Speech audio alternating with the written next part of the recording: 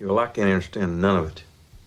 This one begat that one, and that one begat this one, and begat, and lo and behold, someone says some shit to someone or another. Just how retarded are you?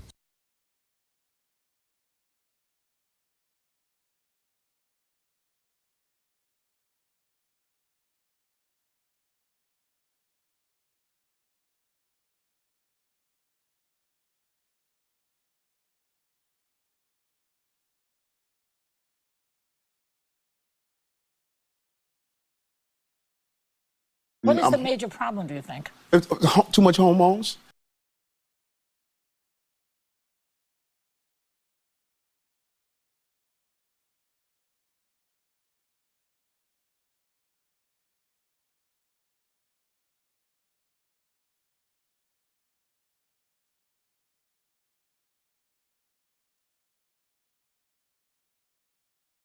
I'll fucking kill you, you fucking faggot! Nobody's saying you can't own a gun. Nobody's even saying you can't carry a gun. All we're saying is you can't carry a gun in town. All the way Virginia, bitch. Rest now, brother. We have the watch, and I'll see you in Valhalla. In certain extreme situations, the law is inadequate. In order to shame its inadequacy, it is necessary to act outside the law, to pursue natural justice. This is not vengeance. Revenge is not a valid motive, it's an emotional response. No, not vengeance. Punishment. Tonight we have a chance to say, yeah, you're right. We're too extreme, we're too wild, we're too out of control, we're too full of our own shit. Or we have a chance to say, hey, fuck you, you're wrong. Fuck you, we're right. Because you have all made it to the dance. Because believe me, this is the dance. Start the show.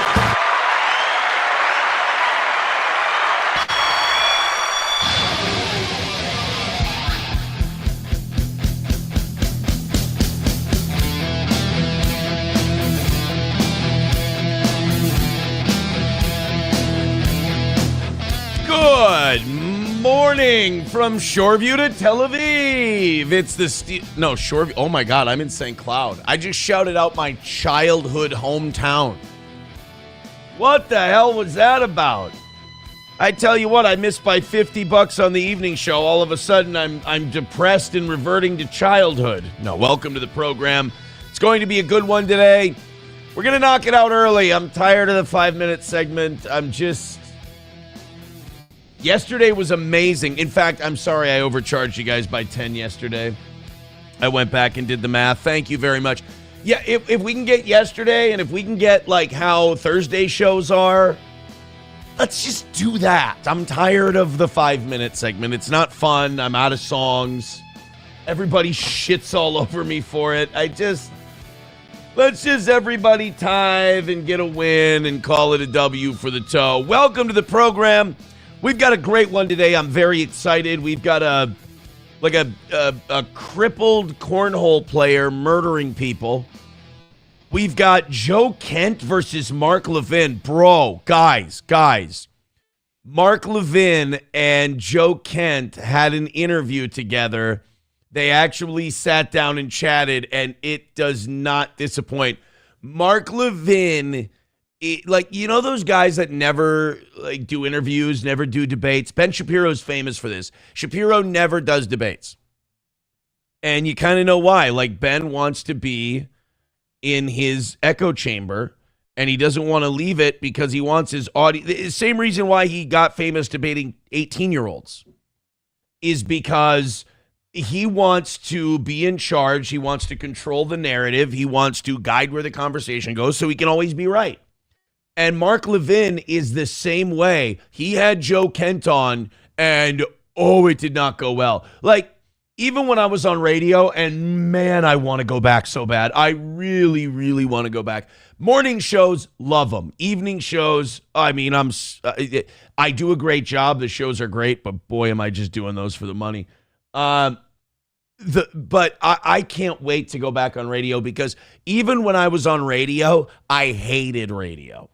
Like, and by radio, I mean like what the old radio guys do. I loved that we revolutionized radio, and while we were on, saved it. Like, when you would look at the ratings, one of the they would always have those comments. I always loved they called them the book notes, which was what people said when they filled out the books. And one of the most common things we got was our audience stopped listening to podcasts, came from the internet to listen to our show. That was the biggest compliment I could get. And the reason for that was we attacked how bad radio was. And Mark Levin is every single example of that classic radio guy bullshit. Mark Levin does this thing where if you're getting the best of him, he turns your mic down. If it's starting to get, like, if the guy's really starting to get on a roll, you cut to commercial. Or you make your mic higher than his and you talk over him. And you accuse them of doing something they're not doing. Like, I'm going to love going over these clips later today when Johnny's here, because it is full of every radio trope that I cannot stand. The Joe Kent Mark Levin interview is a great example of why Mark Levin doesn't do interviews and why Mark Levin probably won't do another interview. You little bastard, you attacked my stepson? I mean, but that's kind of the things he does. And then he also does the pro wrestling heel thing. One thing I actually kind of like about Mark Levin, although I don't think he I don't think he wants to be liked for this. I love that he behaves like a scummy wrestling heel, and he has a boomer audience, and boomer audiences only watch the media that they have time to watch. That they watch Fox News, they listen to Mark Levin if that's what they're into. So those guys, they can tell those guys whatever they want and people will buy it. I can't do that. I've never been able to do that because I encourage my audience to watch whatever the hell they want. I don't need this audience capture thing. I'm really fucking good. My show's incredible. I know people will come back. We have literally our own community. You know? Mark Levin, he'll do that pro wrestling heel thing where he'll just tell people a bunch of bullshit and they just have to believe it. They have to eat it up. Like with this Joe Kent thing, there was Joe Kent. I want to have Joe Kent on my program. Somebody, he tweeted out that he wanted to have Joe Kent on his show. And Joe Kent responded by going, let's do it. He responded to the actual tweet and said, let's do it. And everyone shared it. It went everywhere.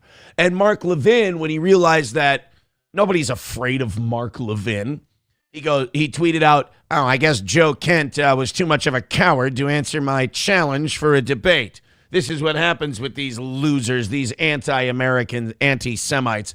And then people were like, Mark, this isn't radio in 1991. You can't do this. We all have the tweet. The guy says he wants to debate you. So then Mark Levin has him on yesterday. And this is another thing where these radio guys, they just suck. I didn't see this promoted anywhere. I didn't see Mark Levin say, hey, we simulcast on, I don't know if he simulcasts his radio show on Rumble. He should. He should have it simulcast on YouTube. He should have it simulcast everywhere. I mean, hell, Steel Toe was doing that in 2015.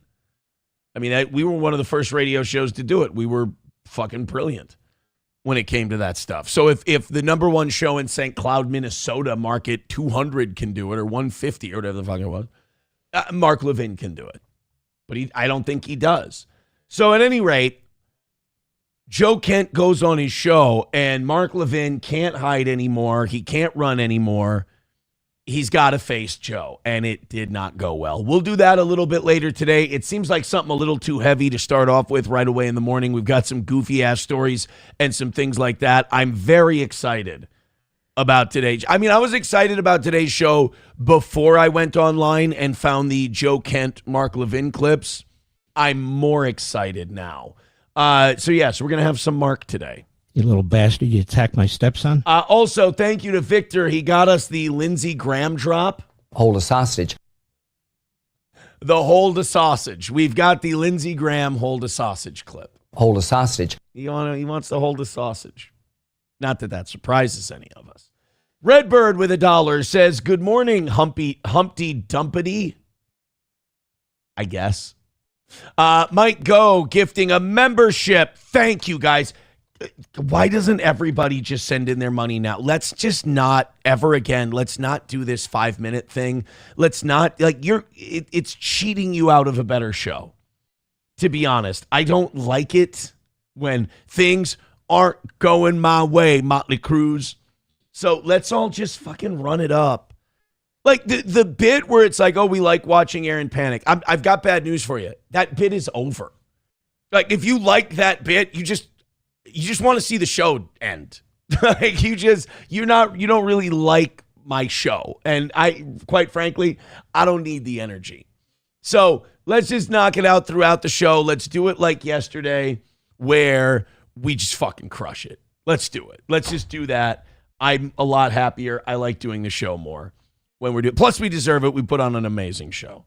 Chevrolet JB says, if the goal is hit, you just mail it in. No, I don't. I do a fucking killer show every fucking day. It's ridiculous how on I am. How fucking on I am constantly. Hit like, hit subscribe, hit follow. Let's pump up the efforts. Thank you very, very much. Okay.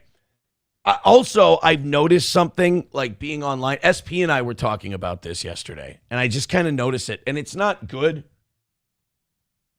And I just want to, I do care about my audience. I mean, hell, they keep me on the air for the last 6 years. And I just want to make sure you guys aren't getting caught up in it. And I want to make sure you notice it. Everywhere I go when I'm prepping the show, because I go online to do the show, and then I go online to prep the show. Outside of that, I'm doing stuff. I'm watching stuff. I'm going places. And that in itself really pisses off the constantly online types. They don't like that I say that. But I will say that one thing I can do is I can save their souls because I can notice things because I'm on the outside looking in. Shit's getting sinister. I don't know if you've noticed it, but when you take a lap and you take a break and you're not terminally online, that's what I was looking for. It's getting bad. There's something going on. I don't know if it's societal. I don't know if it's frustration over the economy. I know when the economy gets bad, people start to get frustrated and things start to get ugly. Dude, just the way people are talking and they don't even know it. I see it in the chat. And the fans are great. I'm not talking about anything regarding me. This is macro. And clips I see and other stuff, a lot of it's just nasty. And it's not for me. A lot of it's just really nasty and sinister, and there's an anger and there's a hostility in it. I don't know if you've noticed it, but don't do me a favor. Don't do that. Don't be like that. Obviously, that's not what this show is for. This show is for people going to work in the morning and they want something that makes more than half their day go by quickly. And I'm so proud to give you that show and have for over a decade now. But I go and tell me if you've seen this. I need your input on this. It's just a lot of anger and hostility. And you know what the craziest part is? I think the people doing it don't even know they're doing it. They think it's normal. That's the part that scares me. I know that the internet's been a cesspool for a long time. But it's something else. It's people being angry and upset and unhappy. You can just sense the unhappiness in people.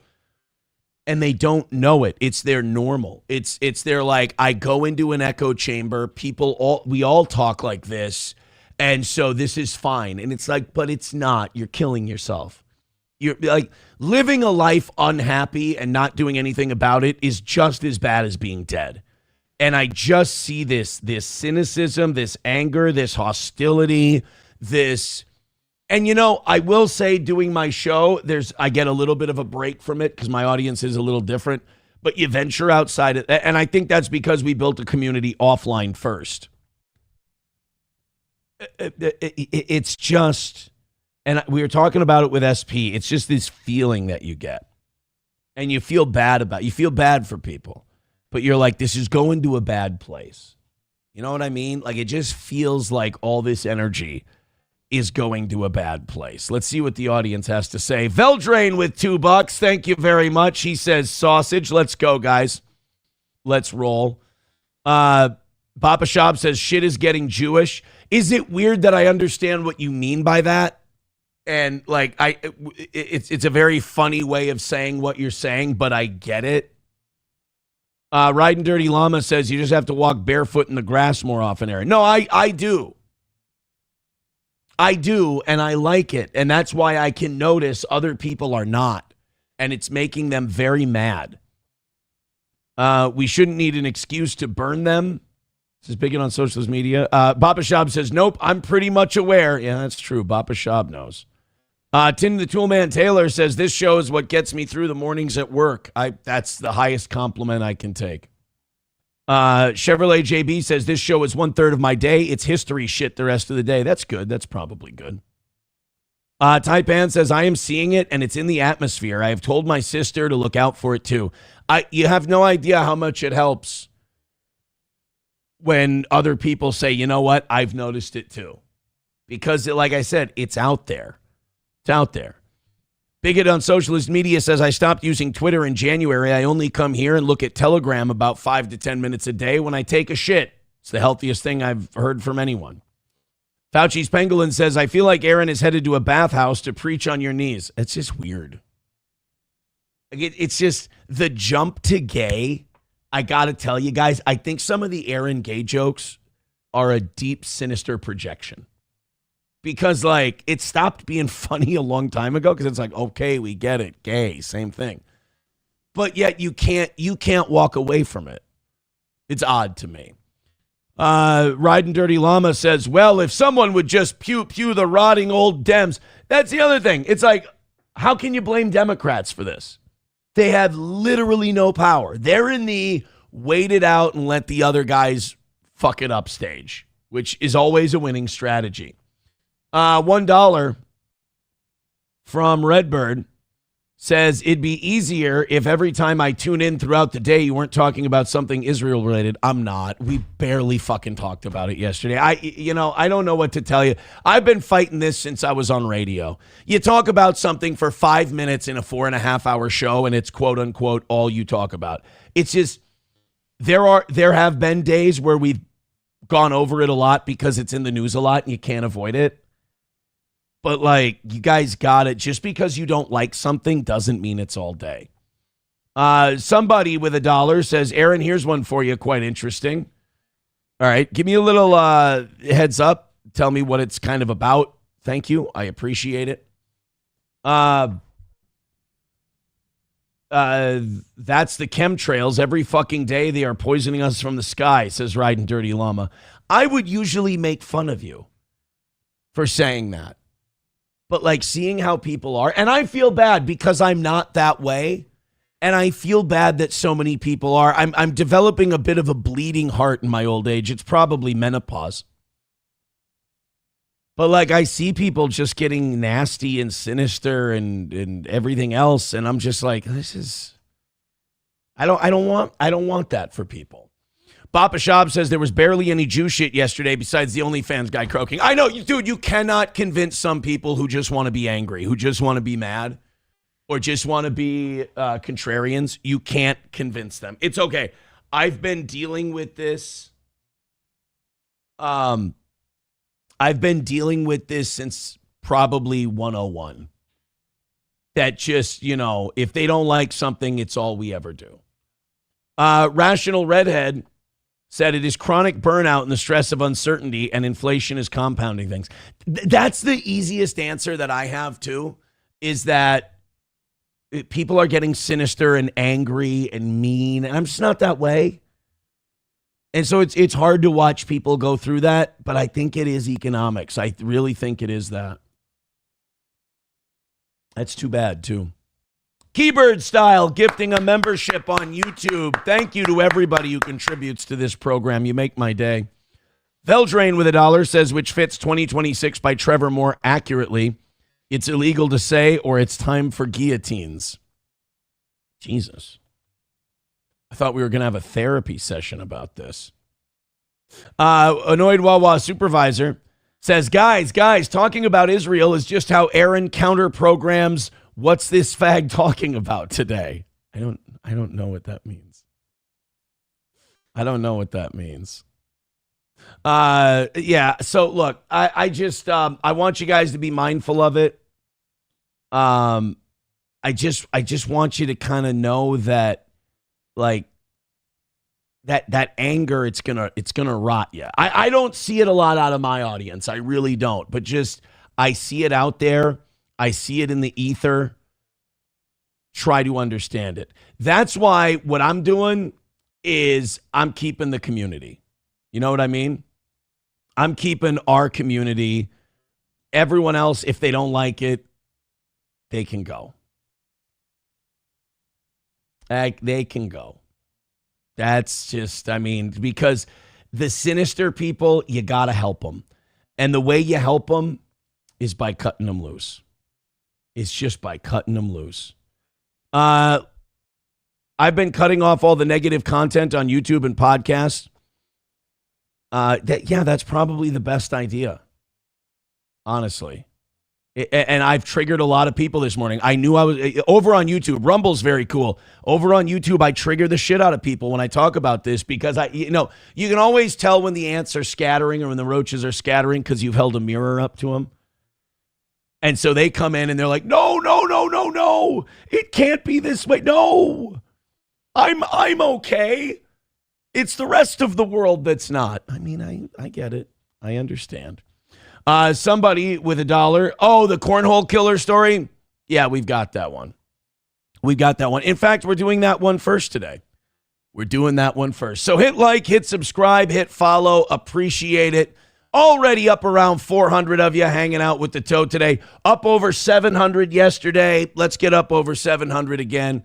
Let's crush it. Streamlabs, PayPal, Venmo, Super Chats, and Rumble Rants. Let's not need that rally segment today. Let's start a new era of the Toad today because this show does not get better the more stressed it gets. So let's have a good one. You know, the meat of the animal is better when there's less stress and cortisol in the blood. Thank you. All right, let's do the cornhole killer first. This is again one of those news stories that seems like it was put together by Mad Libs. It's got the word cornhole in it, so automatically people are intrigued. Quadruple amputee. So this means a stump guy. When I think of quadruple amputee, I just think of a bodice, just kind of it's a torso. And somehow this torso was able to murder somebody, was able to kill. Now, I think quadruple amputee means like up to the elbows and up to the knees. It's not like, again, when I think of quadruple amputee, I think of shoulders and hips. Like everything's cut off to the shoulders and hips level. It just means they've got like, you're like this, and everything you do, you kind of got to pick it up. Like you're basically grabbing things just becomes tongs in the kitchen, and you grab them like that because the hands are gone and the feet are gone. Well, somehow this quadruple amputee was able to kill somebody. Now, I'm not saying this person should get away with it. I'm not saying they should be let free. Obviously, they're a danger. But if a quadruple amputee kills you, it's hard for me to say you didn't deserve it. Just the amount of effort it takes for someone who's had their arms and legs, their hands and feet cut off. Anyone who has that affliction but still works up the energy to find a way to murder somebody, that means they wanted it really, really bad. And that means that the person they killed cannot just be an innocent. There's no way the victim in this case is like a complete saint who's never done anything wrong. You piss off a quadruple amputee to the point where they pull off a murder, you bear some responsibility. Let's find out how this happened. Now to a bizarre story out of Charles County. Police now investigating. Look at the little fucker. I think I've seen this guy on TV before. He's a killer cornhole player. I think, is he the one who grabs the bags with what used to be his legs, his leg stumps, and flips them? Or does he grab them with the arm stumps and tong them? And I feel like this guy throws the bags by launching himself. after a professional cornhole player with no hands and no legs is accused of firing a deadly shot all while driving. We want to get out to our home. Whoa, what? Now the murder isn't even the thing that's messing me up the most about this. They let him drive? How? I know Johnny can drive. I know even though Johnny's legs don't work, there's like a device in the vehicle that helps his legs drive or whatever. I mean, they let Walter Jr. drive in Breaking Bad, and even I thought that was an iffy situation. But the feetless and handless cornhole guy is able to drive. First of all, just the sheer height problem. The dynamic of somebody that tiny driving a vehicle. And then how does a guy, I'm just trying to work it out in my head. With my knees and elbows, how am I driving a car and also shooting someone? How do I pull a trigger? How do I fire a gun? Again, whoever was killed in this, whoever the victim of this crime is, definitely did something. And I have a feeling the news will be too politically correct and they won't point out, here's what this person did. She is live in La Plata this evening with more details. Homa? Angie, bizarre to say the least. But before we get any further into this story, I just want to try to answer the question that so many people have right now. How did someone with no arms, no hands manage to fire a gun? Amongst other things, yes. And also, what did the person he shot do? He had to have stolen all of his prize winnings. He had to have killed his parents or taken their house in a reverse mortgage. Oh my God, he killed Tom Selleck. And allegedly kill someone. It's early in the investigation, but there is no evidence at this point to suggest anybody else was involved in the shooting. And that he... How? There had to be somebody else. Somebody at the very least had to hold the... Oh my God, you know what he did? He held the wheel with his teeth. So let's say this is the wheel. He got... and he gets the gun, and he got the feet are down, and they're running the pedals, and he's able to see the person. Oh, shit, see how hard? I can't even pantomime it. I drive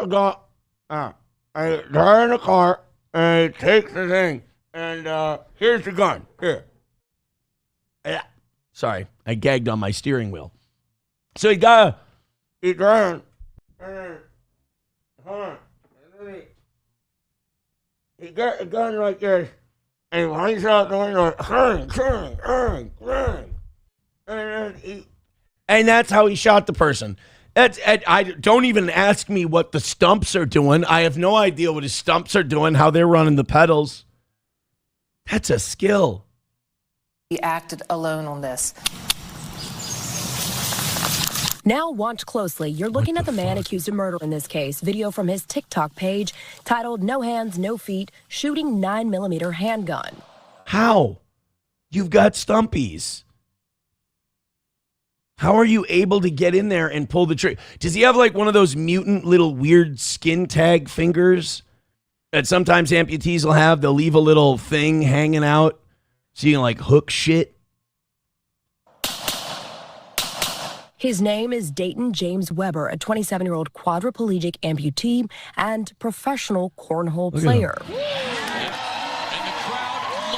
This all started around... Dude, you just want to kill yourself if you lose to that guy. And you probably... Everybody who plays against him probably plays their worst game.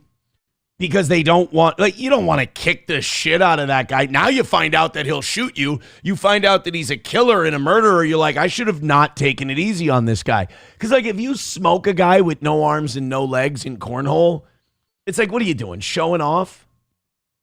By the way, what do you call a guy with no arms and no legs?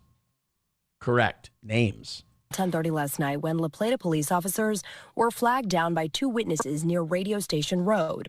Charles County Sheriff's investigators say Weber was the driver when he shot and killed his front seat passenger. Then... Oh, okay. You know what? That helps a little. Let's see. Let's get our steering wheel back. Sorry, darn, like this. You got the... Where'd my gun go? Where the fuck is my gun? Sorry. There we go. And you got that. And so he drives, and he gets the gun like this, curve. And he kills him that way. God. It's impressive. It's wrong. It's immoral, of course. It's impressive, though. Asked those in the backseat to help get rid of the body. They refused, got out of the car, and alerted police. Weber took off. This guy's like a little mob leader. He's like a little the leprechaun mob boss, like a little sawed-off penguin. And he's like, all right, you guys are going to help me hide the body. It's like, well, you can't restrain the stump and beat the shit out of him and subdue him? You're afraid of the stump so badly that the other two guys in the back seat are going to help the stump hide the other guy's body? What the shit? This guy makes Aaron Hernandez look like a nun. The victim in the car, identified as 27-year-old Bradrick Wells. 2 hours later and about 15 miles away, Wells's body was found dumped in someone's front yard in Charlotte Hall. You didn't even try. You're a quadruple amputee. You pull off a murder, and you decide to get lazy when it comes to disposing of the body? Bro. Maryland. Soon after, Weber's car was tracked to a gas station in Charlottesville, Virginia. He was found at a hospital nearby and arrested after his release. I think the witnesses helping really gave us a good start, obviously. And then it was excellent police work with not only our detectives and La Plata Police, but also the authorities in Virginia. Now, we're told that all four men in that Tesla SUV were friends, got into some sort of... Oh, my God. For a second, go back to her name. I seriously, for a second, thought her name was Homo Bash, which would be the most base news name ever. To some sort of argument before that shooting happened. As you heard, Weber is currently in Virginia. He's going to be extradited back here to Charles County to face charges of first and second degree murder. Guys? He's got no arms, he's got no legs, and he's driving cars and killing people. This isn't a normal murder where you're like, oh, this is terrible. Oh, what a piece of garbage. This, in a weird way, this is impressive. Obviously, we have to convict him. He has to, he has to be held accountable. But it's like Hannibal Lecter. You want to go interview him and you want to go find out how this can happen. $1 from Veldrain. He says the suspect is unarmed, on his knees, and extremely dangerous. The only time we can use that phrase. You know how far he ran? All the way Virginia, bitch. Yeah. Oh, there we go. Chips and Diff says, where did he dump the body? All the way Virginia, bitch. Unbelievable with this guy. $5 from Bowls Deep. He says, what do you call a man with no arms and no legs operating a drive-by vehicle?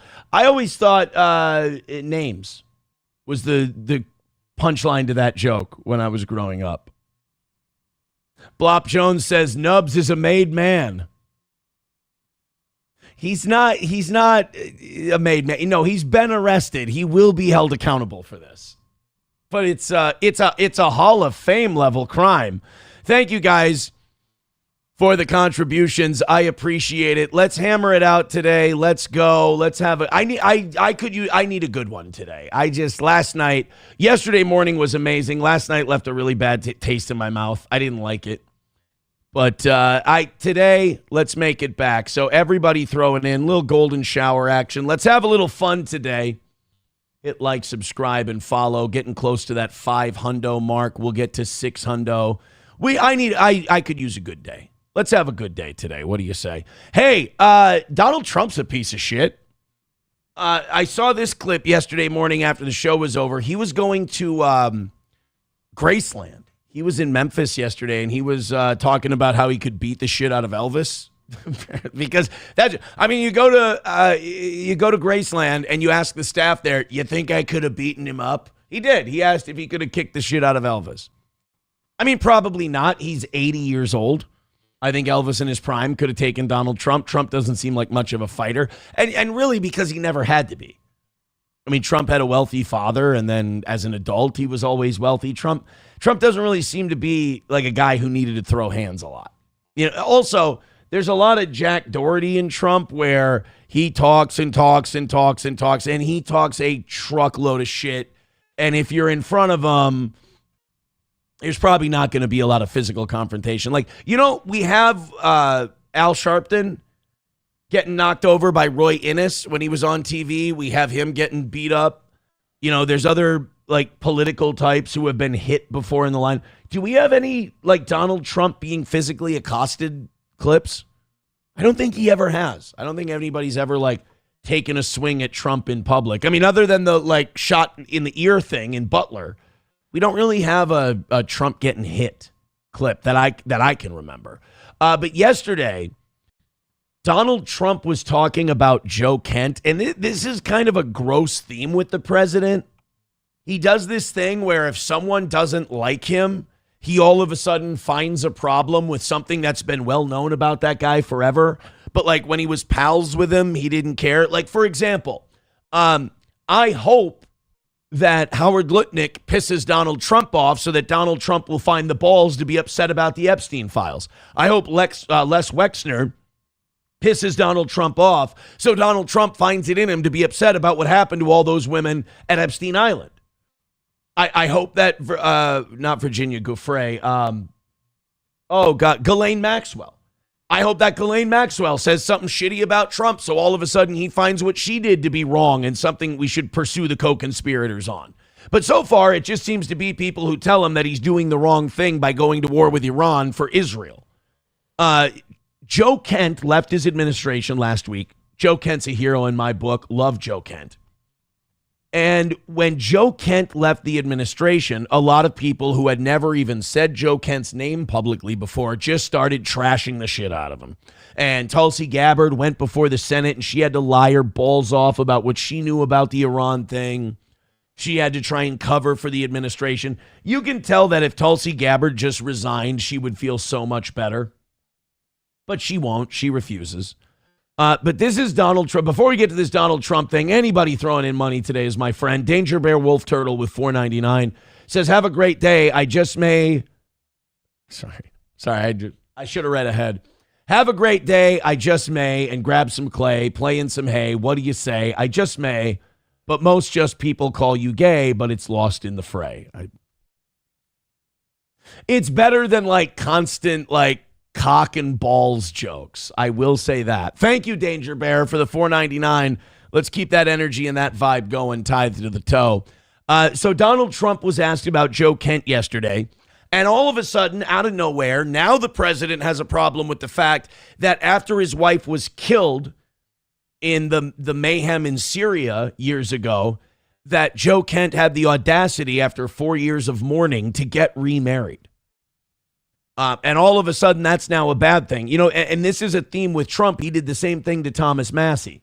When Thomas Massie wouldn't listen to him, when he said, it's a Democratic hoax. When Thomas Massie was like, you know what, I'd like to see for myself. I'd like to see what's in those Epstein files. Then all of a sudden, Donald Trump hated Thomas Massie. He was a piece of shit, and he abandoned it. Trump said that he cheated on his wife while she had cancer, which is complete bullshit. Thomas Massie didn't meet the woman who would become his second wife till years after his wife died.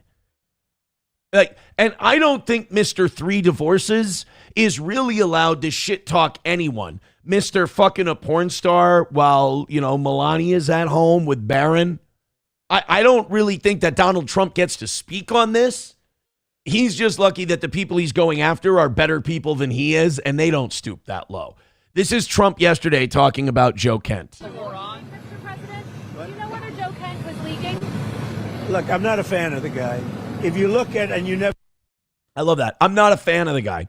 I just appointed him to be the head of the counterterrorism unit at the Department of Homeland Security, and he was approved. He was, He was confirmed, I think, unanimously. But I've never been a big fan of the guy. I just put him in my administration. Well, either you were lying then or you're lying now, or somehow both. Cover this. If you look at his truths or whatever he went on, if it's X or truth, if you look at his truths or his statements, he was all for everything. All of a sudden, he wasn't. He was never for a war with Iran. He's always been against it. This is a guy who's got 20 years of military service, served overseas 11 times, mostly, if not all, in Iraq. His wife was in the military. He's a Gold Star husband. His wife died in service. And you're going to say, and he's always been against war with Iran. In fact, he said when he saw Charlie Kirk at the White House, Charlie yelled to him, "Joe, stop us from going to war with Iran." Joe Kent was always against it. A man that I met at Dover, he came and his wife was killed. He remarried fairly quickly. His wife was killed. He remarried fairly quickly, which is a bullshit cheap shot. It was 4 years later, which means he spent at least a good 2 straight years mourning. And I felt badly for him. He ran for Congress, he lost. He ran for Congress again and he lost. I said, you know, he's a guy, nice guy, seemed like a very nice guy. I met him, he was pretty heartbroken, But I said, you know, it's a shame. He ran for Congress twice. Call him up, give him a job in the White House. Smart. Really? That's what it is. Not like he's got a great service record. He's clearly accomplished, qualified for the job. I met him once at the airport and his wife had died of cancer. I'm thinking of Massey again. I met him once, his wife died. I felt bad for him, so I put him in charge of counterterrorism. What? No, I'm sorry. There's always this crazy revisionist history once people tell Trump to go fuck himself. Thomas Massey, gay, hate him, always have, cheated on his dead wife. No, he didn't, sir. That was you. You cheated on your wife. Wives. Joe Kent, met him one time, piece of shit, gave him a job because I felt bad for him. Wait a minute. So you're telling me that you're in the business of giving people jobs because you met them once on tarmac? That makes me question your leadership abilities, sir. Gave him a job in the White House, and this is what he does to me, you know? What he does to you? What did you do to us? We're the ones who voted for you because you said no more of these costly wars in the Middle East. No more picking fights that aren't ours. No more nation building. Make America great again. Cut the taxes. Balance the budget. Get the economy roaring again. Bring jobs back to the United States. His job growth numbers are abysmal. Ready for some bad news? Biden's job growth numbers are better. And not just the post-COVID ones. I'm talking about the after COVID was all done and settled. The 23, 24 numbers are looking better than Trump's job numbers are now. Being a nice guy doesn't pay off too much. Mr. President. Think of it. He loses twice in Congress, ran not very good campaigns, should have won, but he loses twice. How do I get him? I have my people call him, because I didn't deal with him for the most part. I saw him a couple of times, but I never dealt with him at all. I had no idea his ideology was left or right, whatever it is. I believe this is what the kids call cope. I believe this is just, it's just sick. It really is, I keep calling Trump's second term the third Bush term, and it is like the Bush administration. Whenever anybody broke with the Bush administration, all of a sudden they were kind of a traitor. They were a liberal. They must have joined the Democratic Party. All of this stuff. It's Bush 3. And I like Lance. Lance with 199 says, "You're becoming your parents, turning on Trump." I don't know if my parents have turned on Trump. I don't. But I didn't. I'll tell you this, Lance. I feel pretty good. I didn't turn on Trump. Trump turned on me. I'm 10 toes down, as the kids say. Standing on business, as the kids say. I'm right where I've always been. I still don't want foreign wars.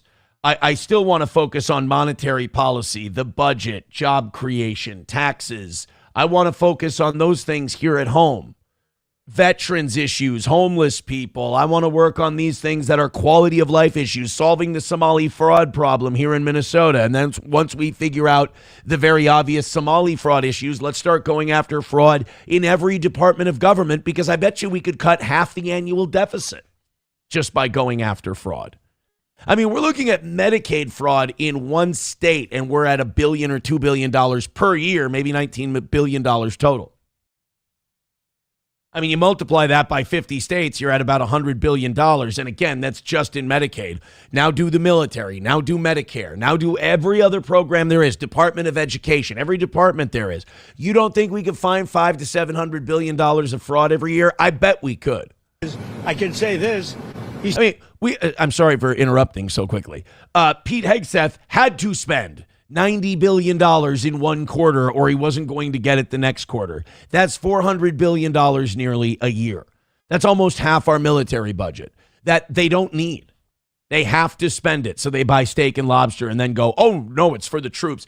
All these chicken shits hide behind the troops whenever they need to. Said very strongly that Iran is not a threat.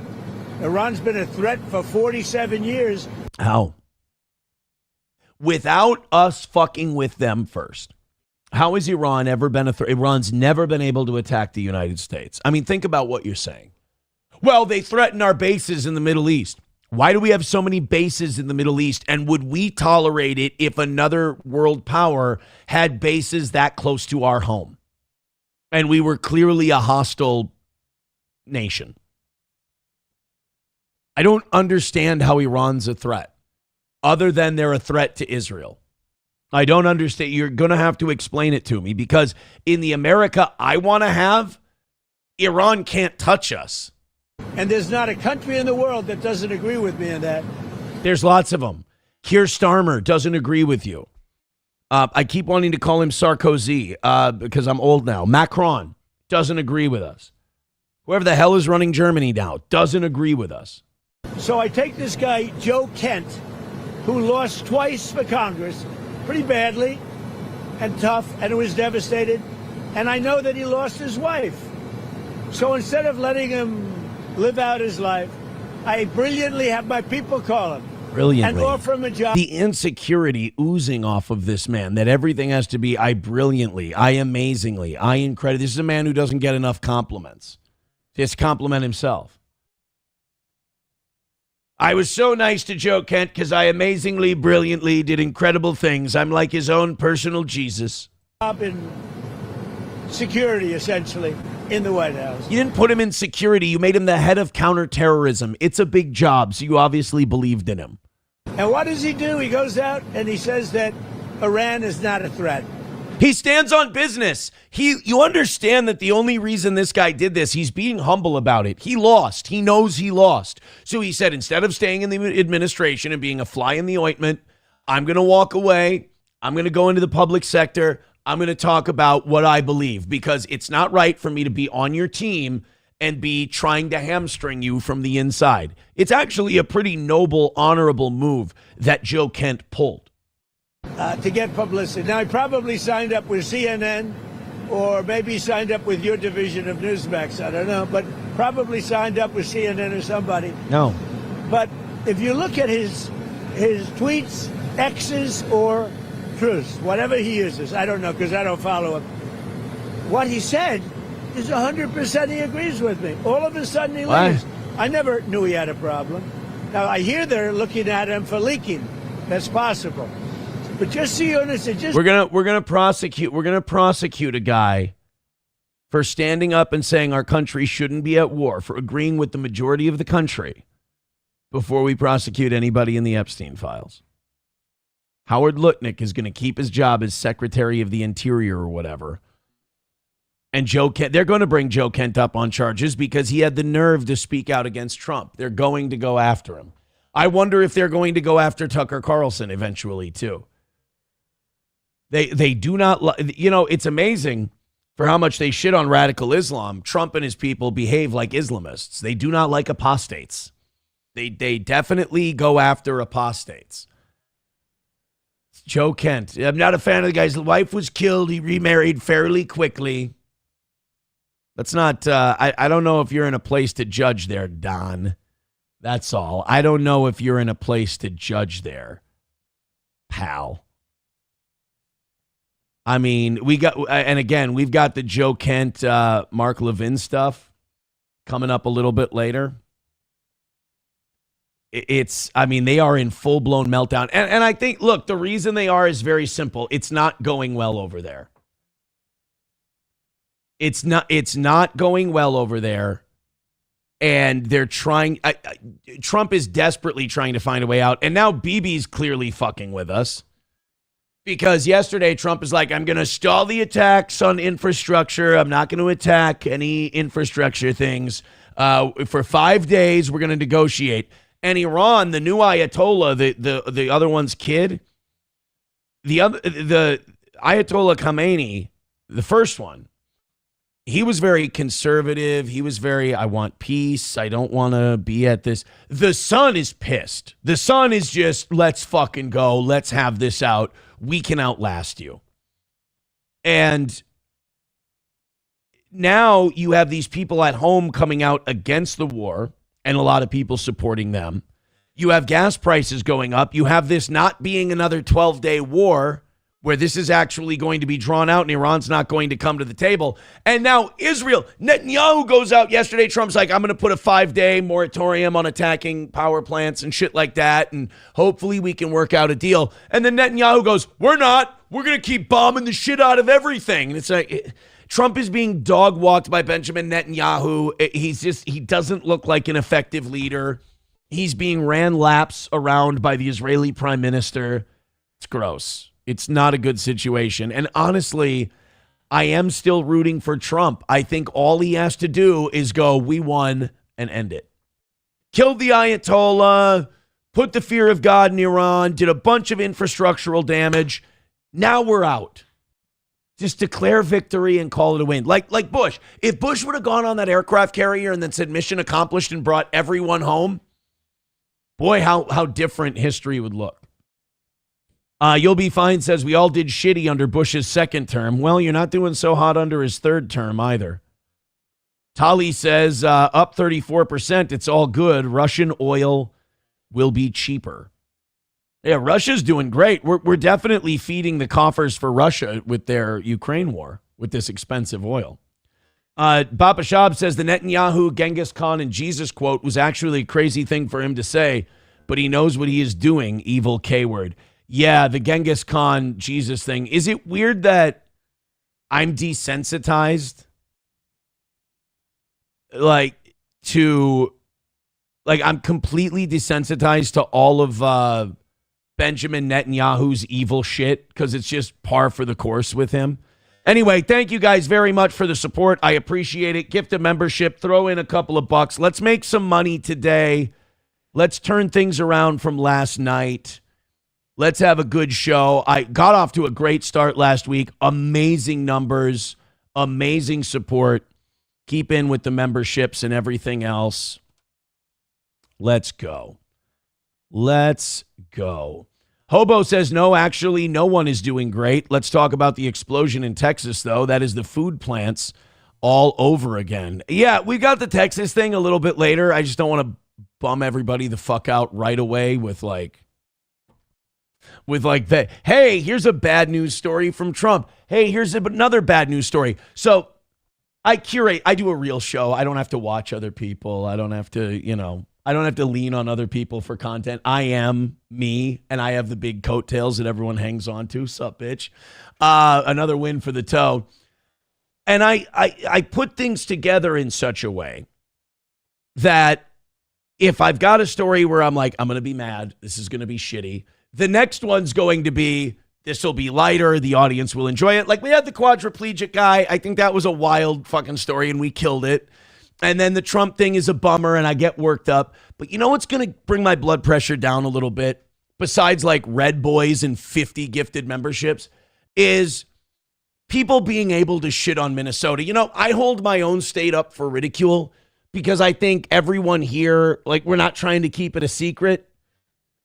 Because it took the rest of the country for us to kind of figure out, how bad things were here. Like the federal government had to step in and be like, hey, you're ripping the taxpayers of this country off for billions of dollars. And we're like, no shit, really? They're like, yeah, it's pretty bad. We got to get a handle on it. So the rest of the world or the rest of the country can maybe feel a little better watching how shitty things are going for Minnesota. Now we're finding out amidst all the Chris popping and wrist watching, and I just sit back and just watch and just get nauseous. Amidst all the fraud and everything else that's going on, and our governor being a lame duck, Apparently, our tax base is shrinking too. Apparently, Minnesota is starting to get the California and the New York treatment, and people are deciding to leave. Now, Minnesota, this is not a new thing. Minnesota's always been a high-tax state, but people have stuck around because the education was good. Our infrastructure was really good. I think shit really started to turn sour when the I-35W bridge collapsed, because that was kind of the first idea we had that, wow, we're paying a lot in taxes and we're not really getting a lot for it. You know, the smartest tax investment the state of Minnesota has made in the last 30 years is U.S. Bank Stadium, because it's the only thing that got paid off early and saved the state money. So now we're finding out that our tax base is shrinking, that people are leaving Minnesota, and why wouldn't you? I think what it's showing you is that third world immigration needs to stop. We're full. We're done. This is not a race thing. This is not a culture thing. This is just purely a reaching critical mass thing. The people who are born here are not doing well. And you have high tax states like Minnesota that people didn't used to complain about the high taxes because the services they were getting were commensurate to the amount they were paying in. The schools were really good. Well, now we have third worlders who can't even fucking speak English. No matter how many years they've been here, they can't keep up in school. And instead of flunking them, and instead of just going, you don't understand this, like you're not going to be able to catch up, we dumb everything down and slow everything down for everyone else. They get worse education. Our numbers continue to decline, but we're still paying the same amount in taxes. So you're paying more, getting less. Bringing people here from Somalia was a terrible idea. And I don't think if you would have asked them beforehand, I don't think the majority would have said it is a good idea. Because you're bringing in people from a part of the world who have absolutely no chance to come in here and make a difference. They have no chance. And if one or two of them do out of 100, that's 97 or 98 who are suckling at the teat. Again, it's not personal. It's just the way shit is.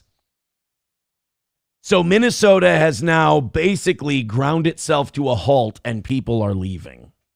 Low wage growth.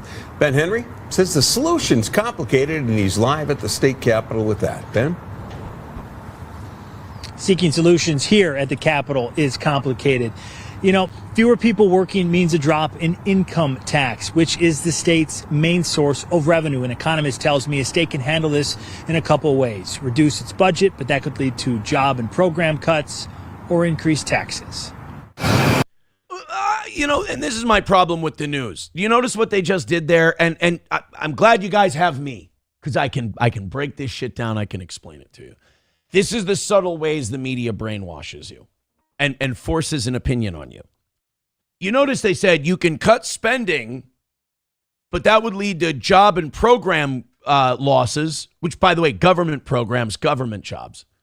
Or they can raise taxes. Now, the one is what people would the first one is what people would normally choose. No, you guys tighten your belts. The government should tighten their belts. But then the news goes, but that would lead to this bad thing and that bad thing. And then the next thing they say is, or they can raise taxes. No explanation of why that might be bad. No explanation of why that might hurt. No explanation of what's going to happen to you. That one seems reasonable. The other one, oh, that could lead to bad things. They don't come out and admit their bias. They subtly jab you with it. These students at the University of St. Thomas could go anywhere after graduation. But there's a big need for them in Minnesota right now, with the state facing an expected shrinking workforce in the coming years. It's very serious. They're all very important things. Those things economics professor Tyler Schipper is talking about are impacts from fewer workers, including a drop in the tax base. I love how they're saying, well, it's fewer workers, fewer people are working. No, people are leaving. It's not like, I love this idea that like, oh yeah, people just stopped working. What, you mean people had a shitload of bills to pay and they just decided I'm going to stay home and not pay them? No, people left. They moved. They got the hell out of Dodge. They don't want to be here anymore. Between George Floyd, the ICE raids and the fraud, and the paying the high taxes and not getting good services, they've decided, we don't want to be here anymore. You know, they see Florida, they see Texas, and they go, I think we're going to give that a shot. Maybe even the Dakotas, if you don't want to move a long way. I'm going to give that a shot. So, again, this is just news bias where they go, oh, yeah, people are staying at home and shrinking the tax base. No, they're not. Get people to come They're here. leaving. How do you get corporations to open up here and hire people? In the latest budget, you lower taxes. You make it a business-friendly environment for them to make money. an economic forecast, state economists anticipate a slower payroll growth in the next 3 years, pointing to an aging population, declining birth rates, and lower projected levels of international immigration. Lower projected levels of international immigration. We're not bringing more third world shit here. Dude, it's everywhere. It's baked into the system. You're never going to get a straight answer out of these people because it all comes from a place of bias. And this is Minnesota. But we refuse to try a different way. We refuse to bring in different people. We just keep bringing in the same version of the same guy and wondering why shit keeps going down. Taxpayers be worried more will fall on their shoulders with not as much income tax coming in. They absolutely should. Republican Senator Eric Pratt says the focus needs to be on employers, both keeping them here and enticing more to set up shop. Looking at paid family medical leave and earn sick and safe time and trying to make those more business friendly. Rolling back some of the mandates that we've put on our local businesses over the last 10 years. I wonder if, because that's a Republican saying, like, we need to make shit more business friendly and more budget friendly. I wonder if immediately the KSTP newscast doesn't immediately criticize that guy's ideas. Let's see. Last 10 years. Should taxpayers be worried about having a heavier lift? I think taxpayers should be worried about anything that's going to impact our state as a place not to come to live in. Rep. Cedric Frazier. So the DFL, you go to the Republican guy and he's like, we got to make things more business friendly.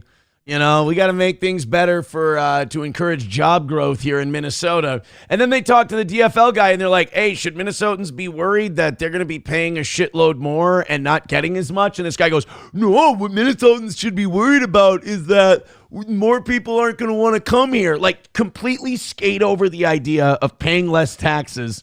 Oh, man. Like, dude, we can't even identify the problem and be honest with ourselves. We're a long ways away from a solution. I just want the rest of you to feel better about your state from us talking about our state. Oh, this guy. And by the way, I don't like that a Minnesota representative has a Chicago thing in his background here.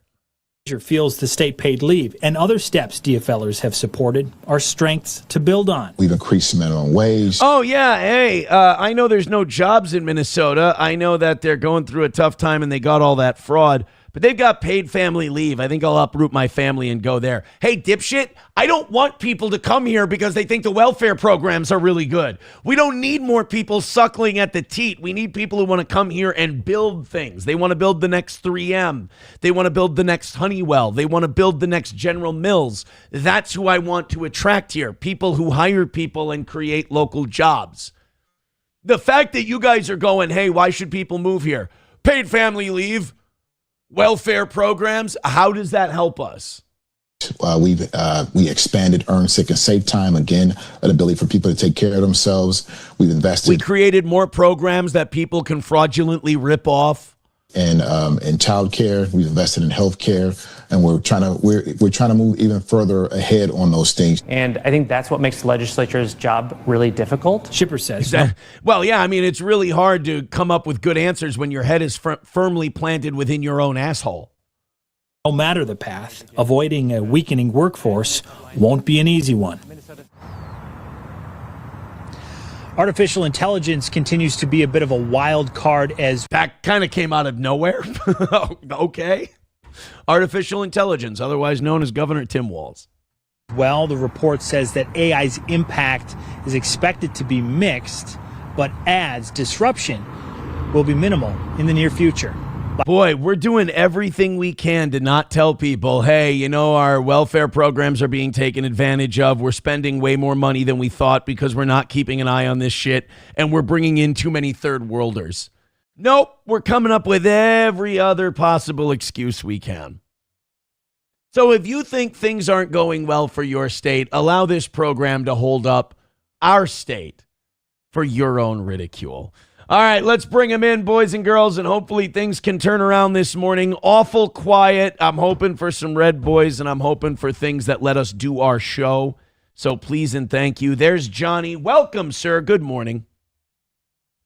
Hey, how you doing? I'm fucking doing a great job. I'm really fucking kicking ass and taking names. I'm at the top of my game, but shit's tough out there for people, and thus tough out there for the toe. I mean, it's I know we've taken a heavy shit compared to where we used to be in the last month, and I think that war and those gas prices are really hurting people, and it's shitty to see. Especially when we voted for a guy who said, "I'm going to focus on you guys and make things better for you." Right? And then, of course, it really kind of, it's a kick in the balls when you think about that, and you watch him criticize a dude who's like, he remarried after 4 years. That's a little quick. I only waited a couple of minutes after I found out my wife was diagnosed with cancer before I bailed on her. And then, the last one that I'm with now, I slept with a porn star. So you got to really love the guy we picked to be in office. It's awesome. It's totally going to get better,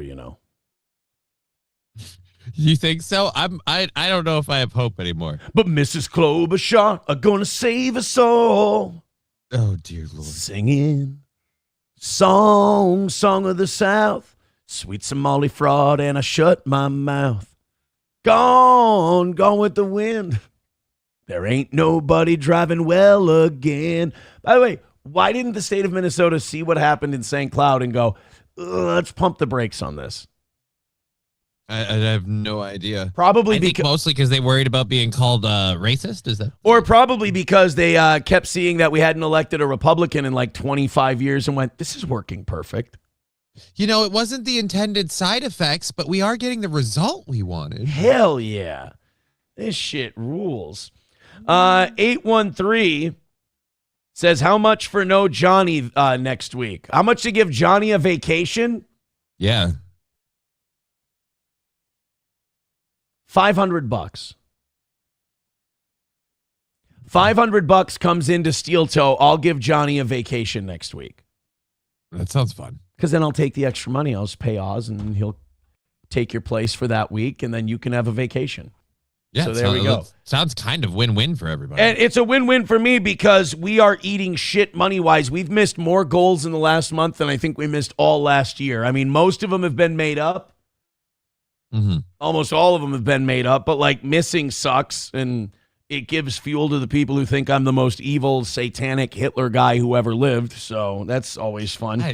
That always annoys me. That's giving you way too much I know credit. it is giving me way too much people. credit. But I get it. People can't make there's some people out there who can't make money or draw an audience without me, and I'm not here to put people out of work, Okay. I'm not here to put people out of work. I'm a bigger, more popular deal than they are, and without me, they can't do it. I get it. And I trigger the shit out of them. I live rent-free in their head. It's got to be a tragic thing. So I'm a very loving and gracious and giving God in that sense. And I just love to needle them because it's like smacking an anthill. They don't have the discipline to stay quiet when I do that. They have to fucking tart out. And then I can just whack-a-mole them. Just draw them out of their holes. Get rid of them. Hold a sausage. And hold a sausage. Thank you, Victor, for that. Coltrane with $1 says, I'm actively looking into getting out of this state as we have positions at my work that can work remotely. I have 4 different friends leaving and my youngest sister left with her family. People are done. That's very sad, right? It is. It's just I don't like the idea of picking up and moving, but at the same rate, I'll be honest, like if there's a way I can pay less taxes and do a little bit better, I'm not opposed. And I don't blame other people for doing it either. I don't fault anyone because before all this stuff happened, before we reelected Trump, back when Biden was in office, a friend of mine was talking about moving to Texas, and I was watching him go through that process, and I was like, it sounds like if the weather was a little better for my condition, Texas might be a very good fit for me. You're like Doc Holliday. You're just moving to a drier climate. Right? It'll be a little nicer, and then it's pretty much like cost-wise, cost of living, everything else at that time, it was pretty equal to like living in St. Cloud, but the taxes were less. So you're going to keep more of your money. Yeah, only you're not a lunger, you're a legger. Right? It's a little different. I don't have any ramps out there. All right, guys, hit like, hit subscribe, hit follow, throw a couple of memberships in. Let's just get big drops because it sucks today again. And I don't want it to suck because, as you know, when we do just the show part, God, I'm having a good time. I'm enjoying myself. It sucks that we have to rely on you for money. I hate that part too, but God, just knock that part out and then I don't have to do this part because everything I do before I just did that now means nothing because I had to do that. Ugh, it's gross. I hate it. Things are tough. Let's find a way to notch a win today because that is the number that we need and not a dime more. And once we're done with that number, we don't even talk about it. We don't even ask. So please. Coltrane with $1 says government hates companies, people making more money and more money, yet they are only worried about their own growth of money. Minnesota's 6 safe time is already over budget 4 months in. That's true.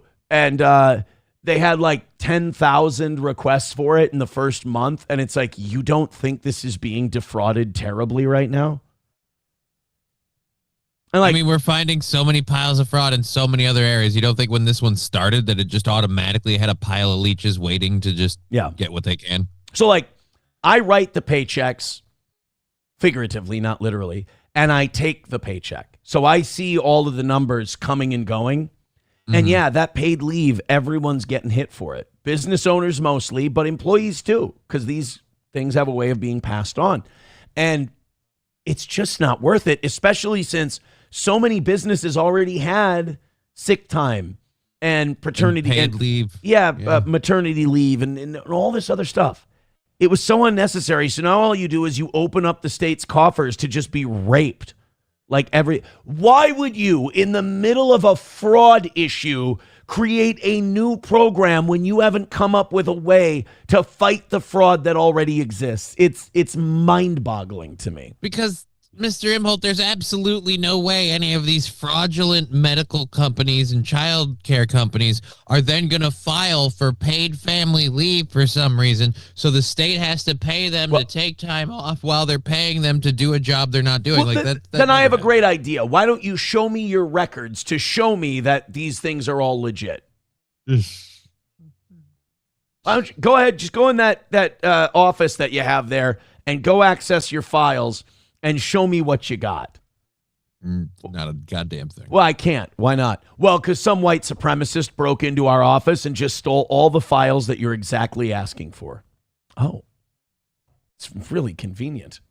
Veldrain with it. By the way, this quote-unquote white supremacist who broke in and stole all those records that Somali healthcare company needed to send to the federal government to get their money. I'm sorry, how do you fence that shit? Like, who are you bringing that to where you're like, hey, Dean, you're my guy. I've got these fresh documents from a home healthcare company. How much are you going to give me for them?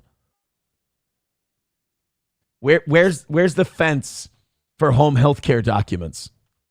You guys didn't have any records like backed up, saved anywhere. So if you lost them, they were just gone. That's weird. Nope. It was the white supremacists took them all. You know how white supremacy is. It's tricky like that. Veldrain with $1 says, why would people move out of Calisoda? I mean, Minifornia. That hurts. Coltrane with $1 says, lady my sister-in-law knows had her newborn die from SIDS at 9 days old. God, it's fucking depressing in here now. And the state denied her paid family leave because it was already out of money. That's what the state told her. Ooh, I would call somebody else. I would call that department again. That doesn't sound right. That sounds like we have retards working at the state.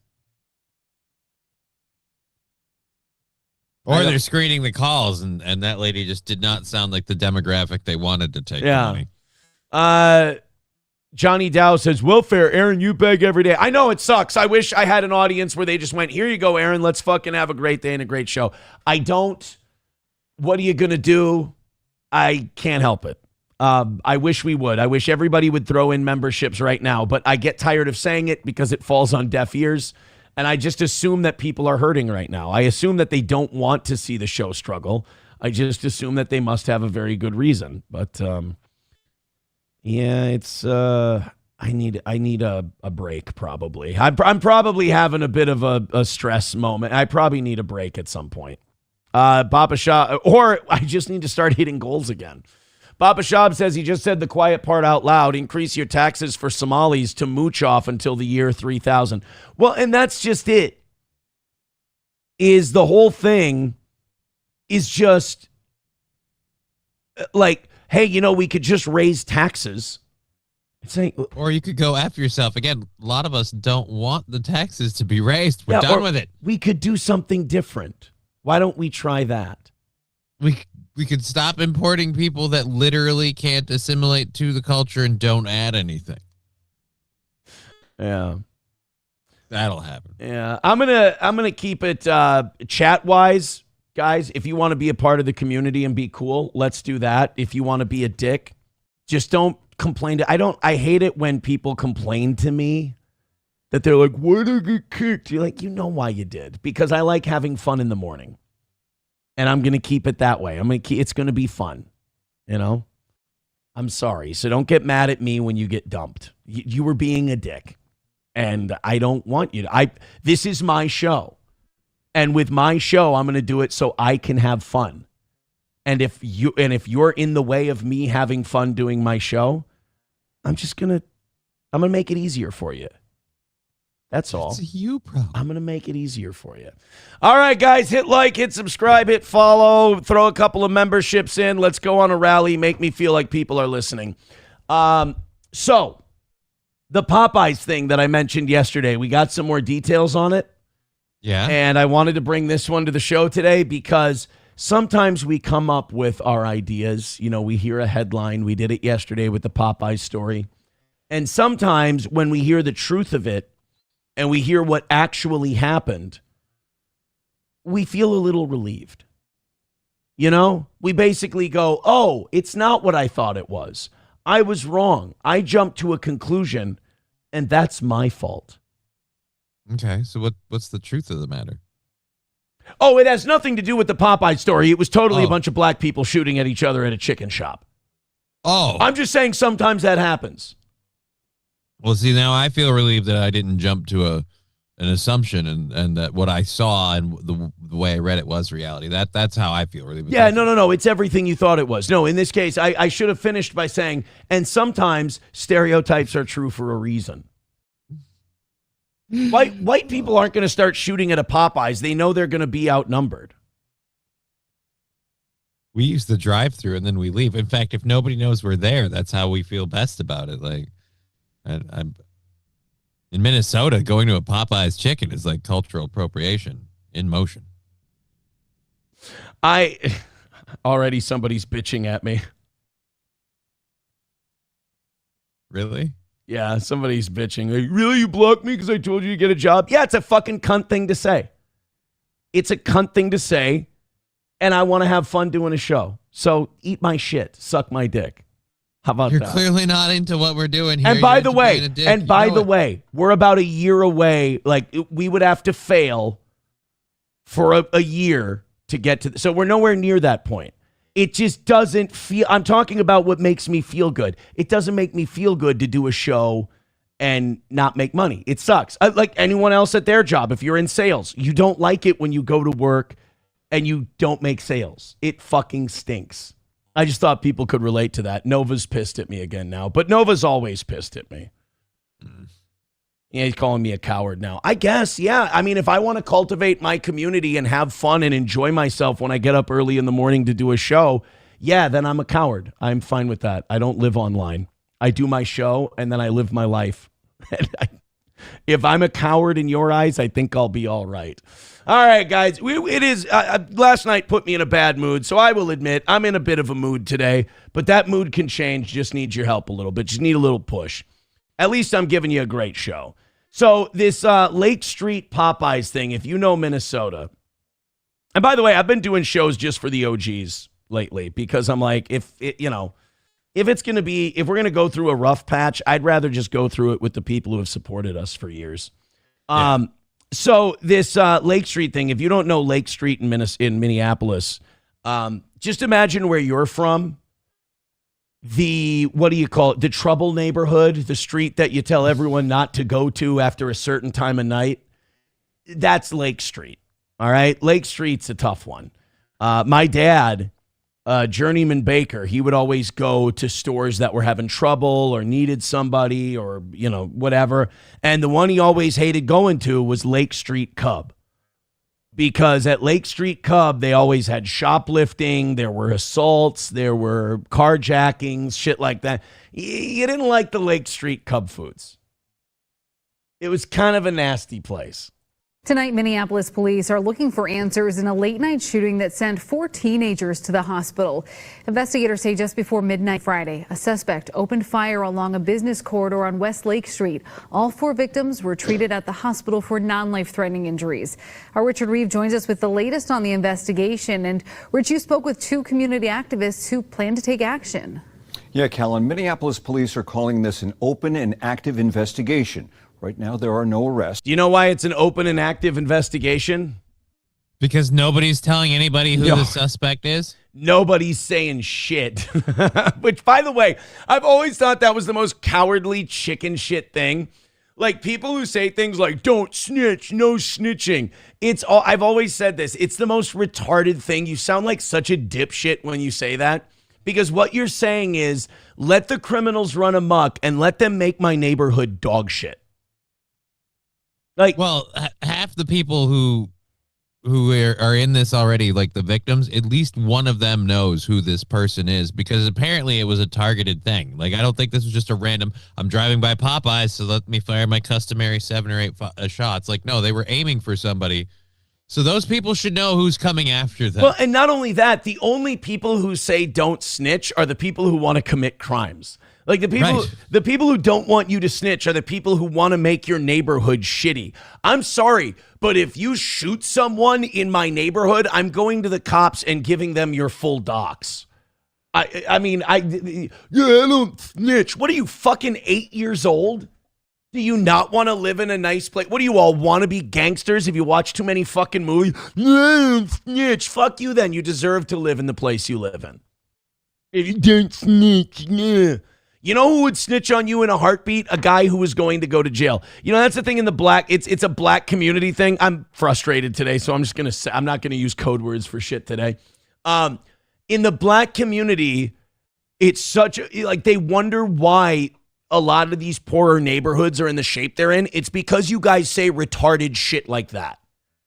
It's because you guys protect your criminals and you don't even know you're doing it.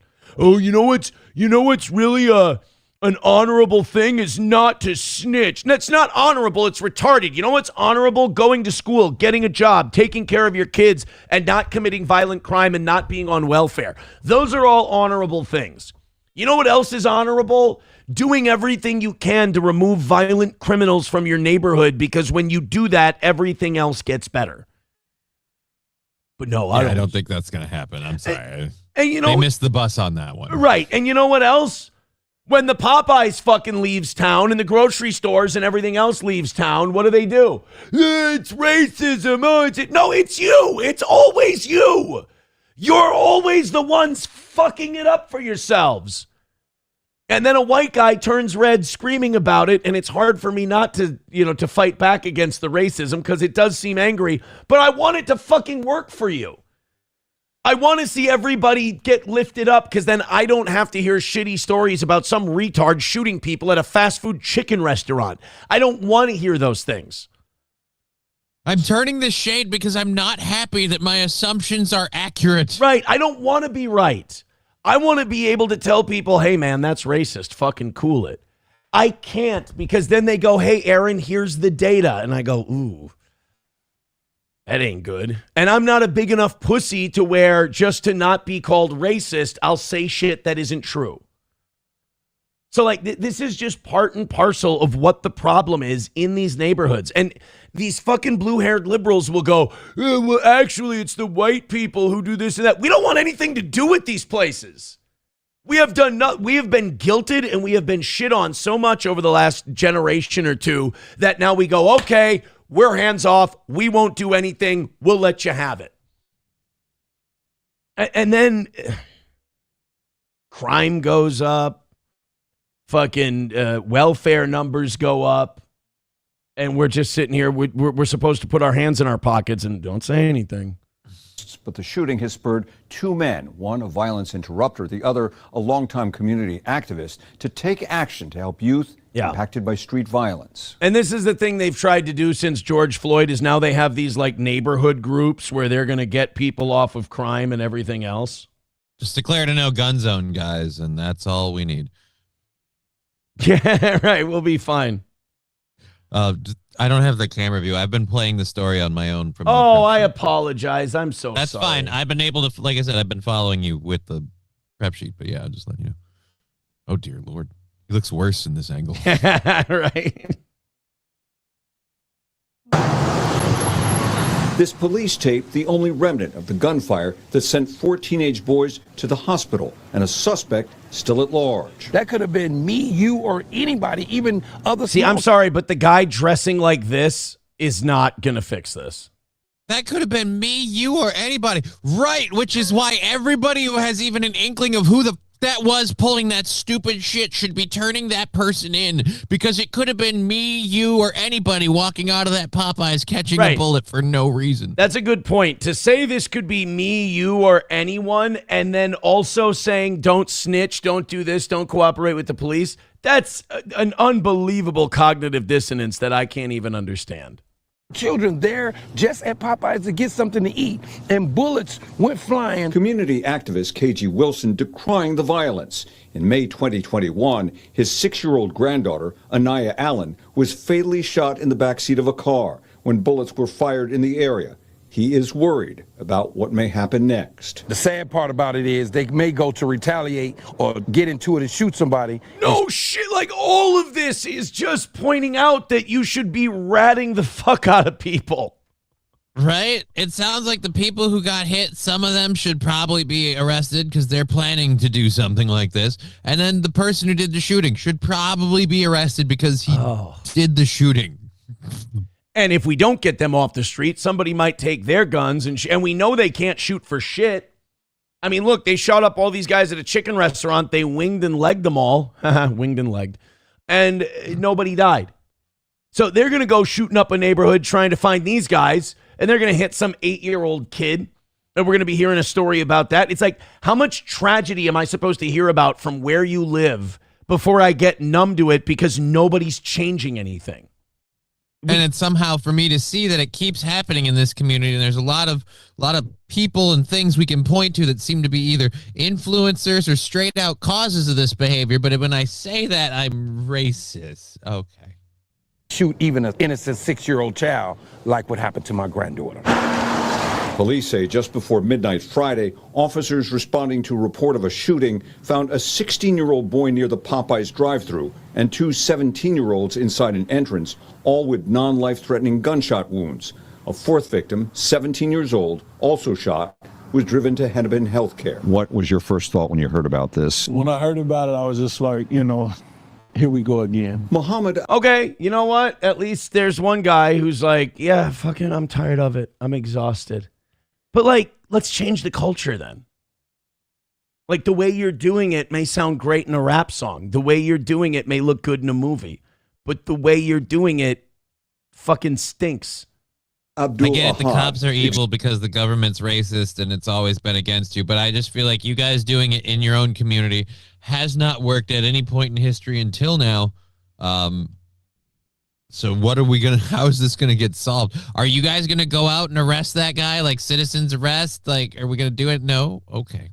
Executive Director of Touch Outreach, a violence interrupter group, is planning to coordinate with Minneapolis police to deploy safety patrols along the Lake Street corridor. Just to find out if any of us had a relationship with those individuals or any type of personal ties to any of them to try to, see if we can offer any resources. Wilson, now based in St. Paul, plans to launch a youth mentoring program in the coming weeks, setting up meeting places and group sessions. So we can... This one will work.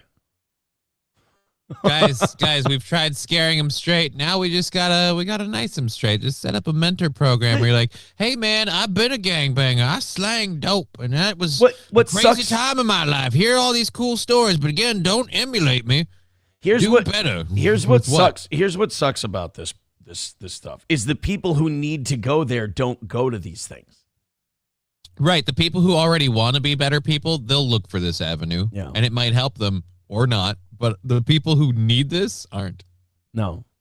And you, like, I get it. You're trying to promote the next generation so they don't end up as bad as the one that came before it. But unfortunately, it start like a lot of the problem is the people who quote unquote want to help don't want to say and don't want to take the positions that are needed. Like, we need a cultural change in the neighborhood. You need to stay in school. You need to get jobs. You need to become economically viable. Then you can become sexually active and maybe have a family, you know, get married, have kids, do that whole thing. Life isn't about fucking, you know, pussy and slanging and shit like that. You have to preach a square, dorky, nerdy message, and you have to have it take. But a lot of them don't even want to do that because it looks Republican or looks white. And it's just like, how many times... Can we just call it what it is? It looks successful. Tired of it. It looks Republican. It looks right. No. It looks like that guy's doing okay. That's what that looks like. It's, I mean, like I said, this time it should work. I'm sure community outreach, mentor programs, and everything that isn't literally just turning in the criminals so they can't keep doing this. I'm sure that'll totally work this time. And you know what? I'm excited to be eating my shirt, so to speak, in the next months or years when this whole thing turns around and that area of town goes from the bad neighborhood to like, now we all want to be there. Like, everybody wants a piece of Lake Street. The Steel Toe Morning Show with $1 says, sorry, guys, we went wrong by using the G word again. We were good until that time. I don't know what that means. $2 from Veldrain says, here's a couple bucks for your Happy Endings Asian Immigrant Basement Massage Parlor. These are just outright lies. Okay, I didn't know you started a new business. I didn't. I never did. $1 from Coltrane says his job is to make people laugh. He struggles sometimes, but when he hits, it's hilarious. Here's another buck. I am the fucking best in the business. Thank you, buddy. Also, we got $1 from 383 Novocaine. The Popeyes in Crystal has bulletproof glass in the lobby. You have to order from a speaker, and they slide your food out of a slot. It's going in the right direction. Dude, just to make these places safe for the employees, they're implementing so many measures that it almost feels like you're eating at an incarcerated facility. How soon until they put 2 and 2 together? Like, you know what can make some money on these federal penitentiaries? Add a Popeyes. Right, it'll feel just like the outside at that point. Right? We're already doing it for the troops where we'll fly in a McDonald's, we can drop them off the back, literally just drop and install a McDonald's off the back of an airplane. Exactly. Why can't we do that with, Trucker have 18 it your way from 5 to 10? Yeah. This segment really did well. This segment's picking things up for the toe. Thank you, guys. Trucker 18 Wheeler with $1 says, good morning, Johnny and the Cripple. Wait a minute. That would mean that Labglass says this rant deserves some subs. Dude, you're fucking right, it does. I'm cooking. Johnny's cooking. Sometimes I'm the problem. Sometimes the world is the problem. Today, the world's the problem. Labglass with 5 gifted memberships. What a guy. Thank you very much. Everybody throw in your 5 gifted memberships. Trucker 18 Wheeler with $1 says, who was it? Oh, no, I'm not playing that drop for that. That's a little on the nose, my man. Veldrain with another $1 says, be on the lookout for a non-white victim of systemic racism with a made-up first name and the last name of a dead president. Call the police immediately if you hear that he didn't do nothing. It's a little, was he listening to the police scanner before the show? Guys, we're looking for a youth? Okay. Lucky Leon with $5. Everyone. He says, here's some money I stole from an Iranian child. Ain't much, but it's all he had. Dude, if just $5 is all it takes, just everybody throwing a 5 will be good. Coltrane gifting a membership. Why? Because Thank they you. know that we are fucking killing it today, and we don't need drama or bullshit or gay internet stuff. We are the anti-internet show. We've been on for 6 years, and we ain't fucking going anywhere. We've weathered all the good times and the bad, and we're real, and we're raw, and we give it to you straight. Thank you very much. 21 memberships away from 500. Let's keep going. Thank you very much for those gifted memberships and that fun rally you guys just went on. Keep it up. Keep it up. Fucking killing it, guys. Great work. Thank you. Shane F.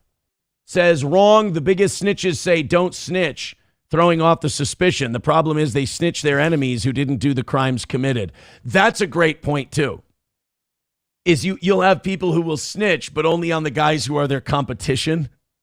But then they get the average person to think that not snitching is the thing you do, so all the monsters get to run amok. Like I said, that's really easy when you have a history and you can go, oh, but look, it's the government and the man, and it's racist, so it's against you, so they're not out to help you, so fuck you. Don't talk to them. Don't snitch. Don't be a pussy. It's like, yeah, but it's really not helping them. Honest question. Yeah? Why do white people care? You know what I mean? I don't know. I feel like more and more of us are starting to not. Like, why do white people give a shit? Because we just get yelled at. Because all this advice is because we want it to get better. Right. Apparently we don't get the message across the right way. Maybe not. You know what? You know what it could be? It could be all the shouting and turning red and saying, what's wrong with you people? You know what? That could be a part of it. I don't know. They just keep telling me that I'm racist when I run up to them and scream. I was like, no. Shooting angle, landscape mode. Remember, phone sideways, gun vert. Like, Jesus, it's so easy. You know, Orange Sunrise on YouTube has a great point. Maybe we ought to change this saying. You know, they love a good rhyme in the inner city. How about snitches get riches? I feel like we need to shame their performance. Look, you guys need a better class of criminal. I don't know if you know this or not, but there's a literal quadriplegic who was able to find his target and hit it with less shots than you guys did, and you've got all 10 of your fingers. What the fuck is your excuse? Were you here early enough today to see me try to reenact the driving and shooting the guy as a quadriplegic? No. And by the way, he wasn't a quadriplegic. He was different. A quad amputee. Quad amputee. He was stumpy and bumpy, and he was able to pick up a gun, fire it, drive a car, and kill a guy in the, I think, the passenger seat. It was kind of like a Pulp Fiction Marvin kind of a situation. And then when it comes time to dump the guy, he just dumps him in a front yard. Right? Like, I guess the dude had no qualms about getting caught for this because he did zero things. He had 2 witnesses in the back of the car that he assumed would just help him. Yeah. He's like, you guys are going to help me deal with this, right? And they're like, oh, we're fucking out. And then they're gone.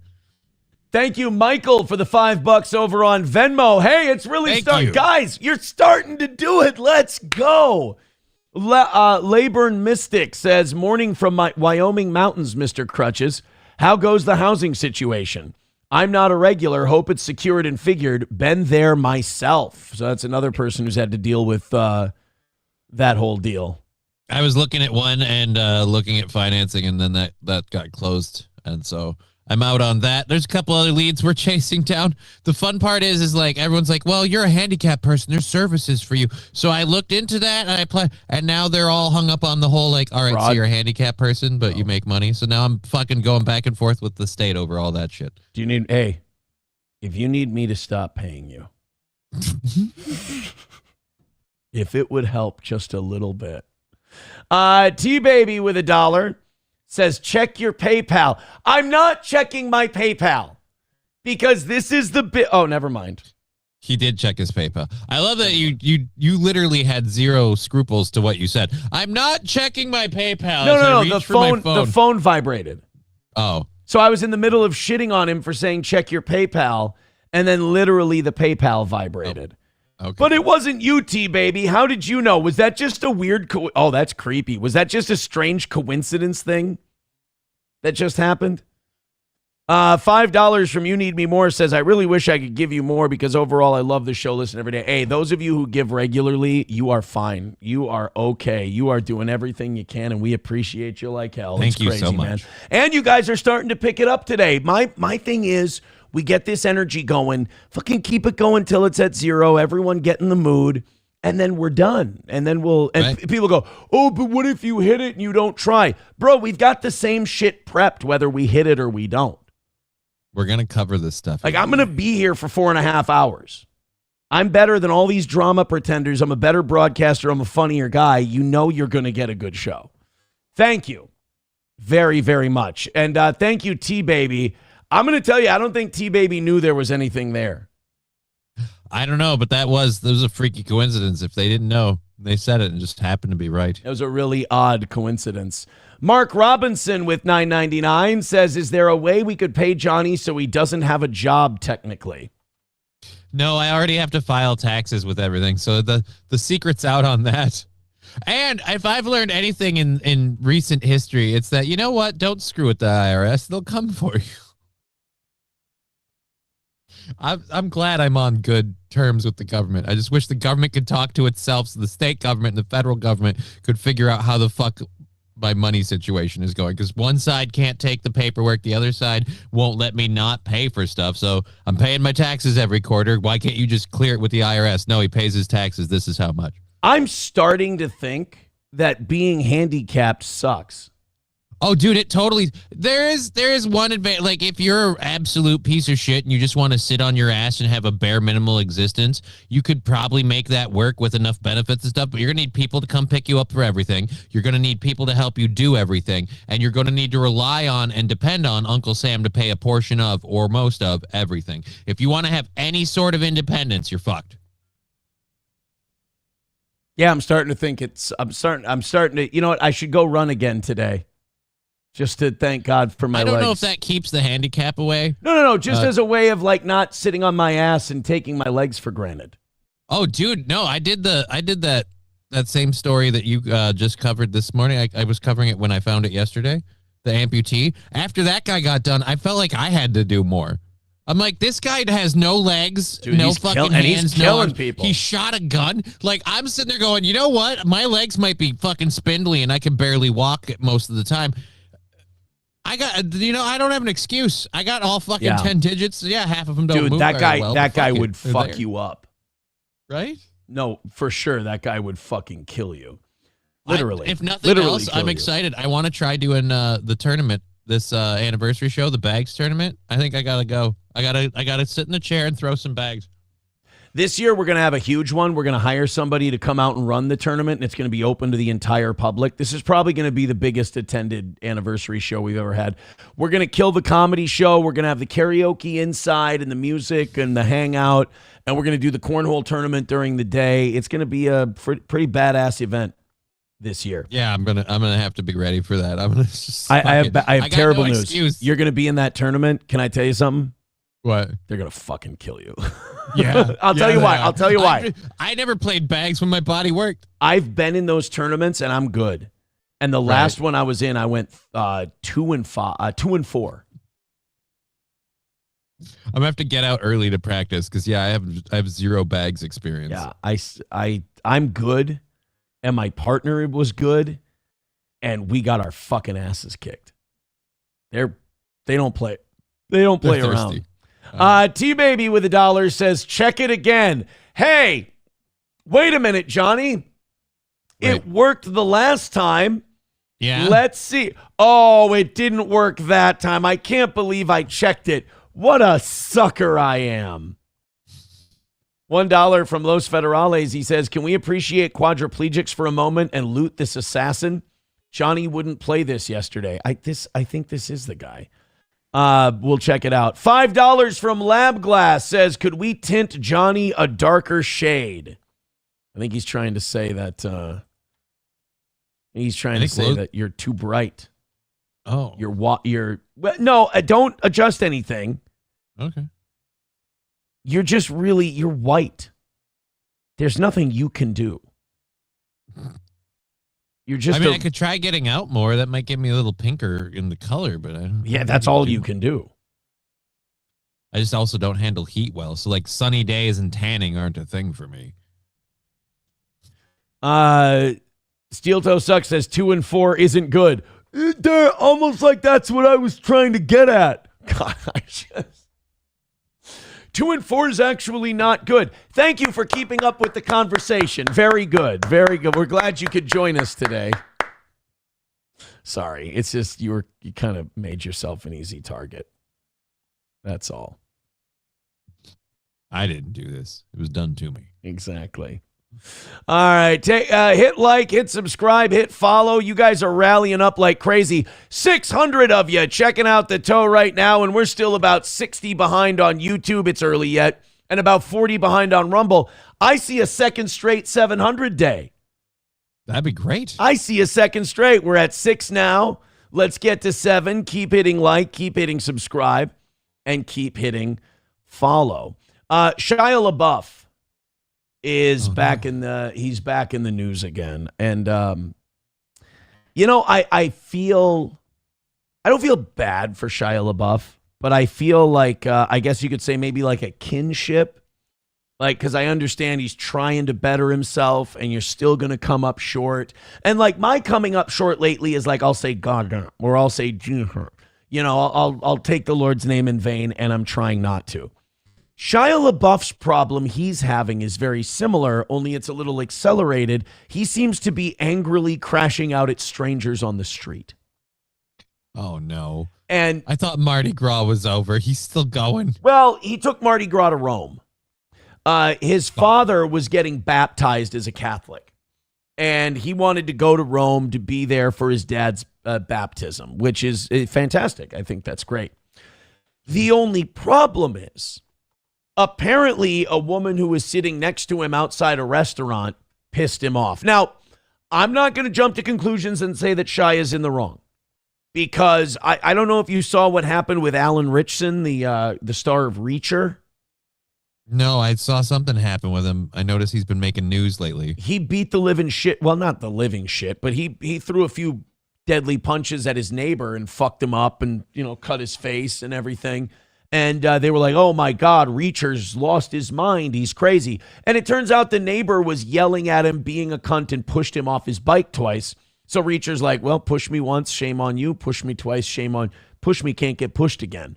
And then fucking ballsy to go at that guy. He fucking hammered him and then got back on his bike and rode off with his kids. Now, it was one of those situations where the person filming caught it in the middle of him beating the shit out of his neighbor. Right. And now we're finding out that through eyewitness accounts, the neighbor's kind of a piece of shit. The neighbor's a dick. And it's you know what it was? It was a classic, like, rich suburban neighborhood. And he's like, I don't like the sound of your little dirt bikes that you're on. And you guys need to slow it down going through the neighborhood and all that shit. And so he thought he could put hands on, like, 6'6" Alan Ritchson. And he got his ass beat for it. The guy is a literal physical description of Reacher, who was a character that seemed unbelievable in the books in general. Like, I don't know why who walks up to that guy like, no, I'm going to fuck with this guy. That'll go great. Unless you're a WWE star, I don't think you got the juice. Right. Like, maybe The Rock. Yeah. Maybe if he picked on The Rock, maybe or if The Rock picked on him, it would have been a more fair fight. But this was some British cunt. And Richardson just beat the brakes off him and then got back, kind of badass, got back on his bike with his kids and took off. So, like, their kids were just watching like, yep, that's what happens when you fuck with dad. All right, can we go now?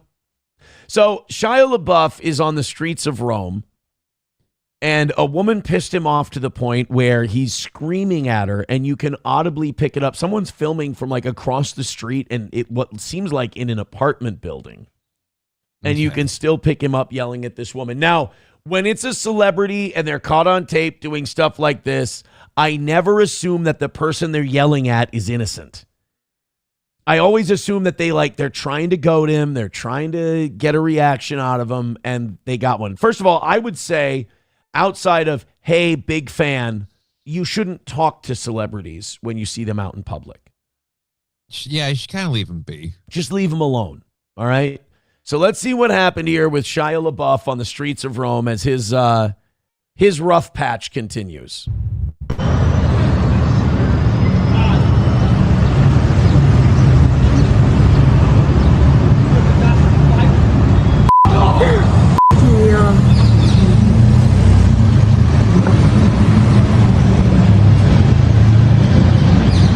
Is it just me or does he always look dirty?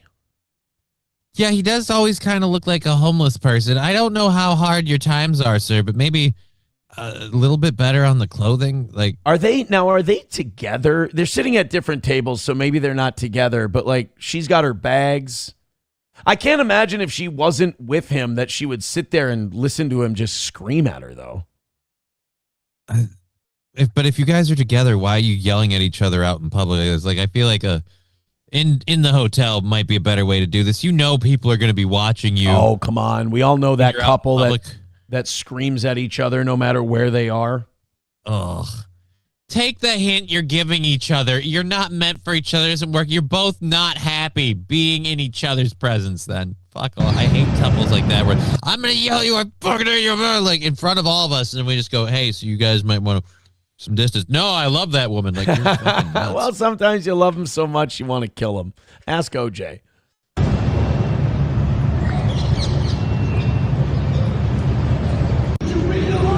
Oh, he's still looking.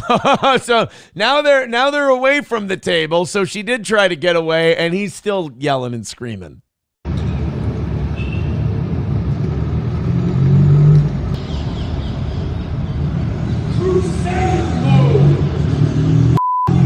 Did he say who sent you? I couldn't make it out. Let's listen again. Oh, no, he didn't say who sent you.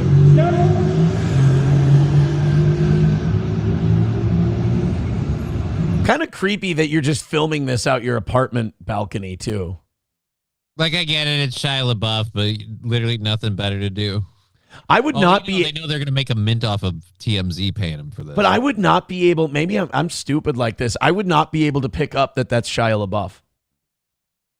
I just think it was a crazy guy screaming in the middle of the street. I imagine whoever this is, based on the angles and everything else, they probably do a lot of people watching. Maybe they figured it out.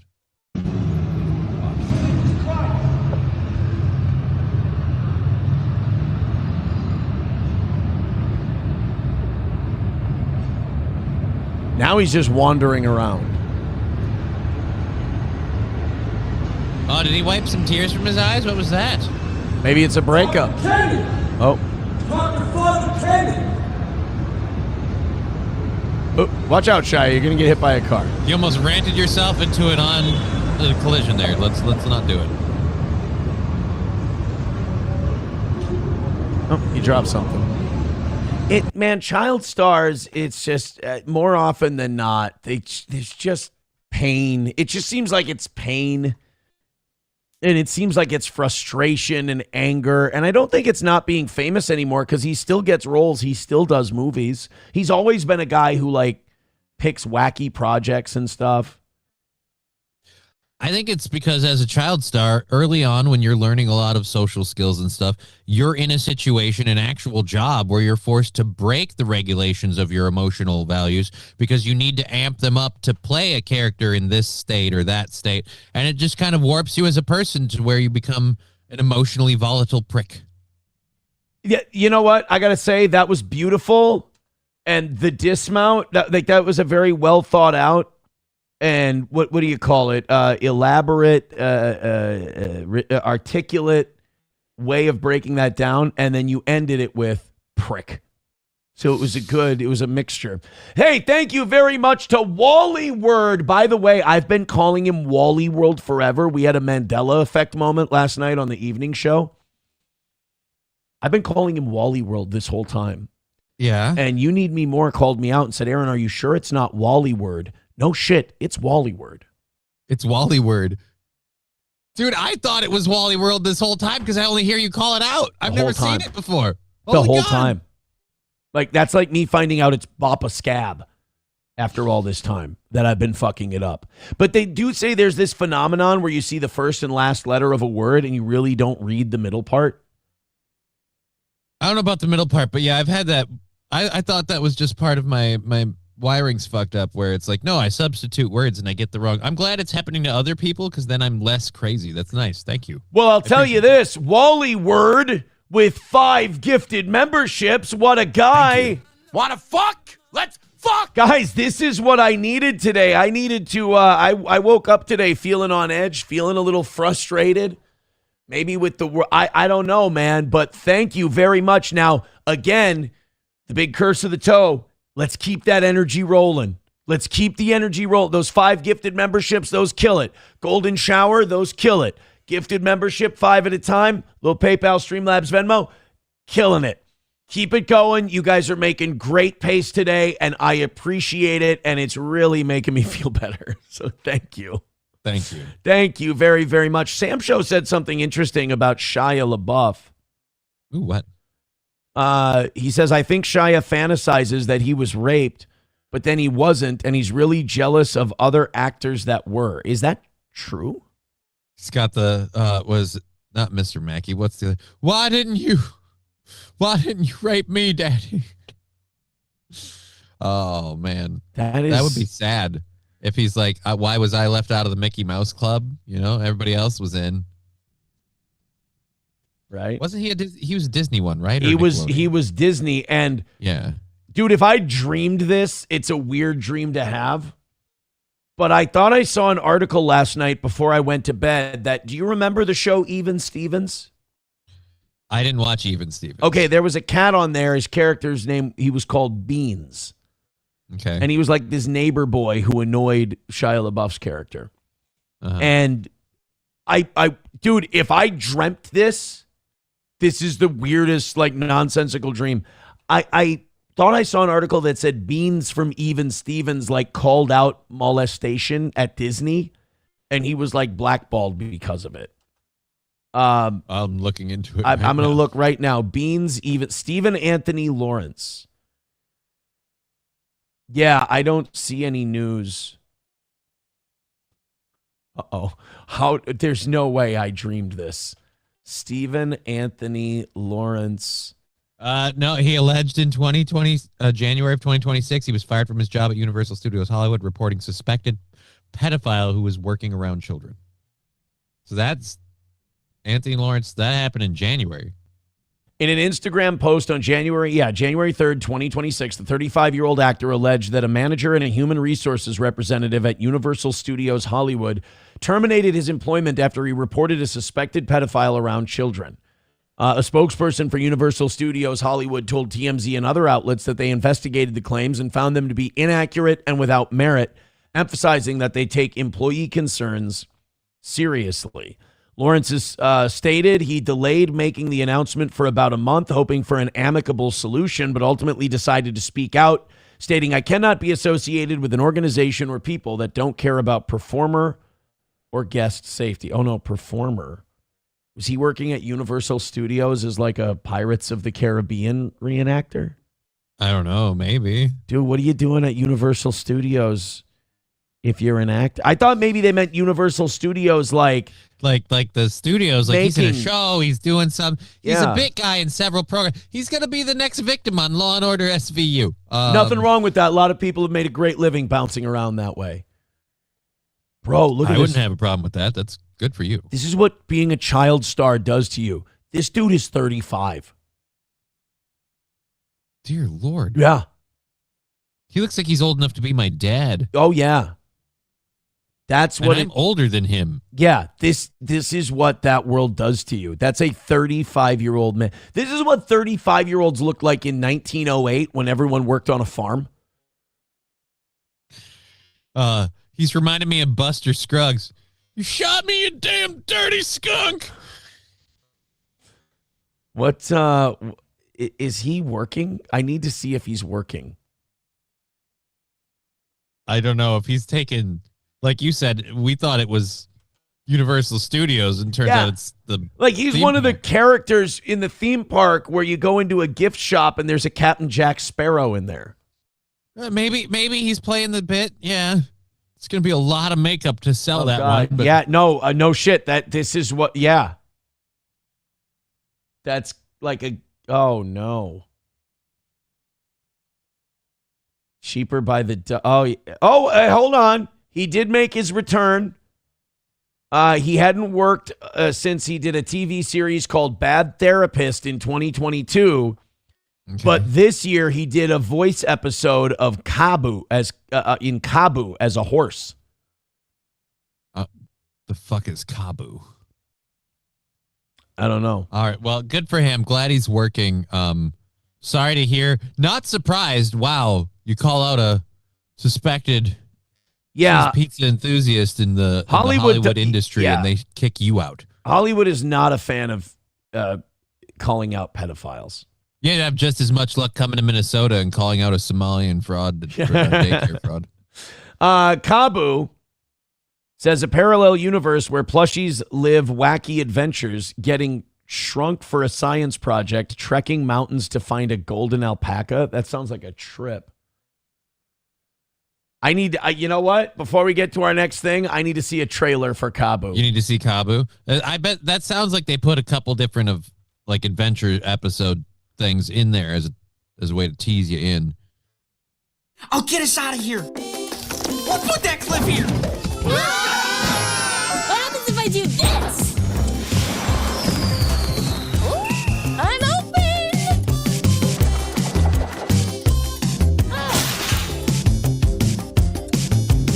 It's your birthday, yay, yay, yay. It's your birthday, yay, yay, yay.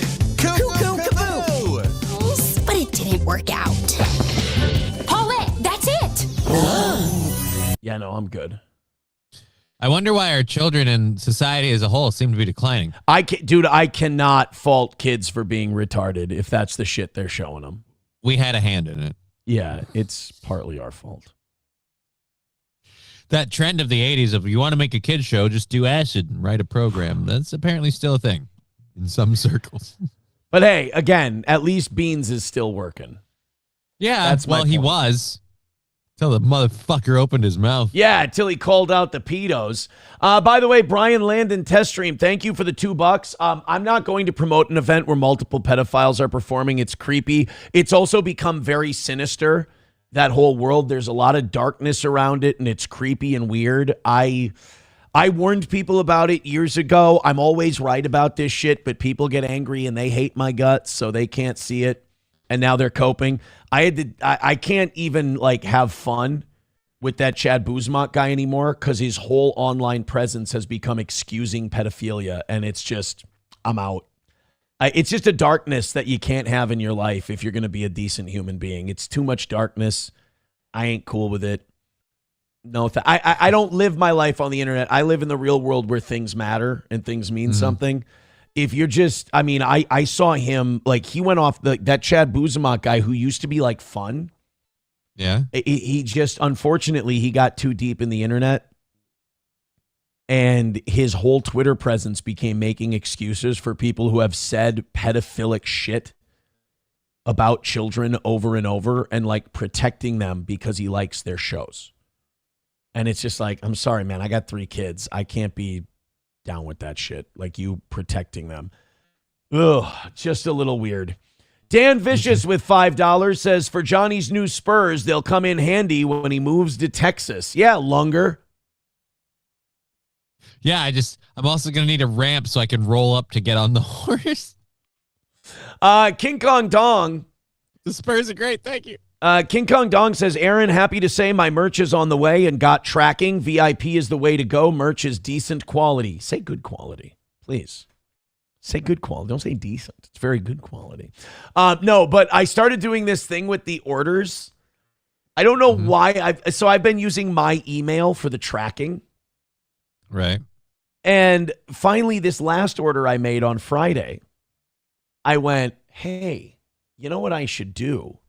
Let them track their shit. I should put their email in as the tracking. That way, if it doesn't go through, like 1 in 10 don't, they can let me know. It's just, I'm an idiot. I don't know what to tell you.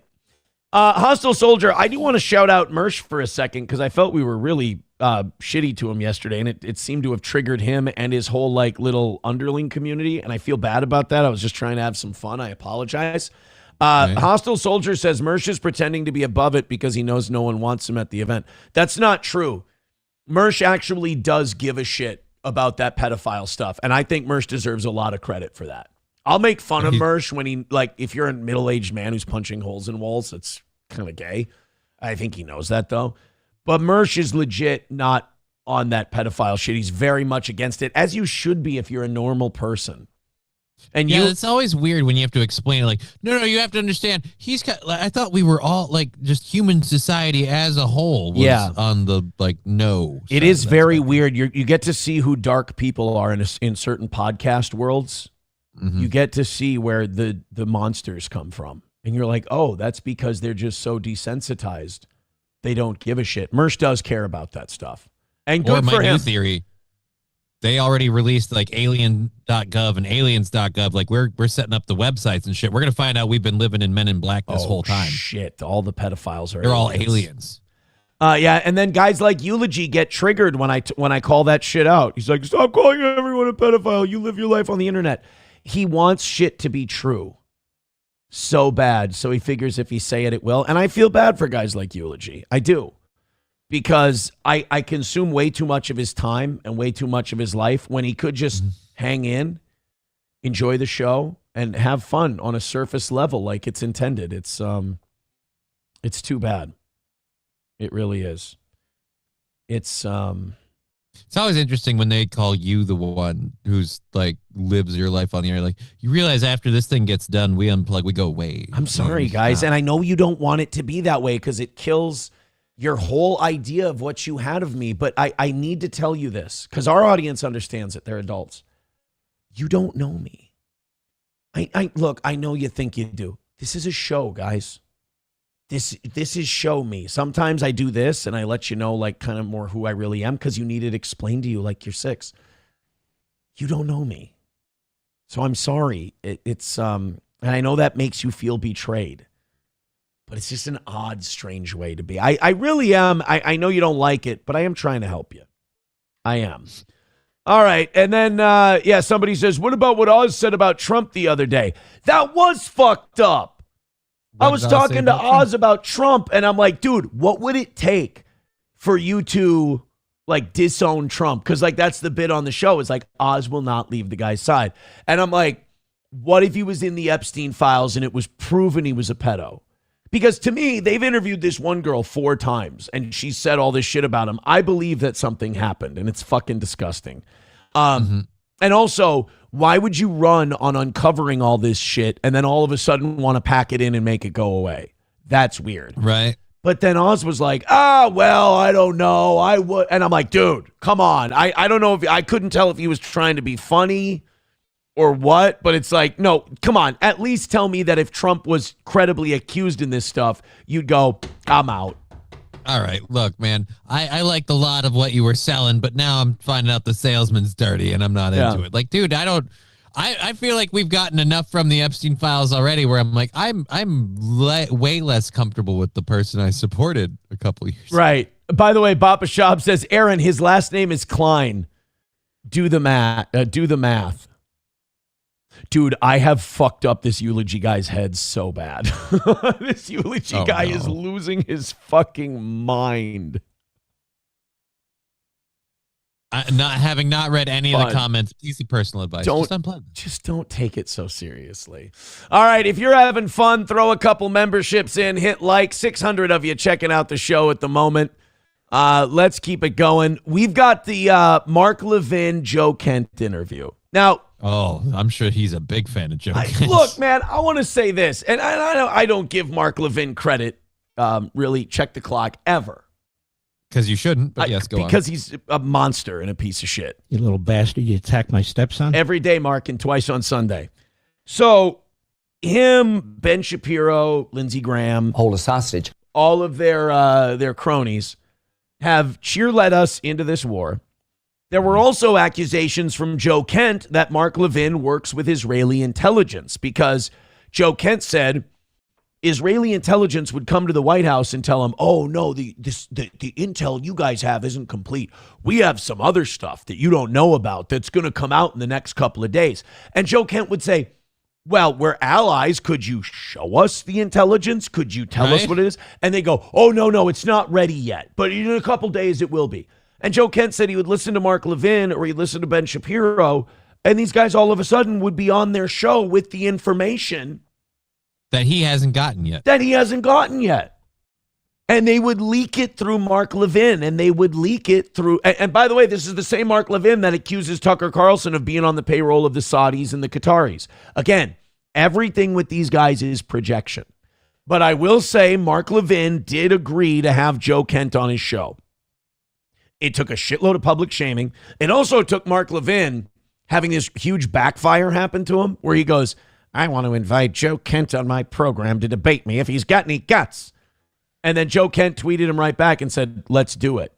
And then all of a sudden he shit his pants. No, Mark Levin then tweeted, he goes, well, it looks like Joe Kent isn't going to respond to my challenge of a debate. It looks like he's a coward who ran away. And then everyone community noted him and was like, bro, he literally responded, let's do it.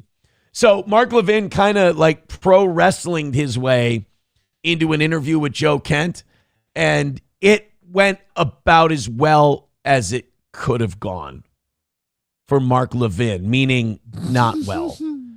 Mark tried a lot of the old radio guy tricks of turning down the mic, talking over the guy, cutting to commercial, all kinds of, like Mark Levin really pulled out every trick in the radio hack handbook.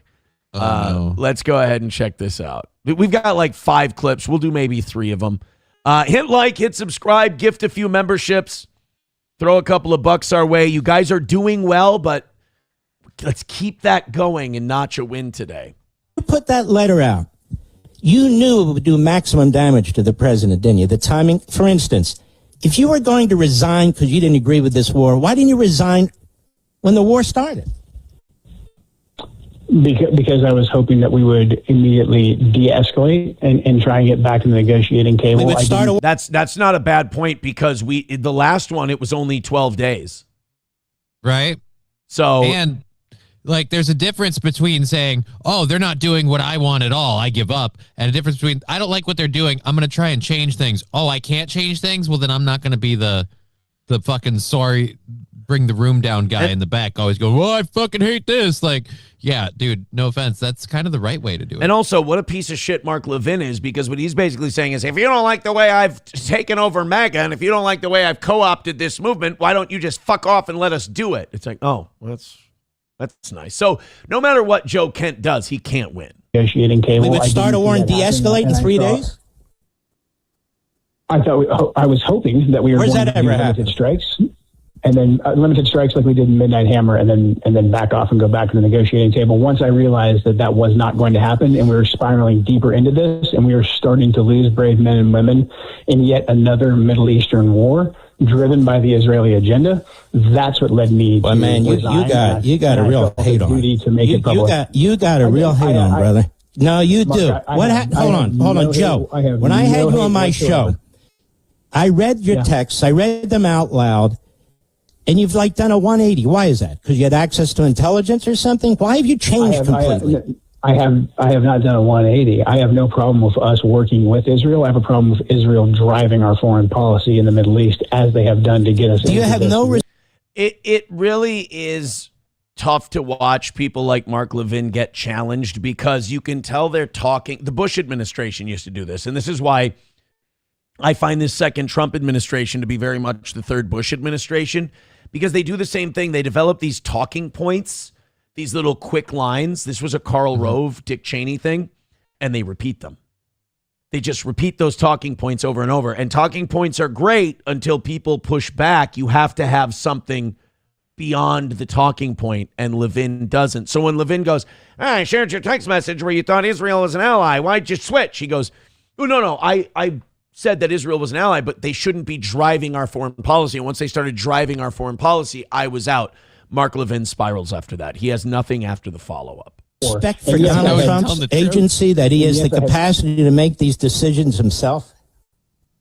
I have the utmost respect for the president. You can read my letter. You didn't answer my question. You don't sound like it.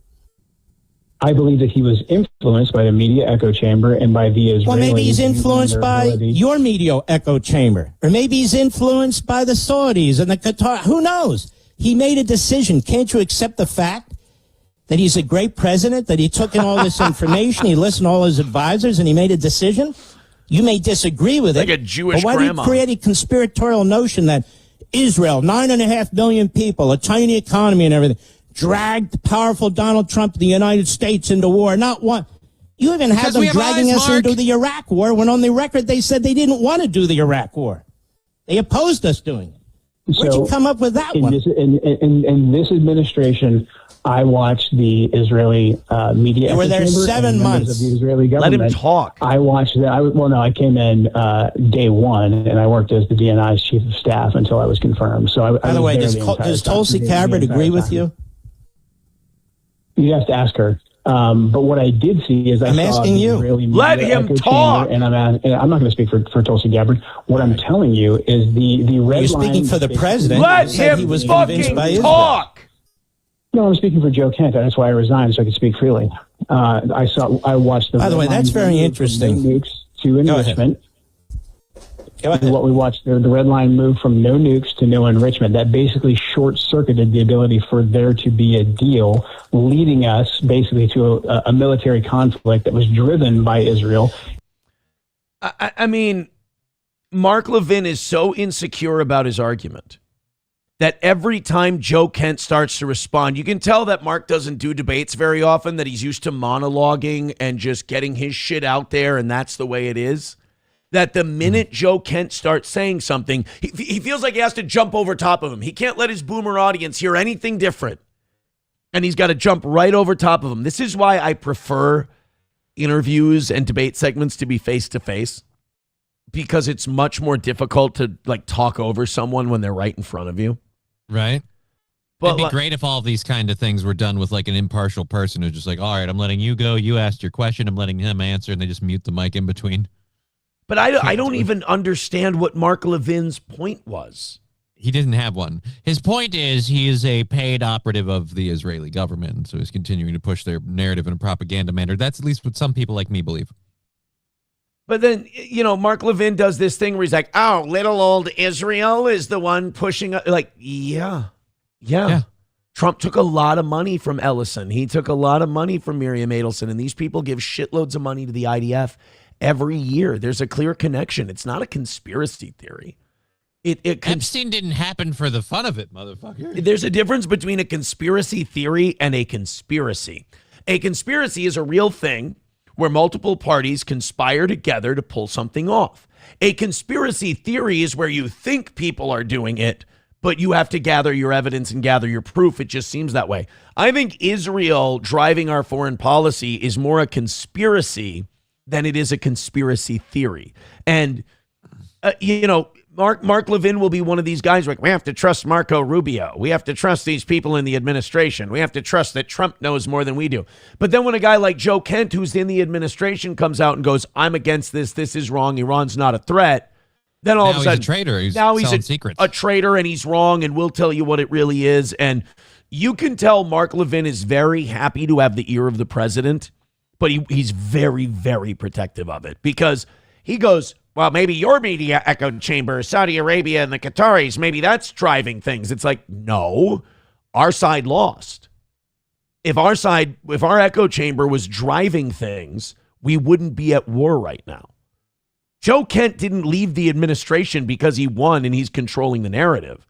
Joe Kent left because he lost. He admits that openly.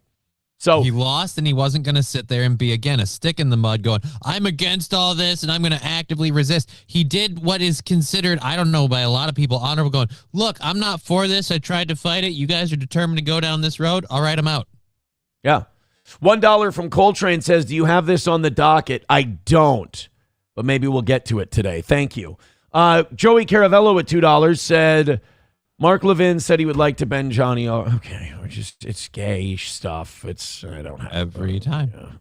Thank you, Joey. Thank you for the $2. And Dr. Silverwolf becoming a member for 46 months. Thank you very, very much. It says insert soundbite of Aaron's choice here. Well, since we're talking about it, hold us hostage. There you go. $2 from Balls Deep. He says, the aristocrats. The aristocrats. It's a nice one. So now we have another clip. These are a little shorter. That was the longest clip we had. And by the way, I hope the audience realizes that when they say things like, let the clip play, I hear you, I listen to you, and I let it play more on that one. But of course, I'll never get a, recognition of that. Contagious Cody with $1. Keep it up, guys. Keep it up. We need to fucking knock it out. Today's a big win day. If we don't win today, I put too much into today to not look fucking retarded if we notch an L. Contagious Cody with $1 says, so Kent was for the escalation, but once it got out of hand, he's like, okay, I'm out. Yeah, fuck this guy. That's not what he's saying. When did he say he was for escalation? I missed that part. He said he was against getting involved with Iran at all. But once it started, he figured maybe it would be like Midnight Hammer, and then he could talk them into not escalating and when it was clear that they were going to escalate, he was out. Do you understand how huge it is for someone of that position to dip out in the middle of a term for moral reasons? That it never happens. It didn't even happen during Vietnam. And it's not going to go well for him politically or career-wise. That's not going to help him. Like he's not going to get rewarded for dipping out in the middle of the term, regardless of the reason. It's just not going to be a plus for him. And we're already talking about how he's a traitor and shit. So it's kind of biting him in the ass in some ways. Yeah, I think, he's certainly not becoming like Mr. Popularity because of it. He's catching shit from all of Mark Levin's people and everybody else. 600 of you checking out the show. Hit like, hit subscribe, gift memberships, get a little PayPal Venmo action in there. Let's go. Let's notch a win today. So this is our second clip where they're trying to get this thing going where Joe Kent is a leaker. Mark Levin and his posse have been saying, oh, yeah, he leaked. And they're like, what did he leak? Information. Really? What information? What information? Well, we think shouldn't you guys be happy he quit? Right, you got rid of a leaker. But their whole thing is like, oh, yeah, we're investigating him because he might have leaked. And they're like, well, what did he leak? Text messages from Andrew Colvin about Charlie Kirk. He's the one who gave him to Candace Owens. Well, Candace Owens came out and said Joe Kent didn't do that. Like, I got these from my own sources. It wasn't Joe Kent. Although Joe Kent did want to look into the Charlie Kirk assassination, and they told him no. Yeah, that's interesting. Which is really, really fascinating. So Mark Levin's going to ask him if he's a leaker because, again, when you call people out and you speak out, they have to destroy you. Were you a leaker? Are you under investigation? Do you know whether you're under investigation? I mean, yes, I'm under investigation, but don't worry. The administration swears that it was before I resigned. We weren't hearing about it until the minute he did. Right. They didn't fire him the minute they started investigating him for leaking. They didn't suspend him. Yeah, nothing. They just keep him around, you know? Let's try and clear the air right at the beginning. Sure, Mark. Thanks for having me on. I never leaked any classified information. And the stories you're reading are stories from leakers who are leaking, I guess, maybe an investigation about me being a leaker. That's true. That's kind of weird. Yeah, this is inside information that's being leaked about this investigation. Yeah. So who's the leaker we trust and who's the leaker that's okay and one's a piece of shit? Whoa, okay. I never thought of that. It was like, yeah, are you leaking? Because we heard from a leaker that you're leaking. It's like, well, then what problem do you have with leaking? And by the way, smooth answer by Joe Kent. Did you hear his response? I didn't even think of that. Did you hear his response? No. He said, I didn't leak any classified information. Yeah. He didn't say he didn't leak anything. He's saying what he leaked wasn't classified. Bro, I'm thinking he might have released those Charlie Kirk texts.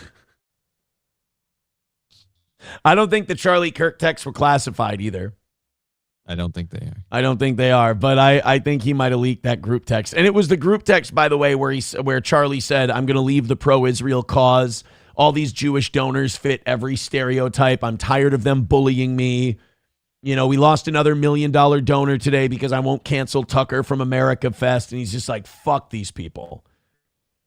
I'm starting to think that maybe Joe Kent leaked that, which I'm glad he did because apparently our intelligence community wasn't going to look into it. They weren't going to investigate it. We weren't going to know. But Joe Kent will let you know.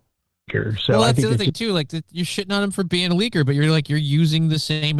And so it's weird how everyone who leaks the stories you want to report on is noble, but when you hate somebody, if they leak, they're a horrible person. Like pick a lane. We might have time today to get to it, but Andrew Colvin from Turning Point USA, if you guys are interested in this, hit one in the chat and I'll play it. Andrew Colvin finally addressed the text messages and is very clear he did not want those getting out. He didn't want people to know. He says it. He didn't want people to know Charlie was having second thoughts about Israel. If you're tired of Israel shit, and this isn't Israel shit, if you're tired of that shit, then don't hit one in the chat. But if you want to hear Andrew Colvin and Turning Point squirm about Charlie's text messages, hit one in the chat. And if we get more than like 10 or 15, I'll do it. A leaker. So I think it's just a media counter narrative. I had. So nobody has contacted you from Justice or the FBI or anything like that? Nope. Did you ever leak?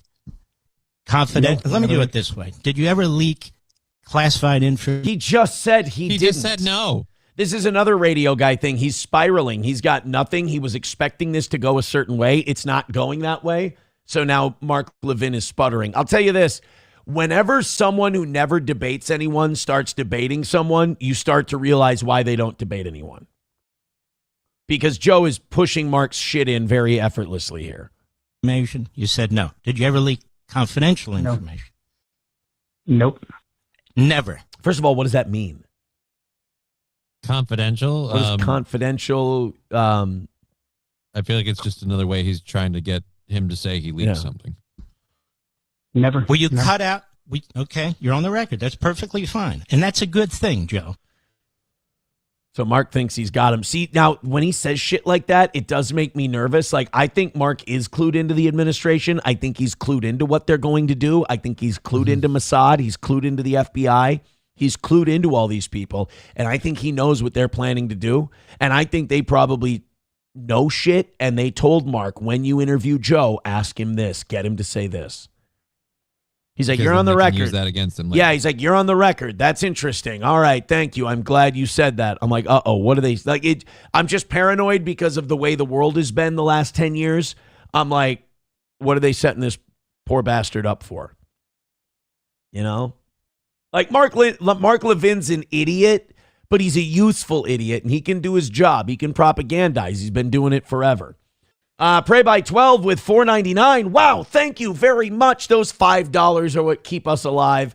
He says Joe Kent has more balls and intel than the internet haters. Well, I mean, it's just he's an honest guy.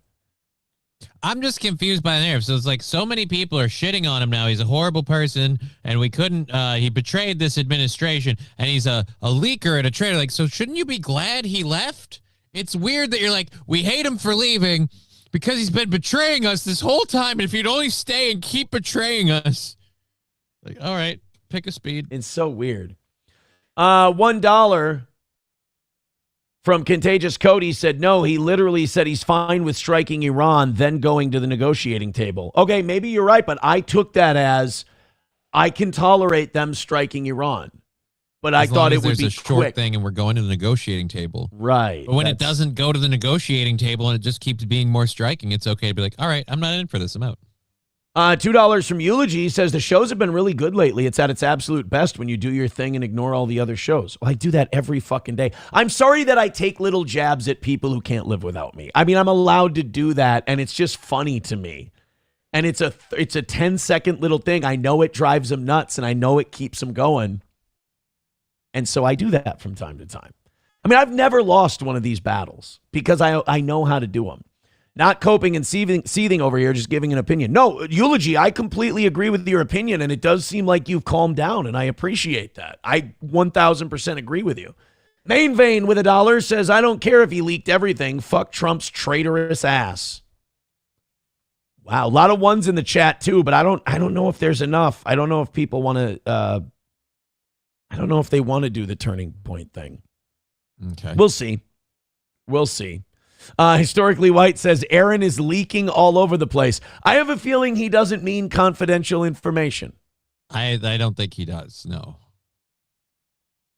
I think he means something else. Yeah, I think he's saying I'm like leaking fluids. By the way, thank you Balls Deep in the chat. Thank you all the mods over on YouTube. They're cleaning it up. We've triggered a lot of people. We do a good show, and it for some reason it upsets a lot of people, and they don't like it. They need their attention from Daddy. So thank you, Balls. You're the man. All right, let's do our next clip. This one is Joe Kent. Oh, this is my favorite one. This might be the one we end on. This is where Joe Kent. Oh, we've got two. We've got one where, we got to play the last one because it's where Mark Levin goes into Mark Levin, like super nasal mode. Okay. But this is where Joe Kent causes Mark Levin to do the hack radio guy thing and cut to commercial real quick because it ain't going well.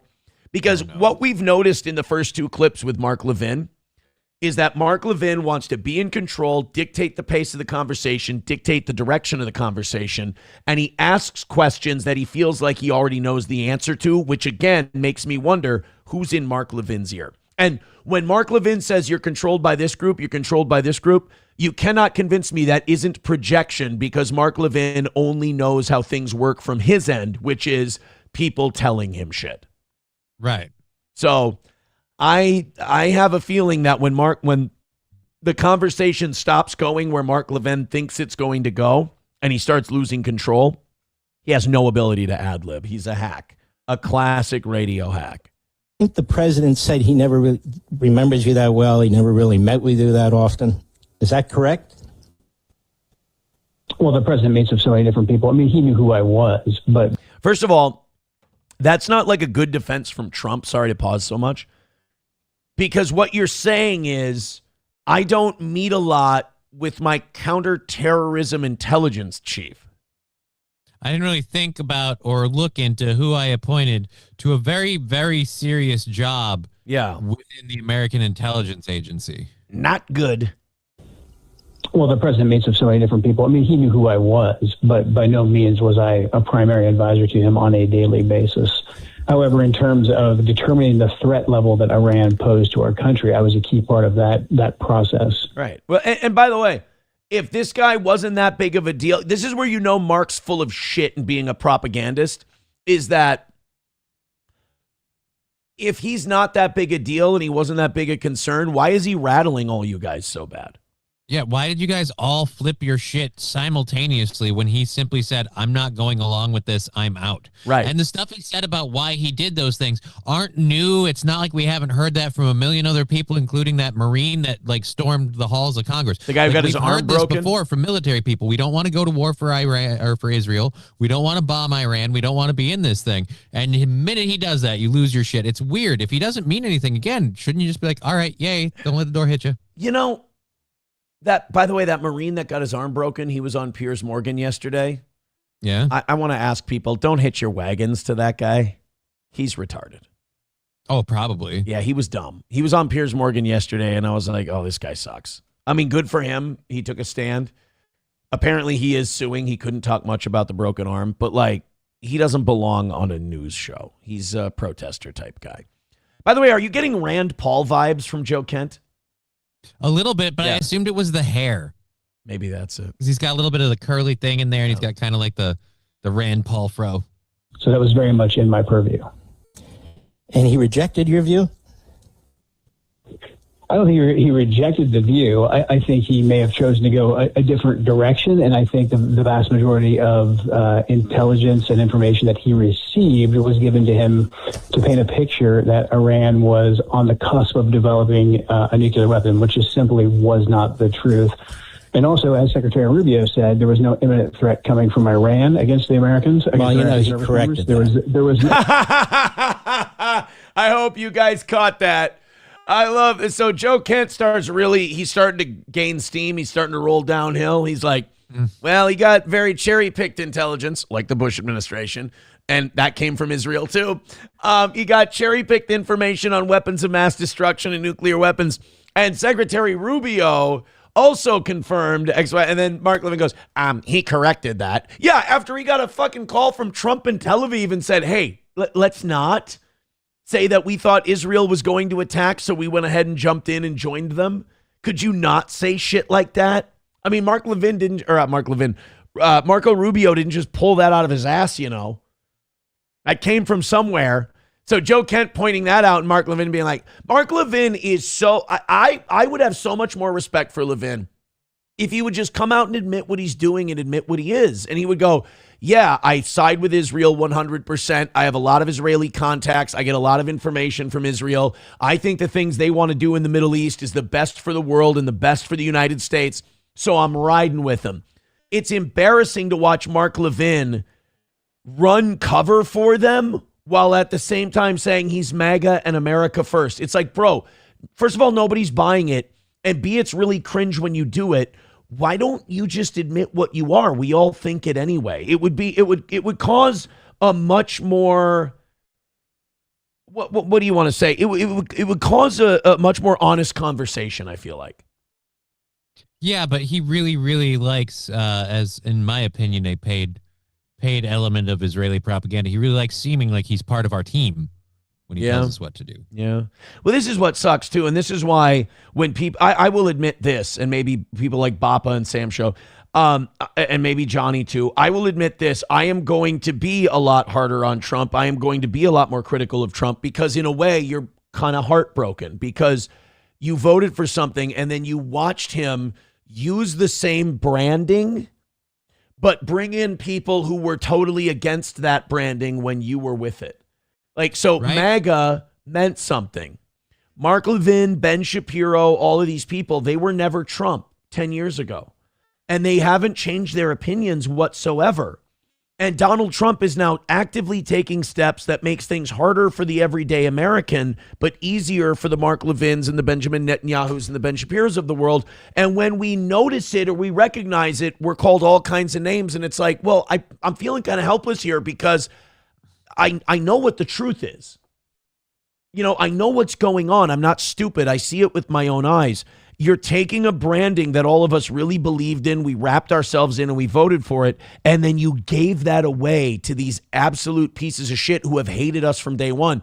When he gives over the reins to people who hate my guts, I'm going to feel betrayed. And when you feel betrayed, you hate a little harder.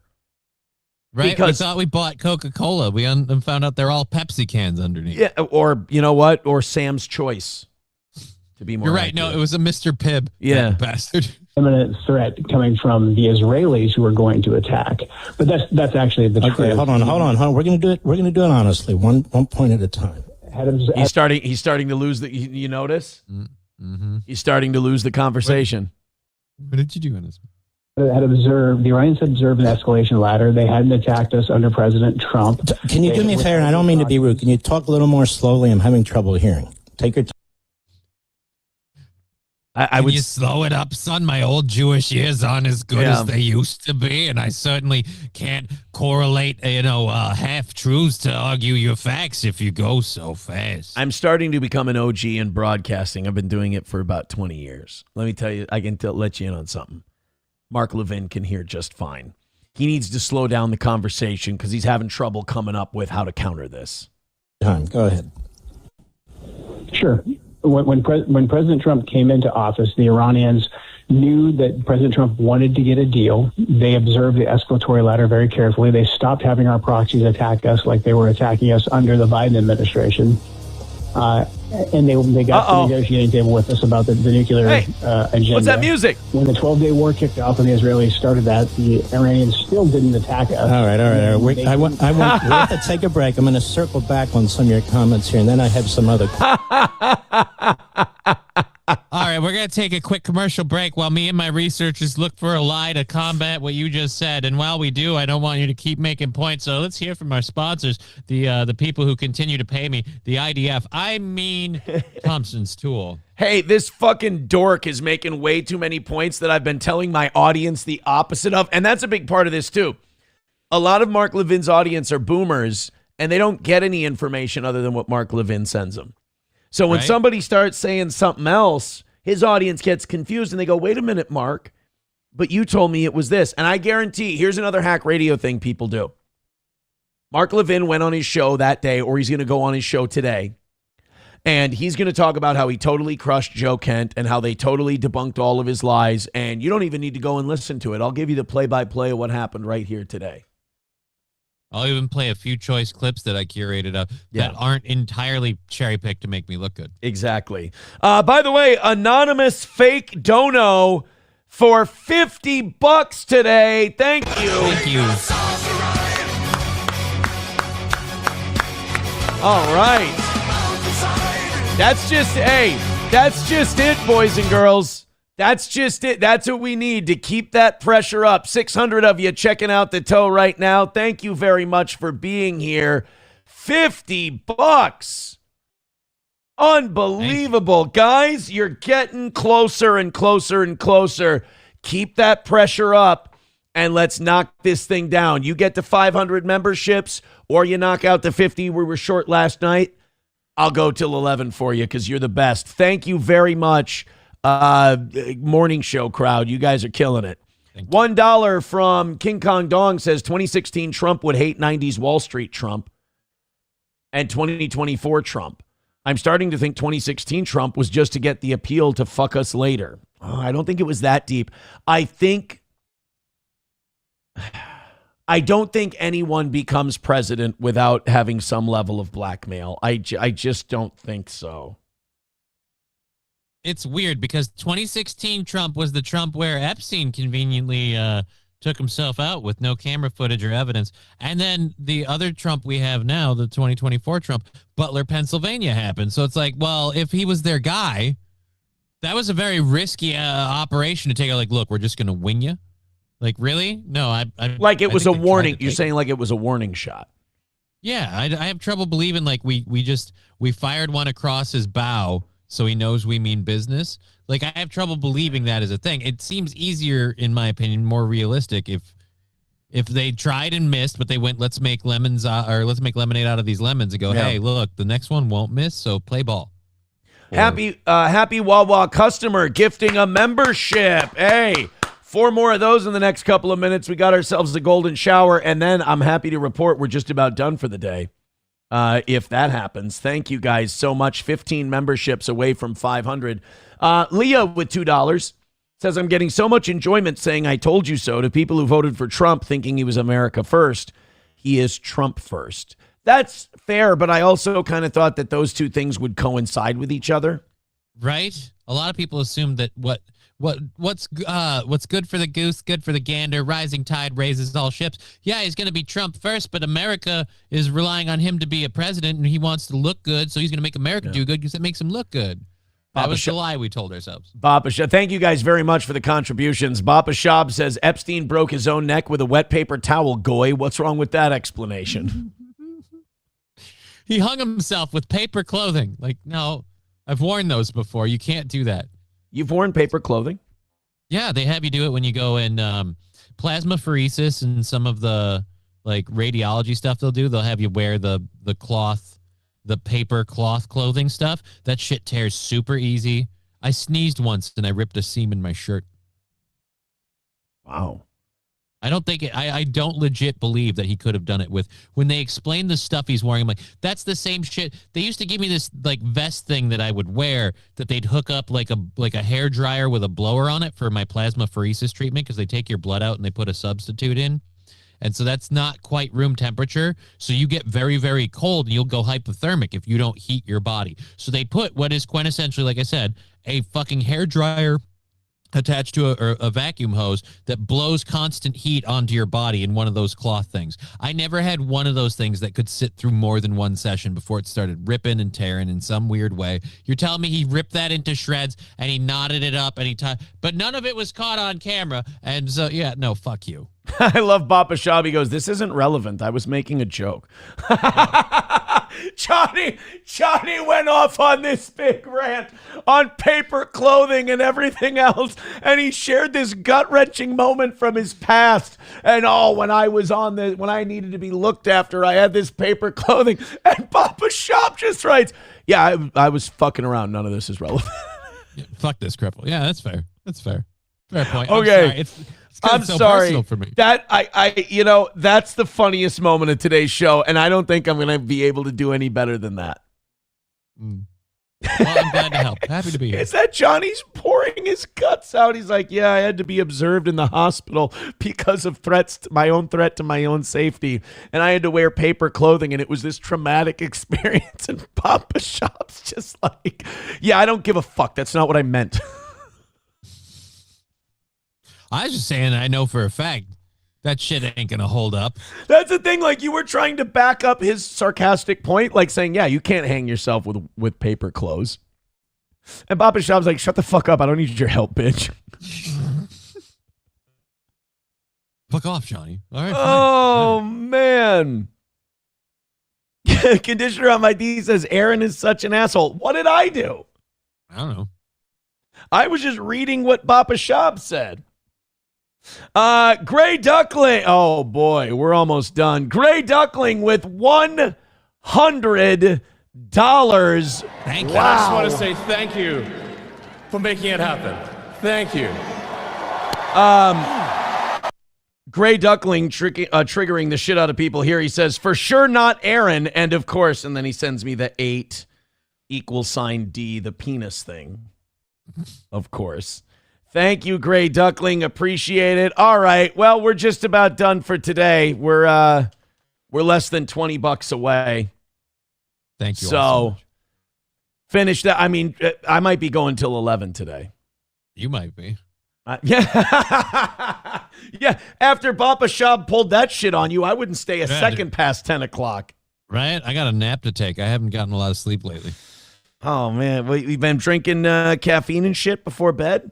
No, I fell and hit my head yesterday. Nothing serious, but I've had a killer headache all yesterday, so I didn't get a lot of sleep last night. Oh. You know, we can all tell you hit your head. People were saying yesterday, they're like, I think he's retarded. Oh, shit. Yeah. I got bad news. That was before that happened. Thank you, King Kong Dong, for the $1. He says, Kamala would be worse. Remember, our options were horse shit versus cow shit. You know what's amazing? Tim Dillon said at one point, he had said that eventually our elections are basically going to be which pedophile do you like best? And unfortunately, I think we're already there. At least we were a couple years ago. I don't know about Kamala, but I mean, I'm still just getting a kick out of the fact that Papa Shab clearly set you up. Like you had something good to contribute to the thing Papa Shab said, and then he just completely kicked my legs out from under me. He cut your fucking dick off. Asshole. Unbelievable. All right, guys, hit like, hit subscribe, hit follow, and what are we, 14 memberships away from 500 if we hit that, or if we go over by 50 today and get back to perfection, I'm going till 11. All right, let's go. We got our last, so this stopped us from our last Mark Levin Joe Kent clip. We saved the best one for last because Mark Levin got, as the kids say, triggered. On this next one. Joe Kent was bringing up points that were very, very good. And he was calling Mark Levin out because, earlier Mark Levin said, you have your echo chamber and your media people and blah, blah, blah, blah, blah. And Joe Kent's like, bro, you won. Like, obviously, I don't have an echo chamber that's controlling the president. Your echo chamber won. And again, this is Mark Levin having to defend something that we're all screaming at him like, Mark, you don't have to defend yourself against this. We know that you're on a certain side. We know that you have a certain allegiance. Just own it. Stop manipulating and lying to people like it's in your fucking blood or something. Just admit what you are. Stop it. That's not what I meant. That is not. See, this is why it's hard to talk about these kinds of people. Because just telling the truth about them makes people go, oh, are you saying something anti-Semitic? No! They're just pointing out a fact. The shit they're doing fits a stereotype. That's not my fault. Yeah. I don't think all Jews do what Mark Levin does. I think Mark Levin is a much more evil Jew than most Jews. Mark Levin is a much more duplicitous guy who is Jewish than other Jews. Me saying that the shit Mark Levin does is what Jews do is insulting to Jews who are just moderately shitty. If that makes any sense. But Joe Kent's going to trigger him right here because Mark Levin has to pretend that he's not in the tank for somebody else. No nuclear weapons. And then through official engagements through the Israelis and then also the media echo chamber that wanted regime change in Iran said, no. We need to say that the Iranians can't. What about the media echo chamber, your buddies who didn't want regime change in Iran? Oh, I'm sorry. You mean the American people? What about your buddies who didn't? What an evil, crazy thing to say. What about your buddies who didn't want regime change in Iran? Oh, I'm sorry. You mean Trump voters? The people who voted for him, who said we don't want any more regime change wars in the Middle East? What the hell does that mean? Johnny I'd like to know come what lately. that echo chamber is, other than the American. He means Tucker. He's got a hate boner for Tucker. And Joe Kent so and in other Tucker. words, the one news agency not openly co-opted by either people with ties to Israel or Dude, straight up Israeli. But it's backers. not even a media outlet. It's a guy in his hunting lodge. Well, yeah, but his like financial ability to do news and produce a news show is above a lot of news programs. But it so I pales. can't call him just a guy in his hunting lodge. It pales in comparison to ABC Radio that Mark Levin works for. It pales in comparison to News Corp and Fox News. It pales in comparison to mainstream media. Tucker has maybe tens of, if not $100 million. These people he's up against are multi-billion-dollar a year industries. This is another thing people do because they live too much in the internet. They act like legacy media is this dead thing. Legacy media is still where most people get their news, and it's still where all of the money is. There is no money in the internet relative to what the big media companies take in. You just spend all your time on the internet, so you're not aware of how shit really works. Okay. You're just inundated. I mean, the money Candace Owens brings in is fucking peanuts compared to what Fox News brings in billions of dollars a year. I mean, when they see someone start to get big, they can neutralize them with cash. They can go, we can pay you more than you could ever make on your own. Like Tucker's probably clearing $5 to $10 million a year doing what he's doing. Greg Gutfeld, I guarantee if we look up... I just want to say thank you. If we look up Greg Gutfeld's salary right now, I bet you it's somewhere in the 10 to 20 million range. Okay. Greg Gutfeld salary. Well, I was just saying, yeah, though, $9 million a year.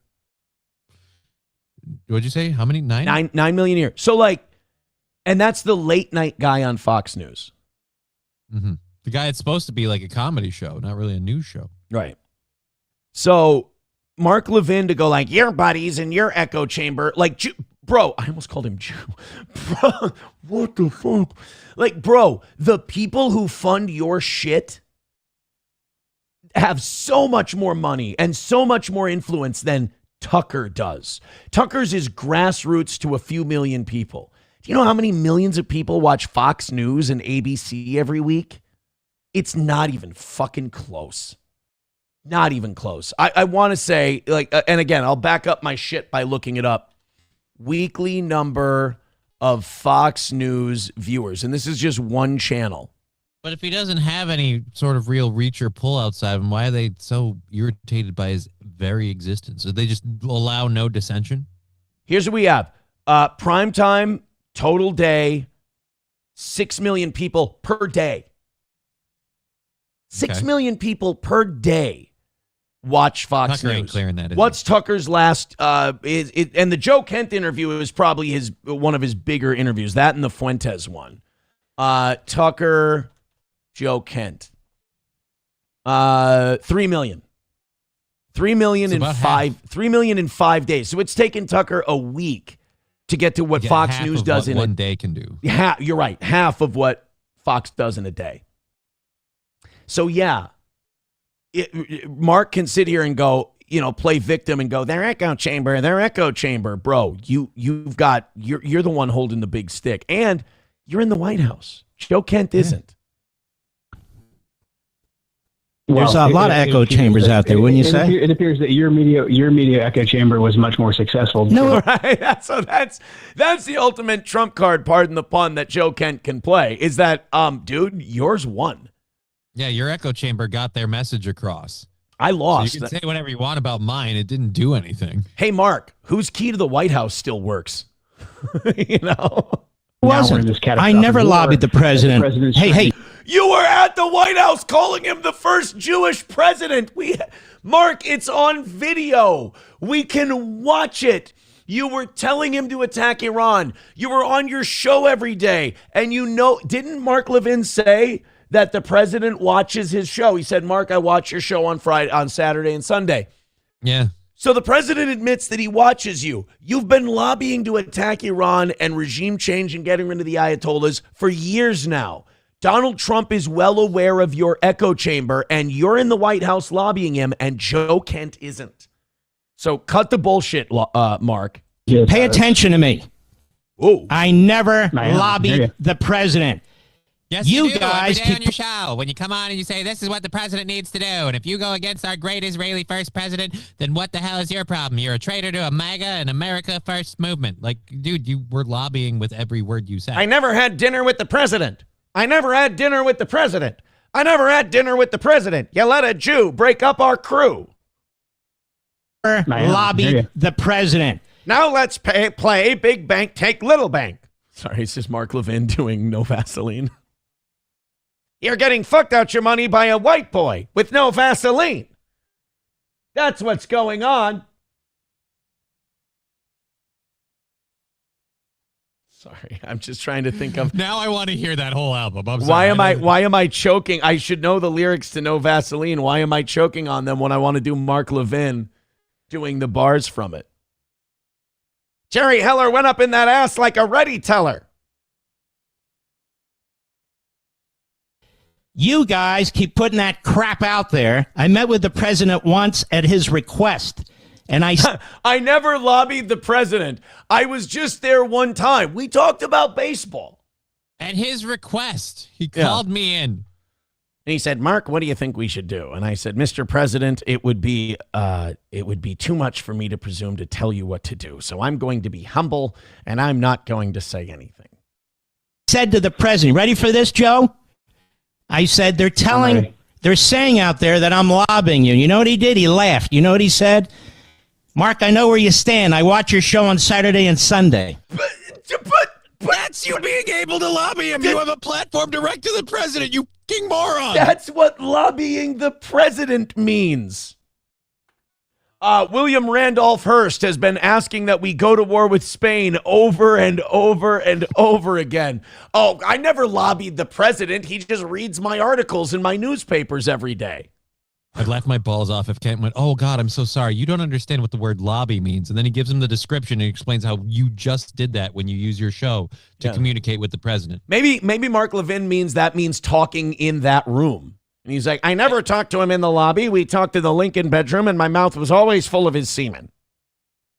So how dare you say I lobbied? I foyered, if anything. Mark, I know where you stand. I watch your show on Saturday and Sunday. Anything I say here, pay attention. Anything I say here is what I would say. I did what? You can lobby him by using the power of your show. The power of your come on, brother. You're sounding almost ridiculous now. Now let's go on. No, that's an actual fact, you fucking moron. No. You're sounding almost ridiculous now. You're telling me that this white line on the ground is straight, even though it never bends. I can't understand what the hell you're talking about. Mark Levin. You know how I gave him credit a little bit ago? About he doesn't deserve it now. You know how I said, hey man, Mark Levin is fucking crazy, man. He deserves a lot of credit for bringing Joe Kent on. I still stand by that, but I would say this to Mark Levin if I'm being honest. You shouldn't have done that. You looked really dumb. That was a really terrible idea. Mark, I give you all the credit in the world. I give you nothing but the utmost respect for having Joe Kent on your program and debating him like a man. That was a terrible fucking idea. What about you guys and your media echo chambers and your ear to the president? Well, clearly your echo chamber. I'm not part of an echo chamber. I just know the president listens to me on Saturday and Sunday. I just know that I had access to the president's ear more than you did, motherfucker. What? That's okay. I bet you I can't find a clip of Mark Levin's show on YouTube talking about regime change in Iran. Hold on a minute. Let me see. Pick a day that ends in Y. Mark Levin,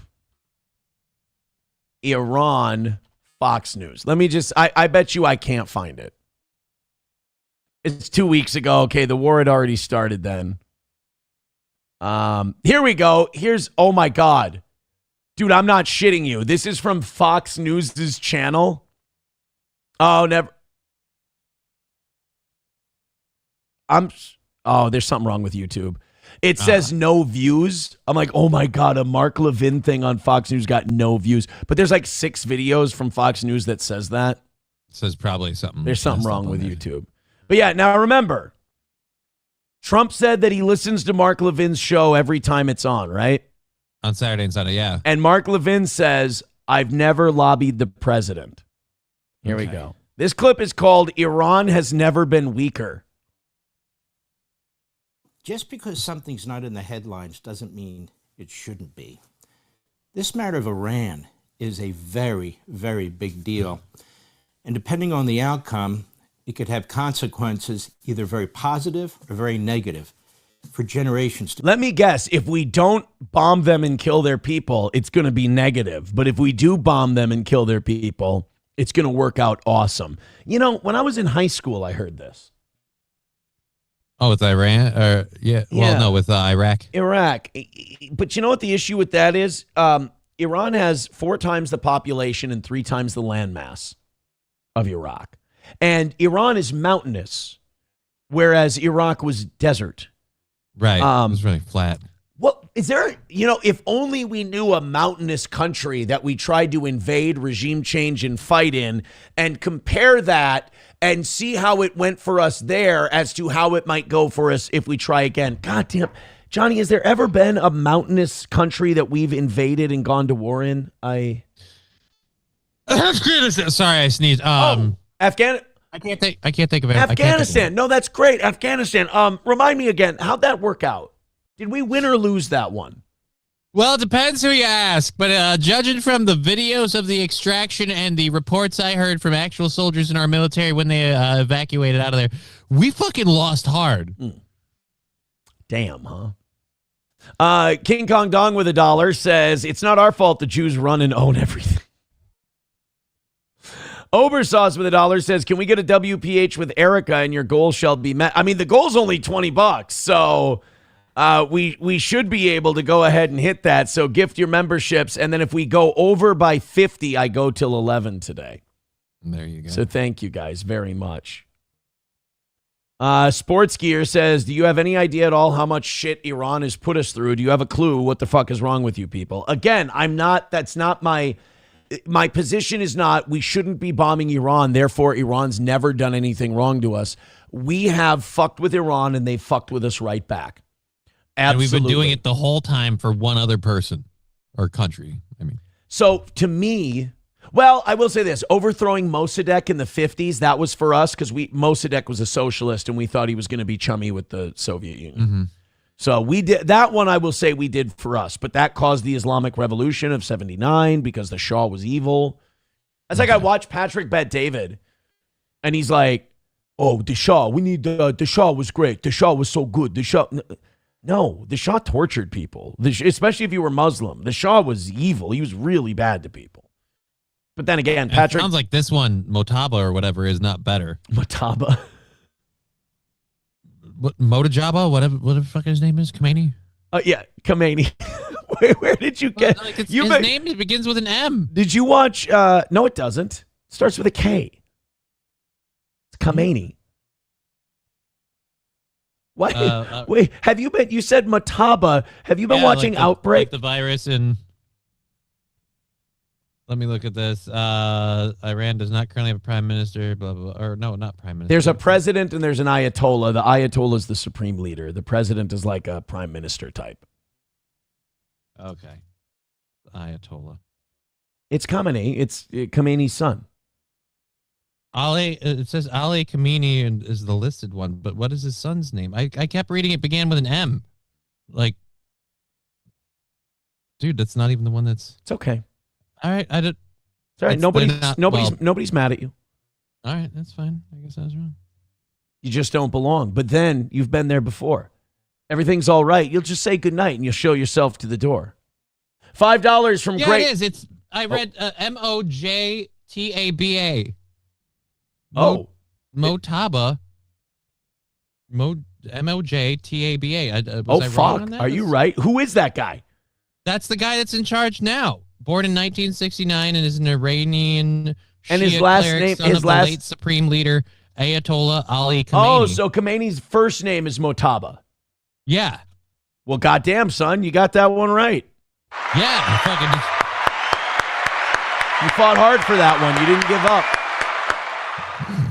I knew I read it. Like, I mean, pronouncing it wrong, fine, but I knew I read that, and I was like, I'm not making that up. Bill Grant says, Aaron, you do know that Patrick Bet-David was born and raised in Iran, right? Of course. Yeah, but he's Assyrian. He's not Muslim, Bill Grant. That's my point.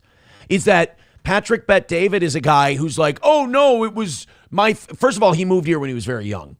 But second of all, like, oh, my family tells me that they love the Shah. Yeah, wealthy people in Iran liked the Shah. All right? You know who didn't like the Shah? Poor people in Iran. Revolutions don't happen because poor people are thrilled. Revolutions happen because poor people are so beaten down and shitty that they're like, I'd rather just fucking die and have the government kill me than live under this government for one more day. I'm going to revolt. So yeah, Patrick Bet-David was not, his family wasn't one of the people who wanted to speak out against the Shah. The majority of Iran wanted a new leader. And we overthrew him and reinstalled the Shah because he'd give us good oil deals. Yay. So, no, Patrick Bet-David, he can like the Shah all he wants. I just don't want people getting their idea of the Shah from Patrick Bet-David because it's very skewed. Very skewed. Sports Gear says, I can't listen to two dunces talking about the fucking mainstream media news, senseless bullshit. I think if there's one show that doesn't go mainstream media, it would be this one. It would definitely be this program. Sorry. All right, let's open up these 7 o'clock hour stories. I think we've had enough Iran for right now. He's right, though. We are dunces. Oh, no, we're complete retards. 100%. But we're not mainstream media retards. We're our own kind of retards. Totally different. All right, I'm gonna open up the Turning Point one. We're gonna do it in a little bit. Not right now, but thank you guys very much. It has been an unbelievable day for the toe. If you picked today to like pick on the toe or whatever, I'm really sorry. It hasn't worked out for you so well.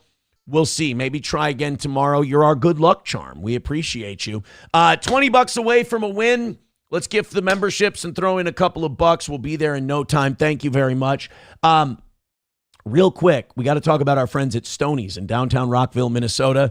Join Stoney's for Bike Night. It's coming back very, very soon as the weather continues to get better. Stoney's, oh boy, Thursday nights, it's coming back. Right now on Thursdays, it's 250 cans at Stoney's. Stop in for a pizza, a couple of drinks, play some pool and darts with your friends, or make some new friends. Meet the love of your life under those bright lights of the stage when they've got live music on Saturday nights at Stoney's in downtown Rockville, Minnesota. Can't wait till Stoney's garage opens and the outdoor patio is ready to go. You're going to love it. Right there on Broadway in downtown Rockville at Stoney's. All Care Towing, 320-253-5203. No, Sam Show, there's no naked twister on the patio at Stoney's. It's not called Boney's either. Stop it. And they don't have White Power Wednesday. All Care Towing, 320-253-5203 for All Care Towing of St. Cloud. If you go in the ditch, if you get caught, you go slip and sliding into the netherworld, your vehicle won't start, whatever the case may be, All Care Towing has got you. And they're quicker than everyone else. So put it in your phone and save it so you need it. That is All Care Towing, 320-253-5203 for All Care. No, we don't need Cheetos for confirmation about any of this stuff, Sam Show. Leave him out. And also, Midland Armory, downtown Foley, Minnesota. Midland, shut up! Midland Armory. Sorry. Shut up. That was not a joke yell. I lashed out at that lady. Holy shit. Yeah, you did. Wow. You really went at her. I have no self-control. You know what? I'm almost at the bottom of the big Celsius. That's what's doing it. It's aggression. It's anger. I'm about to start punching my drywall.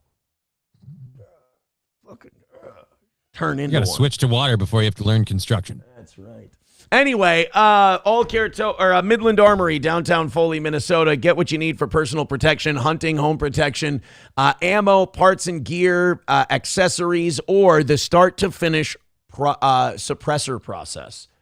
at Midland Armory. That's Midland Armory, downtown Foley, Minnesota. Check them out right now online at midlandarmory.com. Trucker 18 Wheeler says Cheetos told me tomorrow is White Power Wednesday. It's not. King Kong Dong with $1 says correction, White Power Sunday brunch. No, it's none of it. There's no White Power. Bob Shab, you need to say right now in the chat, you need to take it back and admit you're lying. He says chat is great today. Aaron, not so much. You are out of your fucking mind, my friend. You've lost the plot. I'm sorry. All right, should we let's do some lighthearted shit, and then we'll do the Charlie Kirk thing.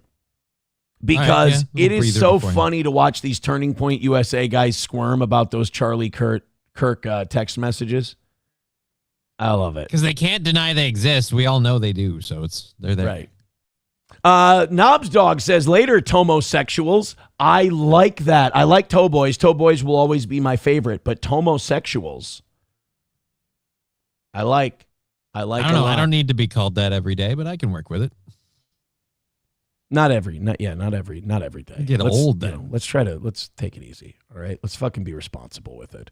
You need to be very honest with me because I'm willing to skip this one because I really don't give a shit. I don't know why I put this in today. I think it was to break shit up. Mm-hmm. Do you care about USA Dodgeball Premiere launching in Bloomington? Not really. Me neither. I don't know why the fuck I put this in there. Probably just because, the minute I saw it on the prep sheet and I saw Dodgeball League and you can dodge a wrench, you can dodge a ball. And I just started, and it's not going to be that good. Yeah, I don't know what the fuck I was on about. Let me do this real quick, and then we'll get into something that they're doing in schools that I think is great for kids that I guarantee they're going to shut down very, very soon. But before we do that, let's talk about Rumble Wallet. They can cancel your accounts, freeze your cards, decide what you're allowed to buy, say, or support. Big banks and financial institutions have total control, and they use it. That's why financial independence matters more now than ever. Introducing Rumble Wallet, a wallet built for freedom. With Rumble Wallet, you control your money, not a bank, not a government, not a tech company. Buy digital assets like Tether, Tether Gold, and Bitcoin in one secure place. No permission, no middlemen, no cancel button. And when you want to support the creators you actually believe in, you can use the Rumble Wallet app to directly tip content creators, securely, instantly, and without interference. This isn't a credit line they can shut off. It's your wallet permanently. Yours to protect your future, yours to protect your family. When the system fails, when institutions turn on their own people, financial sovereignty is the difference between security and vulnerability. Rumble Wallet isn't about politics. It's about freedom, ownership, and protecting what's yours. So take control today. Download Rumble Wallet now and step away from the big banks for good. True ownership, true protection, true financial freedom. Rumble Wallet.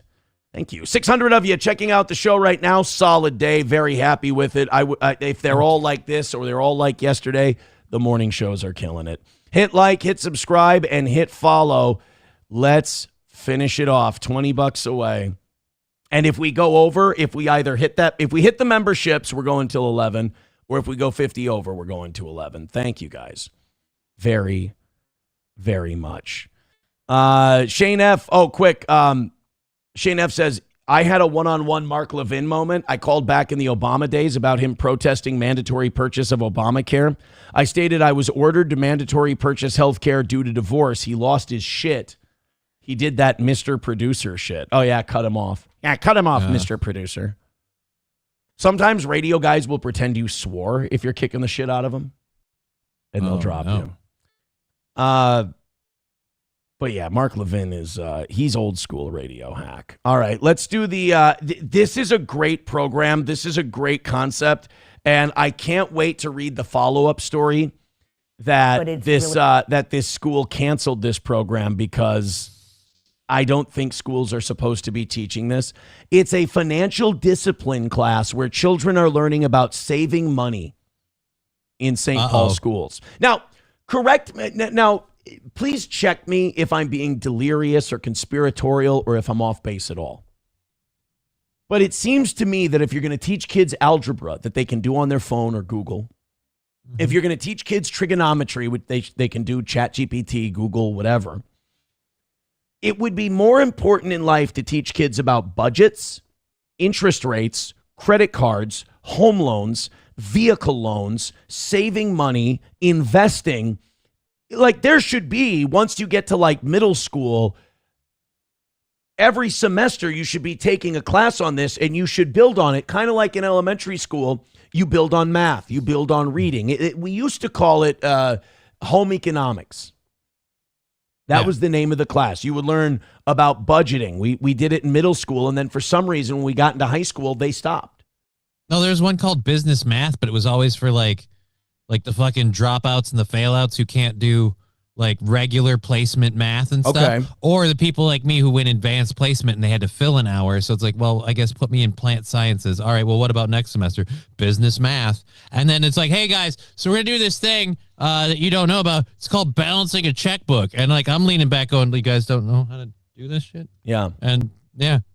You know, my first wife, and not to embarrass her, but like, she didn't understand how interest worked before we bought our first house. And it's because nobody had taught her. Nobody it's had taught confusing her. to figure out. I had to learn on my own. When I was 17, my dad, and I was driving, and I had to pay for my own car repair because my dad's like, we're not going to pay for your car repair. You have to pay to keep it up. You have a job. My dad took me to get my first credit card.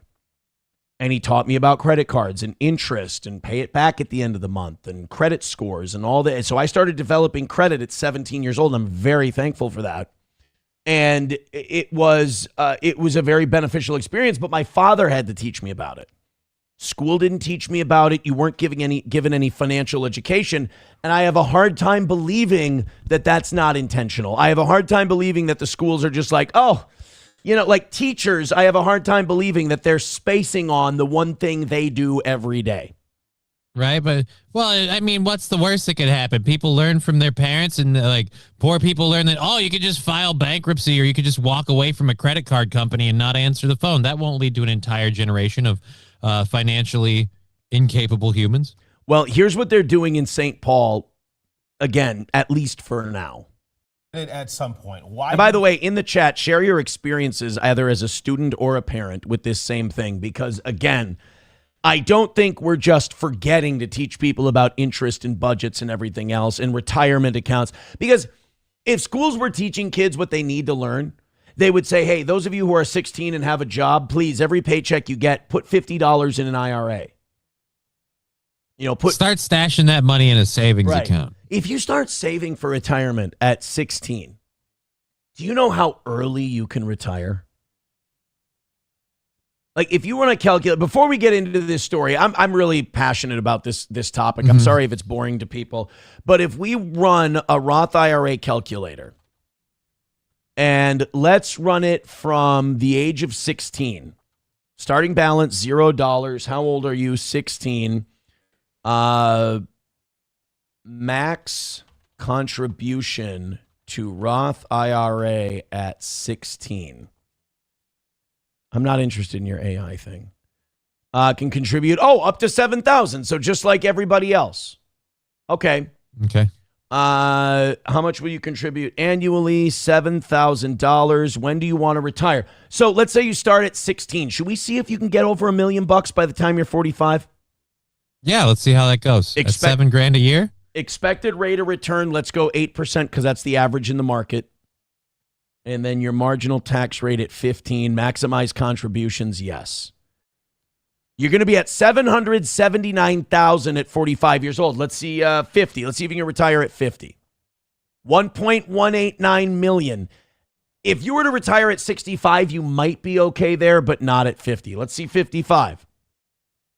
55 years old, you'll have $2 million. You can quit. So if you're 16 and you're dropping as much money as you can into a retirement account, you can be done at 50. Yeah, but you're also 16 and you're making a job where you can part with $7,000 a year.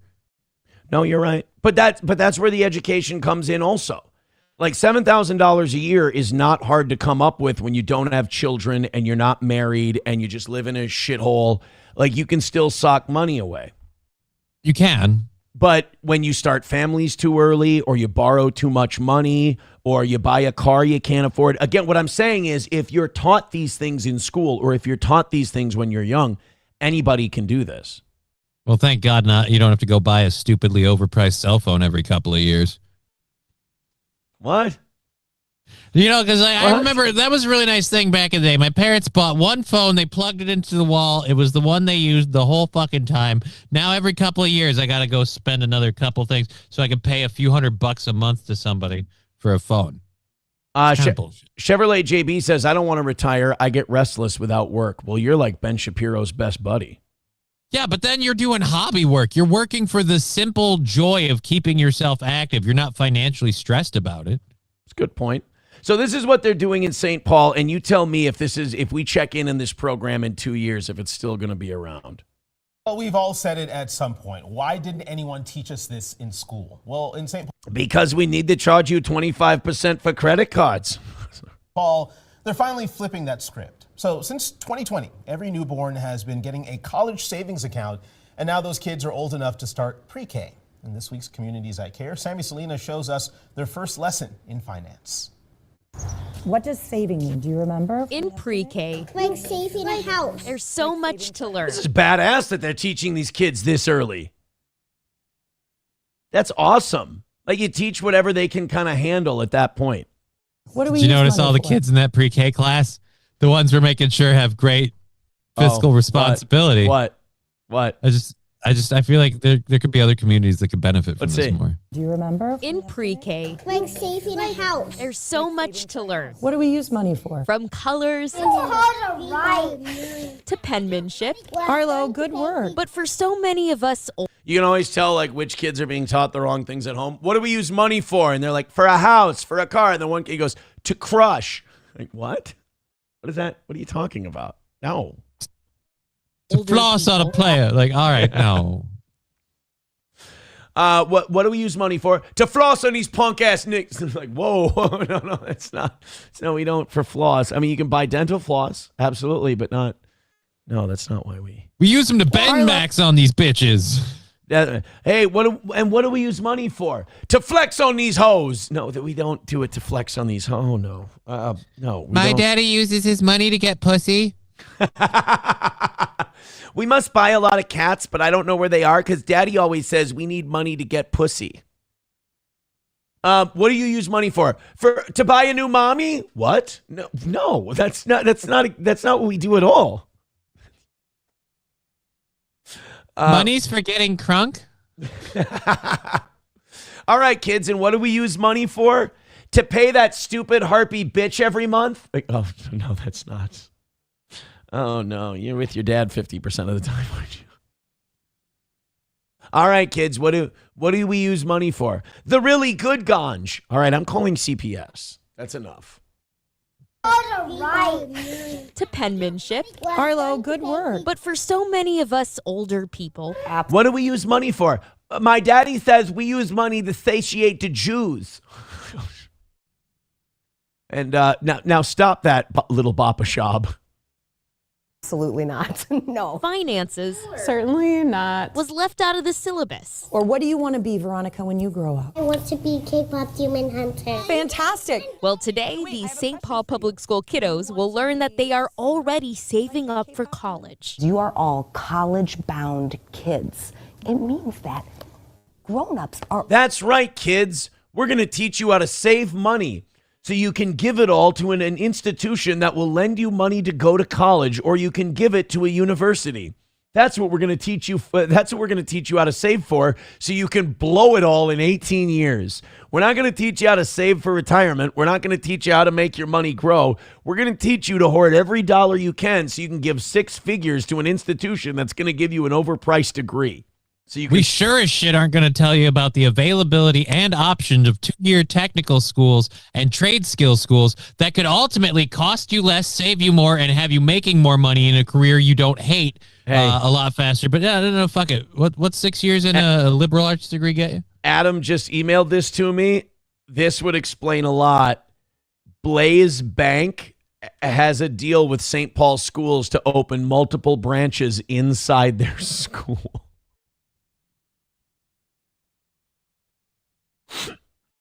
I told you, I'm like, this is going to be too good to be true. They made a deal with the banks to open branches in schools. And that's what? To get that money, yo. Kids don't have money. At least they shouldn't. Not that kind of money. Already saving money for you to go to college when you are grown up. In 2020, the city of St. Paul started automatically creating a college savings account for every baby born, donating $50 per child. College Bound is the first at-birth city-run program in the country. Kaz Hover is the program manager. We get to complement the savings accounts with lessons in the classroom. What do you think about that? School counselors are starting to educate the oldest kiddos about their accounts. So today we're going to... Okay, but the problem is this doesn't mean shit if it doesn't continue in the public school system. Yeah, what if this program closes in a year or two? What happens to those savings accounts? They're just good? They're going to be fine? And then, so wait a minute. As Mom a and dad will taxpayer get a in pair St. of Paul, jeans. my money's going to your kid's college fund? Yes. What if I ain't got no fucking kids? I don't want to pay for I was already pissed at this. The government's going to buy out your college debt stuff, and we're going to pay off your debt, and the institutions that should fucking eat it on this shit aren't going to eat it. We're going to pay it off. So whether or not you paid for your degree, whether or not you have a degree, you're paying for everyone else's degree on top of that. Like, fuck that noise. To saving, and I'm going to give you one of these super cool shiny coins. Today, the little ones God, they're picking gonna a eat prize. You're going to pick. But there's a catch. They won't receive All right, give me the gold coin. Get out of here, Mr. Rothstein. What the fuck are you doing? I'm sorry, force of habit.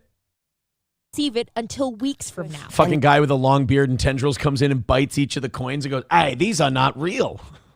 Then you can remember that you learned about saving for college and that all the grown-ups around you in St. Paul believe in you.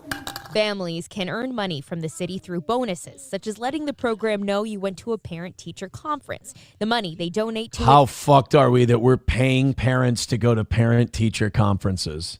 You know that thing you should give a shit about as a fucking parent? Holy shit. It's worse than I thought, man. We don't need to teach the kids about fiscal responsibility. We need to teach them about all responsibility. Right. Because apparently their fucking parents did not learn that lesson at some point in time. Interest. I think that the money is a piece of it, but it's really that mindset. The mindset that a bright future is ahead. You're college bound. Amy Solino. All right, here's the problem. Like, again, you need to continue this in the public school system. Like, you need to keep teaching this stuff and giving the, like, continue the education. You can't just give them $50 and say, here you go. And look, I think it's a great idea. I think we should continue financial education in schools. I think it should be a thing. But it's very telling that we don't. And I think there are people who just want it that way. Yeah.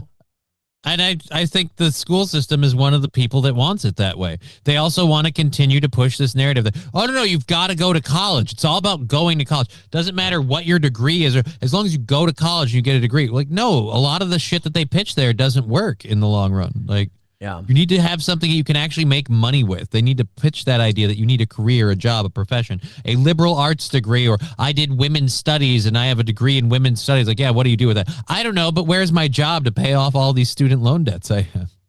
Or as Bapa Shab says, why didn't you just say that then? Damn, being all complex and shit. Fuck, damn. 09 Canyon says, my dad was good about his retirement. And all but he always told me, you have time, you don't need to worry about that yet. But I never learned, and now if I had started then, I'd be in good shape. Dan Vicious with $5 says, funny story from my neck of the woods. You know what? I don't want to get into the Charlie Kirk thing yet, so a funny story would be perfect. Thank you very much. Los Federales says, my worth, I think he means net worth, but you know, sometimes it gets bad enough that you have a worth. My worth when I was 30 was negative 35 grand. No financial background, immigrant, black, Puerto Rican, Jew. Holy shit, we found a unicorn. Fucking. No wonder Los Federales hasn't dropped $100 on this show in a long time. Maybe I got to cool it with the J Talk, who lives in Canada. Approximate net worth today, about $2.5 million. Well, he didn't make that $2.5 million throwing $100 at the toe. I'll tell you that. Maybe he's got something. I've never paid more than $200 for a phone, says Roots Calhoun. That's difficult and good for you. Holy shit. I need to learn Roots. I need to learn your ways. Teach me. Teach me, boy. Teach me. Grand Poobah with $2. Thank you very much for that. Thank you. Thanks for the two. Says, in school, I learned about compound interest in abstract during math class, but never in a particular way. Never had a class explaining how to begin saving and investing, and I went to a private school. $1 from Silverwolf says, I'm currently 29.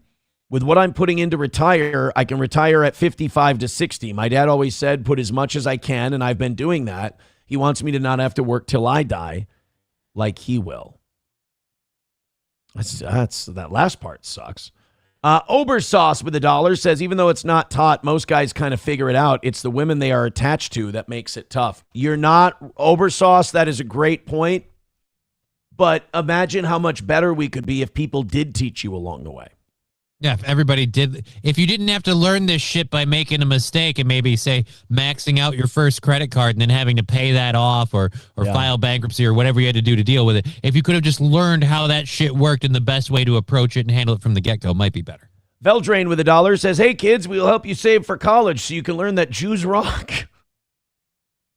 King Kong Dong with $1 says, St. Paul, Minneapolis account for 9 of the 10 worst schools in the state. The other one is Wadena. Wow, funky and cold, old Wadena. Thank you guys very much for that. I appreciate it. You're only $10 away from notching a win today. Let's do 2 memberships in the next 4 minutes, and let's call it a win an hour before there would ever even be a rally segment. And then if we get $50 over today, I go till 11. You know, all right. It's amazing. I said it at the beginning of the show. I said, why don't we just make these easy like yesterday was? And what do? They make it easy like yesterday was. Thank you so much. This audience is incredible. They are. They're amazing. Unbelievable. Also that they keep putting up with your shit. Really, I mean, that's the biggest part of it. That's the biggest part. Sam Show telling us how to deal with a woman, because, you know, someone said women make it more difficult. Sam Show says, but I want a new dress. Shut up, bitch. That's not, I can't recommend that. I feel like that could lead to conflict. Yeah. A wise man once said, just punch a hole in your drywall. I also want to say, like, I don't mean, like, I saw clips yesterday, like, we upset him talking about what we talked about, and he played it, and he coped about it. And it's like, I'm sorry. If I go too far, I apologize. Like, I didn't talk about it to make him mad. I just know that he's fucked with you before. Yeah. And so I just want to poke a little fun when stuff like that happens. And I hate it when people, like, obsess and go crazy and, like, get too internet-y. So if I did that, I'm really sorry. I'm a radio guy, you know. I want to do the fun radio back and forth. So, like, maybe well, not maybe. I am retarded, but Jesus, isn't poking fun at people kind of the whole thing? Like, you make an ass of yourself, you open yourself up to be made fun of. But if you're sitting there going, I don't want people making fun of me when I made an ass of myself, when all I do is sit on my ass making fun of people making an ass of yourself. Like, no, that's the part of the game. But that doesn't mean made yourself the punching bag this time. That doesn't mean I can't be better. And if I did say too much about his relationship, then I apologize. If that was too far, then that's on me. But one thing I will say is that Mersh has absolutely nailed it on the Kumia Melton Hackamania stuff. He's been an ardent defender of children against pedophilia. And I saw yesterday that Kumia said, and this is just getting so ridiculous, like watching a guy you used to look up to kind of devalue himself by, you know, fraternizing with just the fucking pigs of the universe. But, like, Kumi is, I'm going to sue Stuttering John. First of all, enough with Stuttering John. He's one you all lost. I mean, you're just fixated on this guy who's not doing anything to anybody. But he said, I'm going to sue him for calling me a pedophile. I have terrible legal news for Anthony Cumia. You can't sue anyone for calling you a pedophile. You've had sex with underage girls in your 40s. You've also said that if there was no law in place, you would fuck a 13-year-old. Pedophilia is not having sex with children. That's child molestation. That's different. Yeah. Pedophilia just means making remarks and having thoughts sexually about children. And I'm sorry, but in your career, you've put that on full display. In fact, most people who have, talked about the subject leave themselves open to being called that by people. Doesn't make it true.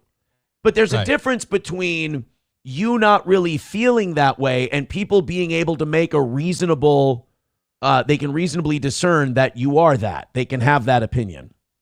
And people can have that opinion about you. You've said you wouldn't stop yourself at 13. You've brought a girl to her prom when you were in your 40s. You had a 17-year-old girlfriend that you had to take to the, what do you call it, pediatric wing of the hospital. I mean, yeah. I mean, Stuttering John gets to call you a pedophile. If you make jokes and music and references to having sex with children, people get to call you a pedophile. Just like if you were to call me a racist, I couldn't sue you for that because you could listen to the jokes I've made on the show or some of the rants I've gone on. You could say, I think that guy's a racist. And it doesn't help when you jump up, shake their hand, and say thank you after they do. Right. It's also me going, thanks for getting me. That's you really get it. Whenever someone calls you racist and then afterwards you go based, that's not good. It's not helping. Thank you. Like, that's not the answer we were looking for. So like these men in their 50s, 40s, 50s, and 60s crying that people are calling them pedophiles because they're accurately quoting them. Cry, bitch. I'm sorry. This is a perfect example of you made your bed, now lie in it. And I think Mersh has been spot on all that. Well, good for him. Yeah. Let's go to. I hope things turn up for him. Again, I'm not rooting for anything bad to happen to the guy. They had I saw on Twitter that they had a lovely dinner at Chili's last night, so they're cool. I hope I hope Mersh leveraged the Nintendo Switch. I hope he said, if you leave, you can send that fucking Nintendo Switch better be there. And when I get home, that Switch better fucking be there. All right. I think I said stuff about their googly eyes too. I think that was a cheap shot. That was both of us though. We both. Yeah, I was like, yeah, that was shitty. They can't control that. All right, let's go to this. Let's go to this Wisconsin story. I'm gonna be honest with you. I'm flying blind on this one. An audience member sent it in. The audience has been incredible today, so I'm basically letting them get away with murder. Let's see. Flash after a musician recorded a video at Wisconsin Heights High School that residents there say was provocative. And tonight, the school board gave parents a chance for public comment during their meeting. Our Maya Tate has more. How bad do you think it was? They said was provocative, so I'm guessing we've got racy outfits. It's Wisconsin, so it's probably suggestive dancing. Yeah, they have a problem with it being kind of black, I'm guessing. It's probably something black related. Oh, it could be Scarlett Hampton. She's in Wisconsin, black.com. Okay. That could be it. Sarah and Eric, the backlash after singer Skylar Gray, a Wisconsin Heights native, recorded a music video at her former school with permission from the school board. Now, at the first school board meeting since the controversial video came out, many parents... Twerking. I bet you there was twerking. This is kind of a John Lithgow Footloose kind of a thing.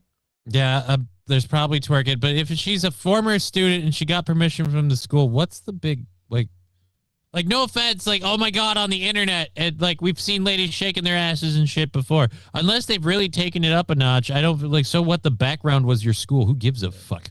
I don't know why I just thought of this, but I know this is gonna make me stupid, and people are gonna go, "Wow, you didn't know that, you fucking retard." Did you know this Madonna song "Like a Prayer" is about sucking cocks? Yeah. Oh. Okay. Did you know like her entire like early career especially was all about sexualizing herself and music? It was just kind of a thing. Speaking of blacked.com. Showed up to make their voices heard. Over 20 area residents... I meant Madonna, not that news lady, for the record. She seems nice. Not that if you get blacked, you're not nice. You know what? Why don't I just... Should we just... You just keep digging, buddy. Why don't we just do the story? Yeah. Made their way to the meeting. Many with the plan of speaking about this controversial topic. But with no direct response from the board to their comments, some felt like more could have been addressed. We just feel like maybe it wasn't enough and more should have been done. What's maybe the video? Publicly, and standing in front of a school board meeting and giving us that. Are we fucking popping pussies in the gym floor? What's the deal? We can't feel emotion with that. Although Severson also says that it's about more than just the apology. A lot of us parents still have questions to this, and really it just boils down to... You allowed it to happen. You didn't follow protocol. You would think somebody got fucked in this video, that they filmed a porno at the school. Right? We haven't seen hide nor hair of this film. I figured we would have seen a clip by now. Yeah. And again, moving forward, how do we know that you are going to follow protocol? Jacob Taylor, another parent who came to speak during the board meeting, says that a lot of parents are not only unhappy with the outcome of the video, but also that Gray was even allowed on school property. And just feel like it's important to speak up for your family. God, these are some Wisconsin-looking people, though. I'll give them that. This looks like Wisconsin. I got some bad news for you, teachers. I don't know how many of you ever did any extracurricular after school programs. I worked with television production and theater. After school gets out, especially high schools, there are shit tons of people coming and going, doing different things. There are people that rent the auditorium on the weekends, and they have absolutely nothing to do with the school. And they have different people of different ages doing, in one case, it was a ballet thing with a whole bunch of other, and there were people talking shit about the instructors in the ballet classes and making it sound like they shouldn't be allowed around, underage people. And yet, again, they were allowed to do this shit at the school auditorium. No one fucking said a thing because nobody heard about it. You don't fucking know. It happens all the time. It's not abnormal. Speak up for your community on a time when people don't really want to speak up their opinions in public anymore, and just don't be afraid to. What happened? Who was killed? What snuff film? Was this The Crow? Your opinion, then changes can't be made. Previously, Barb Stats, the school board president, released a statement apologizing for the incident. And again, I played that because someone sent it to us and said this is from my home state, my hometown, the neck of the woods. Yeah, I wanted you to do. I still have no idea what the fuck happened. I want to know what this video is so I can go find it. I need to know what the video is. That's all the story did, is it made me hungrier to know what the fucking video that you're all flipping out about is. I have no idea. They didn't even say who the person was. It's just a video got filmed and now everybody's pissed. Joey Caravello with $2 says, Aaron, I was at a meeting of the Order of Nine Angels, and it was decided we will install you as Pope when we take over to have a man on our side in the Vatican. You got to burn the other Christians, though. $1 from Los Federales says, oh, and by the way, I'm a grade 9 dropout. Quit bragging. So that's more the black part than the Jew part, I'm guessing. Probably. Yeah. Here's a start. Teach the black community the value of keeping your dick in your pants and your legs closed. That will vastly improve their community. Hey, how come he gets to say that when I say that? I'm probably because I'm shouting and there's a vein bulging in my head when I say it. Right? You seem way more unhinged. Yeah. I got to work on saying that shit calmly. Well, he has the advantage of doing it through text. It gives him an edge. He's also Puerto Rican, so he threatens to stab anyone if they call him a name. That's right, and you know he means it. Yeah, he ain't fucking around. Sergeant Holka gifting a membership. Thank you very much, buddy. Appreciate that. $5 away from calling it a win. Autoglass with a gifted membership over on YouTube. Johnny, you know what that means. What does that mean? Where are we at? It means it's another win for the toe. Thank you guys very, very much. You knocked it out way, way early. Unbelievable. Thank you guys very much. You are only $50 away to making up last night. Thank you so much. Alan says you could Google the school and the video. That's the only news story. Wisconsin Heights music video. By the way, why did you Illumina Skylar Gray? So I'm looking for it. Why did your what do you call it? Why did your school board say yes to it? Why would you let the students come in and film a music video? Like, that's not what a school should be used for. Former students, yeah. Well, like I said, they rent out auditorium spaces and things like that for different groups. You fill out the paperwork and they do whatever background check shit they're going to do. You pay whatever fees or fines they're going to charge you, and they let you use the property. Like, I literally had to spend a couple of weekends watching people use the light equipment for the auditorium because they weren't allowed to use it on their own. There has to be a member of the faculty or student body with that program there. So they had to have some fucking light tech asshole. So I got paid, not super well, but even when you're fucking 15, I was sitting on a fucking chair for 2 hours a day watching people use the board every weekend for like a month. Dan Vicious with $2. Thank you very much, buddy. That's going to give us a little more into it. We'll check it out. By the way, Clippers United repeating a lie that my name is on court documents for domestic abuse. They are not. I'm sorry that the guy you like is a pedo. I apologize, but I'm sorry I'm a better person than the people you like. That shouldn't upset you. I'm sorry, Clippers United. I apologize. I'm not your dad. I'm not your therapist. By the way, another win for the toe. Thank you guys very much. Appreciate it. They are coping and seething today. I have noticed that. Oh, boy. I wish you guys could just enjoy it with us. We'd love to enjoy it with you. But you seem so angry. All right, here we go. This is Skylar. Oh, this is the video? Yeah. Okay, this is already, I'm uncomfortable. This is already, I'm like, all right, I get why you're pissed. Through the blinds, wish you could return your skin, cause it doesn't fit right. The air feels like water, you can't get your breath. This is just the song, though. Listen to songs about death and have TV for dinner. Don't want Yeah, that's just the song. I want to know what in this video is so fucking insane. Right? Like, I'm looking it up. I can't find the goddamn thing. And doesn't it seem like irresponsible by the news? It's not like show or tell anything about why the video is such a huge problem. Yeah, like if you're going to report on this thing and talk about how terrible this whole thing is, then shouldn't you show us the video in question? Right. Bigot on socialist media says about Clippers United, I'm embarrassed to be watching a show with such fucking retards. Look, I understand it. I'm not mad at them. I understand them. They had a goal. They're like, we like a show that couldn't get any viewers until it followed Aaron. So we have to kill Aaron. We have to destroy Aaron and wreck his show. To quote their host, to quote Patrick, we're going to run him off the internet. And it failed. And he now is trying to memory hole that and brainwash. And you got a double-digit IQ audience. And they're trying to memory hole it and act like they didn't say that because they lost. So they're trying to move the goalposts. I understand it. I empathize with them. It's okay. If that was my whole life, was trying to destroy me and you couldn't do it, I would understand. I would understand. $2 from Mastrote says toe-mestical violence. Toe-mestical. That's when the toe just, gets after them. I've always told people, though, I am whatever you need me to be. That's all. $10 from Radman Racing says, since everyone is still saying you're gay and you're complaining about your church talk, here's $10 to help you get your white neck collar. Oh, Father Imholt. $40 away from making up for last night and going until 11 o'clock. Thank you guys so much. All right, you want to check out this Andrew Colvett thing before you go? Yeah.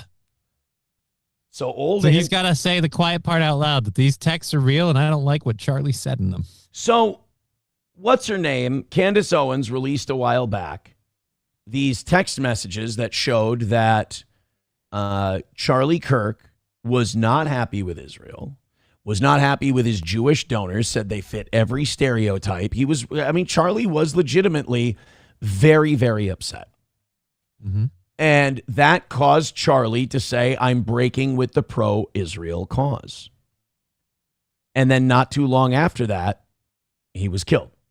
And we're talking weeks. Yeah. If not like days. a week. Yeah. By the way, Vince Griswold, thank you for $5. Says, ever thought about adding Melton's song, The Matador, to the list of rally songs? No, it's so disgusting. It's such a pedophilic song. It's about having sex with kids.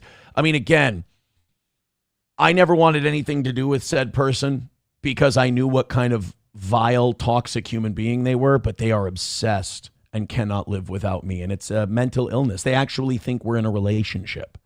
It's psychotic. If he were a woman, people would shun him and be like, this bitch is crazy. And there's a lot of effeminate energy, and the person's prone to crash out. So you just got to kind of stay away from people like that. And they breed an audience that's kind of the same as them. So no, I would never add that song to the list of rally songs. And by the way, his audience, they want to poo-poo that. They go, no, Matador, don't say that. Oh, I get it. It's indefensible. And but you can't let your hate for me let you excuse awful, terrible behavior. And I feel like you do. And that's unfortunate. And, that's tribalism in human society in general. So. It's really too bad. But you know what? If I lost to the toe, I'd probably seethe about it too. All right, so let's go to Andrew Colvett. He's going to finally address... It's very strange. Like, it's always weird when people choose, like, the timing they choose to address these things, because the Charlie Kirk text thing has been out since late last year. Right. So why is Andrew Colvett choosing now to address it? Is it because Turning Point USA isn't doing well? Is it because, and by the way, still, my opinion, still gross that they call it the Charlie Kirk Show. Right, because they're fucking dining on his name every chance they get. That's why they're losing people, because we're sick of you guys coming out and parading Charlie's dead body, charging us for photos in the tent that he was shot in, going, this is what Charlie would want. We're like, I don't know if it is or not. But I'm uncomfortable that you're so confident it is. It's also like really fucked up that they keep complaining about Candace Owens. And they're like, you shouldn't release old text messages and blah, blah, blah. You shouldn't release dead people's text messages. You're using a dead guy's show. You're using a dead guy's Twitter. You're invoking a dead guy's memory every time you want to make a point, even when it's things he was clearly against. So this is Andrew Colvett talking about the texts. Yes, in a spirit of looking at every lead, turning over every stone, we wanted everybody that needed to know anything that we knew. Not just, I mean, and by the way, we've been accused of not being interested in the truth. And just to remind people what this... You're not. And also, if you were going to carry on Charlie's legacy in his show, please don't put guys who are clearly producers behind the microphone. Like, this guy is so not a host. He doesn't have any charisma, any draw. He doesn't belong behind a microphone. And this guy is so clearly a producer. This is referring to, this is after Charlie's murder, there were text messages that from a private group chat that were made public and were used to, frankly, kick off the big conspiracy theory that we've run into over and over again, which is that Israel or the Jews had Charlie murdered. Yes. Oh, you mean a fact? Sorry. And by the way, I don't think people say Israel or the Jews. Or at least I'm not saying that. What I've said is I don't think it's Tyler Robinson, and there were a lot of people who seemed like they had a problem with where Charlie was going. There was a lot of money on the line, and that's usually why people get whacked, is over money. And Charlie wasn't following. And when these guys pay your way, they expect obedience out of you, and it wouldn't be the first time a guy has turned on the group and got whacked for it. So I'm sorry, but I'm not seeing the connection or the rationale of the Tyler Robinson story. But when I start following the money in the text messages, that does start to make more sense to me. And you guys go into this defensive mode right away, like we're accusing certain people of killing Charlie Kirk. No. We don't know. We're just saying that we seem more curious about this and willing to follow more leads than you do. Which honestly, the whole reason I think the Israel lead seems like so much is because you guys circled the wagon so defensively around that point just when people said, look, I don't know that I'm buying the narrative. Oh, it's not Israel, you liar. Like nobody said that. Right. And then the text messages and shit come out and go, oh, never mind, it was Israel. Had Charlie murdered. Yes. So, which we do not believe.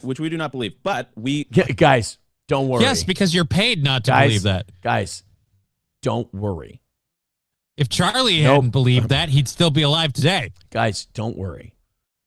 Nobody in the millions of words that have been spoken publicly about Charlie Kirk, no one is accusing Turning Point USA of thinking that Israel or the Jews had anything to do with Charlie's murder. Don't worry. If Israel said it's not raining outside during a thunderstorm, you guys would buy it. Have been accused of trying to, or we're not interested in the truth. The actual fact of the matter is that behind the scenes, we have given everything we know to give, every single piece of information. This was one of them. I was told I could trust Joe Kent. I provided the screen grab. So he's like, I was told I could trust them. So he did not want this to get out. He's like, this looks really bad, but I'm going to send it in because I can trust you guys. Now, Candace and Joe have said that he didn't leak that information. Right. So it seems weird, like you said, why all of a sudden are they coming out about all this? Well, it seems like they're coming out about it to just subvert Joe Kent and just go, hey, look, so Joe Kent leaked all this information, and that's why he's a horrible like you said, even though that, as far as we've heard, isn't true. Like we said, those text messages have been out for months. So why not out Joe Kent right then and there? Why wait? Again, it seems like these guys, Levin, Turning Point USA, it seems like they get marching orders and then they go off and say shit. None of it seems genuine, like they came up with it. Now, all of a sudden, after Joe Kent leaves the administration, now we're hearing that maybe Joe Kent leaked this text message. Where was if you were this upset about it and it was this much of a problem and Joe Kent really was the problem, why didn't you come out with this right away when you were mad about it? Or is this because Joe Kent is getting a lot of traction? He's critical of the Iran war that you and your funders are backing and that you need to destroy Joe Kent.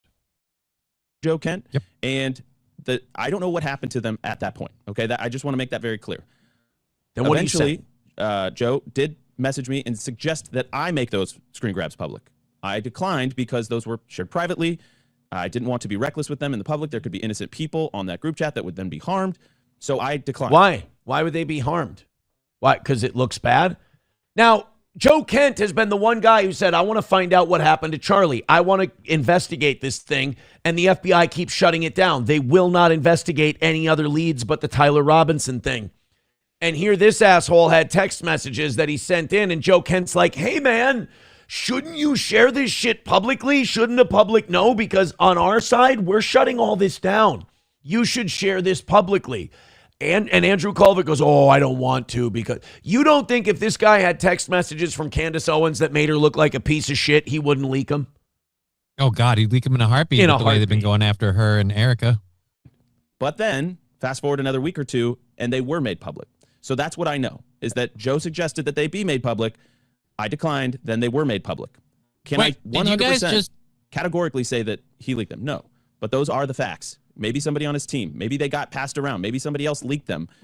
But those are the facts of the matter. And it's just very fascinating to me that we're hearing this after Joe Kent resigns.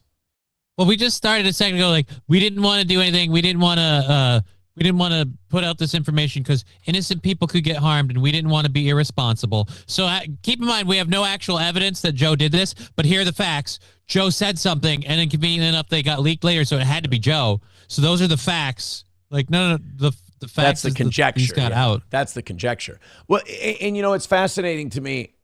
Like, these guys clearly were paid very well to move the fuck on from Charlie. So, well, then do it. Take his name off the Chiron. Take his picture out of the background. Stop parading him around with the fucking collection plate and go, oh, but we're doing it all for Charlie. Like, no, you're not. The trans stuff doesn't make sense to me because then they would have whacked him 10 years ago. Somebody would have taken a shot at him then. The timing of his death is too strange to me. That's what I know. Yeah, and the reason we're bringing this up, obviously, with his departure from the administration, there's a lot of debate over what it means. People have been arguing, was he a leaker? Some people have suggested he might be a criminal. He should be indicted. We're not saying that. They all look you like... You just did. You just said it. They all look like they have a gun to their head. Like, they all look like a hostage video. Again, this all seems so rehearsed. It's like the Levin stuff and everything else. It's just... You can kind of tell when someone's being genuine, and you can kind of tell when someone's following a script. And this just seems like guys who are saying things that they're being paid to say. It just doesn't come off as genuine. This has come up? Because if you were being genuine, you would say, yeah, I can see where people would think that looks fucked up. I could see where people would read those messages and go, I have questions. But instead, they shut it down right away and go, oh, yeah, people see those texts and they go, well, the Jews killed him. It's like, well, no, but can't you acknowledge that looks weird and the timing is strange and you can see where people... Can't you also say people love Charlie maybe differently than you do? And they would really like to find out what happened because it seems unjust that A, you might send an innocent man to prison, and B, that this guy that we all liked and looked up to, we want to find out what happened. We want closure. It's the fact that they can't acknowledge that and they keep just going to excuses and copes. Mm-hmm. That it looks weird. I'm not saying it is anything, but it doesn't look right. And I don't know. For me, I get upset with the whole and people are saying he's a criminal and he should be brought up on charges. I mean, we're not saying that. And no, you just said. Right. I'm sick of and it's not just this guy in particular. I'm sick of some are saying, not that we are, but some are saying, and now I'm using this straw man as my fucking platform to spit an opinion at you. It's just really say your opinion. You think he should be X, Y, or Z. It's just really weird that all of a sudden this same echo chamber all wants the same thing to happen to Joe Kent out of nowhere. Like one day nobody ever talked about Joe Kent.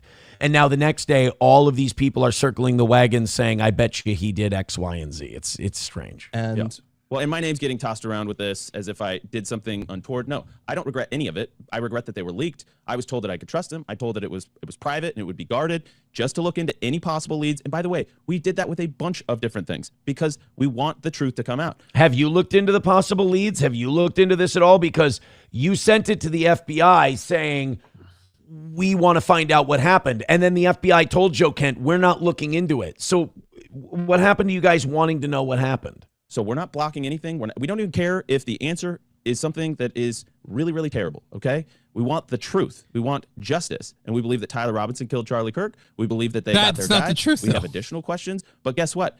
It was an egregious breach. Whoever shared that screen grab publicly, it was an egregious breach. He is mad and that got out. Obviously, we're not happy about it. But can't put it back together again. Can't put the paste back in the tube, as they say. And so, again, I just want to be very clear. I don't know who ultimately shared that publicly. But the facts are, Joe Kent was one of the people that had it. Very, very, very small group of people. Maybe one of his team members, whatever. But he did suggest that it was shared publicly. We declined because Charlie had every opportunity to say publicly what he believed. He did not say that publicly. And so far be it from me to put words in his mouth, okay? That was something that was private. So we wanted to keep it private. I don't understand. Like, if Joe Kent leaked it, he could just admit it. It wouldn't be a crime. It wasn't confidential information. Like, if Joe Kent leaked it, why wouldn't he just say, I leaked it? Right. And the whole thing of, like, they don't want any of this speculation of who did this to Charlie. They don't want this assumption that these text messages are the secret cabal behind what happened to Charlie, because that could affect people. But we are going to speculate because he had access to the files. He believed something, and that thing happened. Obviously, it was him. No, not necessarily. He's denying it. So if you don't want to just speculate recklessly, according to what he says, he didn't leak the information. According to what Candace Owens said, he's not her source. So either both of them are lying, or he's not the guy. $1 from Dan Vicious said, sorry, here's a clip of some of what she filmed. Okay. All right, I've got a couple. I couldn't find any. Oh, here we go. Oh, God. Judging from your face reaction, I'm guessing we can't play this one on the screen. Oh, God, this is gross. All right, this is from TMZ. I can see why people were maybe a little upset. I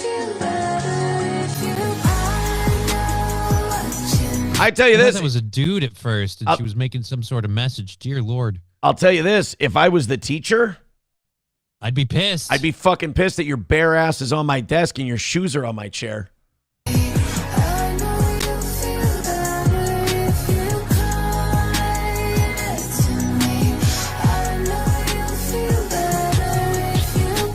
Shitty production quality, too. I'm offended by that. This looks like a home movie.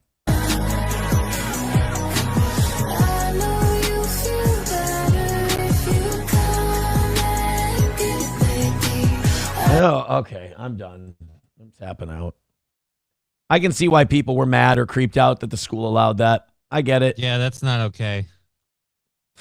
I don't. I'm uncomfortable. I was uncomfortable.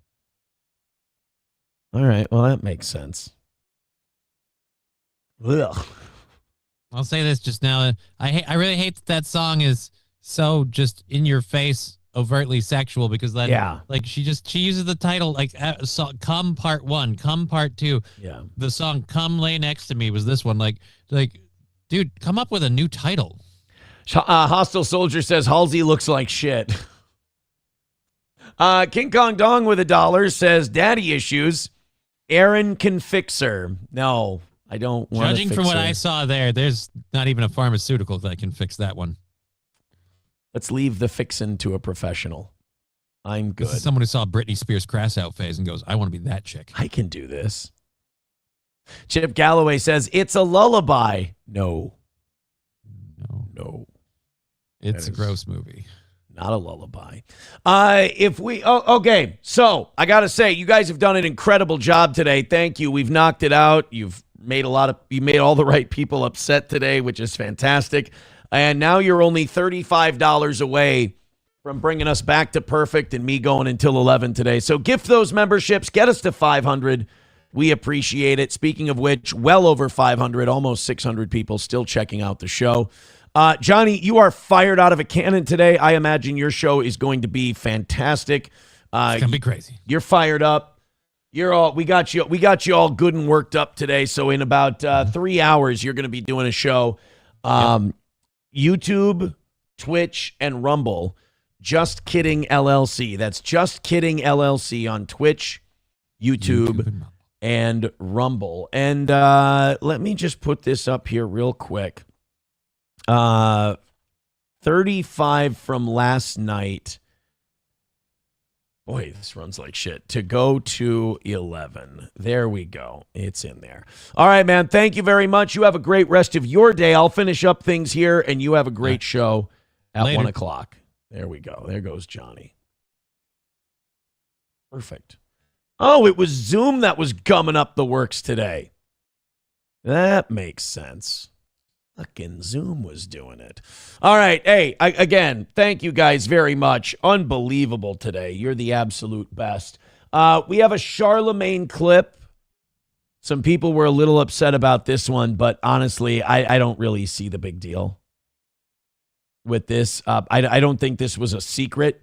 Charlemagne went off on Monday, and we didn't really talk about this yesterday because I didn't really think it was that pressing of an issue, the Robert Mueller death. Robert Mueller hasn't been relevant for 10 years at least, since he was investigating the Russia stuff, and he was he was the I was thinking he was the guy investigating Trump for crimes, but that was Jack Smith. But Robert Mueller died at 81 years old. And over the weekend, Donald Trump put on Truth Social that he was glad that Robert Mueller was dead, and he was shitting on him and all this other stuff. And it was remarkably, here's my thing. It was remarkably unprofessional. It was really, really shitty. But it's not something I don't expect from Donald Trump. Like when I heard that Mueller died, I was like, oh boy, I bet you Trump. I mean, I did. I thought Trump's going to say something retarded about it. Trump's going to say something really stupid. And sure enough, Trump said something really stupid. I think people are kind of immune to it. So then Charlemagne on the Breakfast Club came out and said, well, you know, people are going to be celebrating when Trump dies. And people are like, how dare you? How could you say that? I mean, isn't that 1,000% accurate? I mean, I imagine people if people would celebrate the idea of his death right now. There were people who were happy when he got shot in the ear. So I don't really see how this is the fake outrage thing. I've been railing against fake outrage for about 15 years now, it seems. And we keep thinking like, oh, there's going to be pushback, or oh, it's going to get better, or it's going to get worse. And it always seems to like be this amorphous blob that just kind of floats around like a black hole in the universe. If it's not near you, you don't know it exists. But once it comes into your purview, everything kind of gets warped. And fake outrage kind of rears its ugly head every now and again. And I think there's a lot of fake outrage around this Charlemagne thing. Let's take a Former listen. FBI Director Robert Mueller passed away. He was 81 years old. Rest in peace to him. And as a special counsel, Robert Mueller probed Trump in his 2016 campaign as the leader of the Russian investigation during Trump's first term. So you know Trump don't like Robert Mueller. So I didn't expect him to have anything nice to say about Robert Mueller after he passed, but I damn sure didn't expect him to say this. Donald Trump reacted to the news of his death by posting this just minutes after it was announced. Quote, Robert Mueller just died. Good.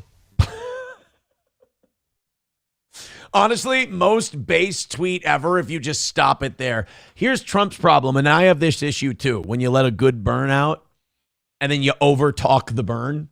Like, just cut it. You know, Shakespeare once said, brevity is the soul of wit. Boom.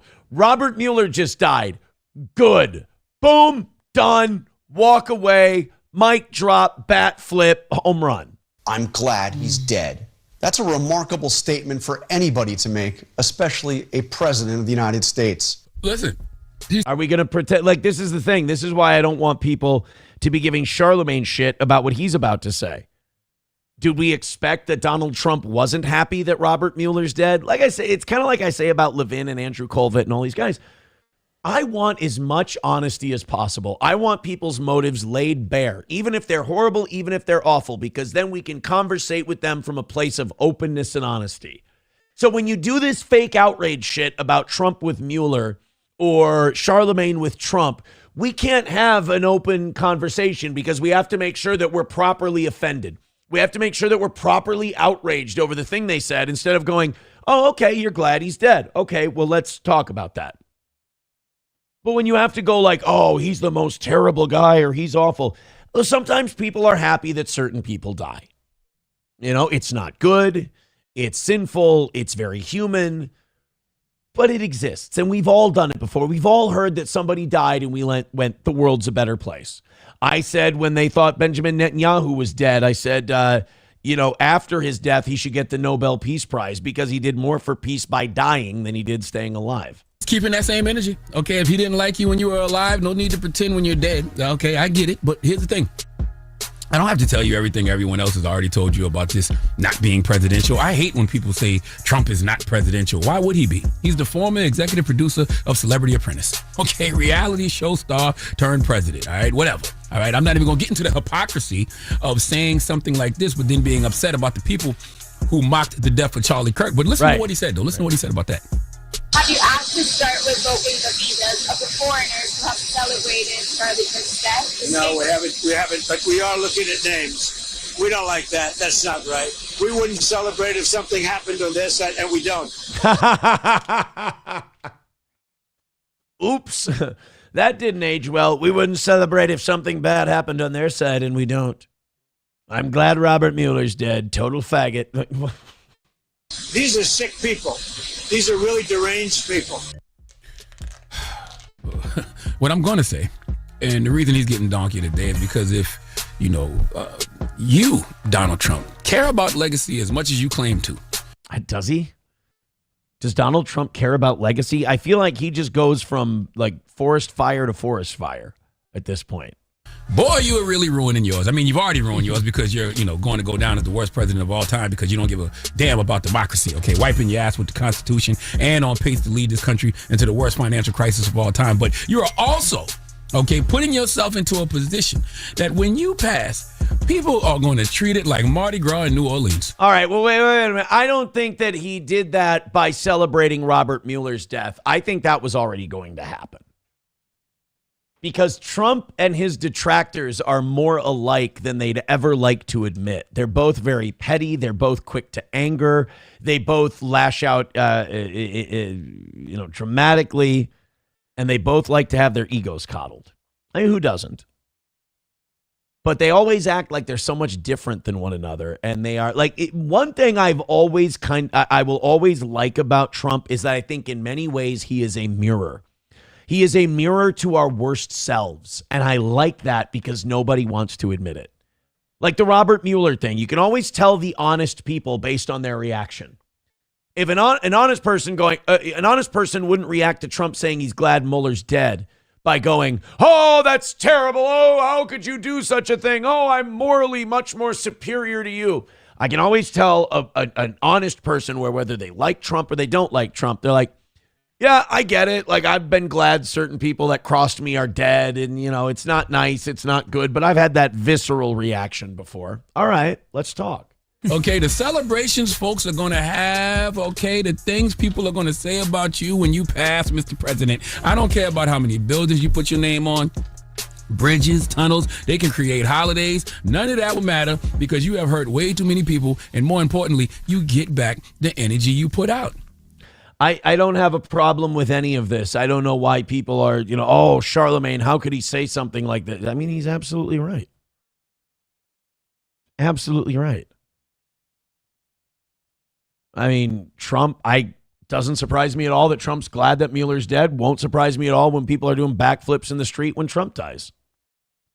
Yeah, Das Optic Nerve says he's not lying, though. Right. This is why I get so confused and I don't know what to do with stories about fake outrage. Because, what am I supposed to do? How am I supposed to react to you being offended by Trump saying that about Mueller or Charlemagne saying that about Trump? I can't honestly react to you because I know you're not being honest. You're telling me that you're offended by this? No, you're not. You understand it. He did this. Oh, yeah, Sam Show's right. He did the same thing with Rob Reiner. He shit on Rob Reiner when he was brutally murdered. So this shouldn't surprise you. Reformed Rapscallion said, Trump lovers, ask yourself honestly, why? Why is he president? Just to be remembered? No, fuck that. To game the system to get richer. His net value is not supposed to quadruple. Stupid, stupid people. Hostile Soldier says, truth is, you don't hear of Parkinson's in a year. Mueller's testimony should be thrown out or he didn't have Parkinson's. I mean, he's dead. So there's that. Scousco says, butter is bad for your heart. Trump's looking out for you. Butter is bad for your heart. Trump's looking out for you. I don't get that one. Hey, thank you guys very much. If again, I have to make sure that I give you all the fucking flowers for today. You guys have done incredible. You've knocked it out today. We don't have to do a rally segment, which is fantastic. Just like yesterday, just fucking crushed it right off the bat. Thank you very much. If you want an extra 30 minutes today, we are $35 behind from yesterday, so we do offer from last night, so we do offer that.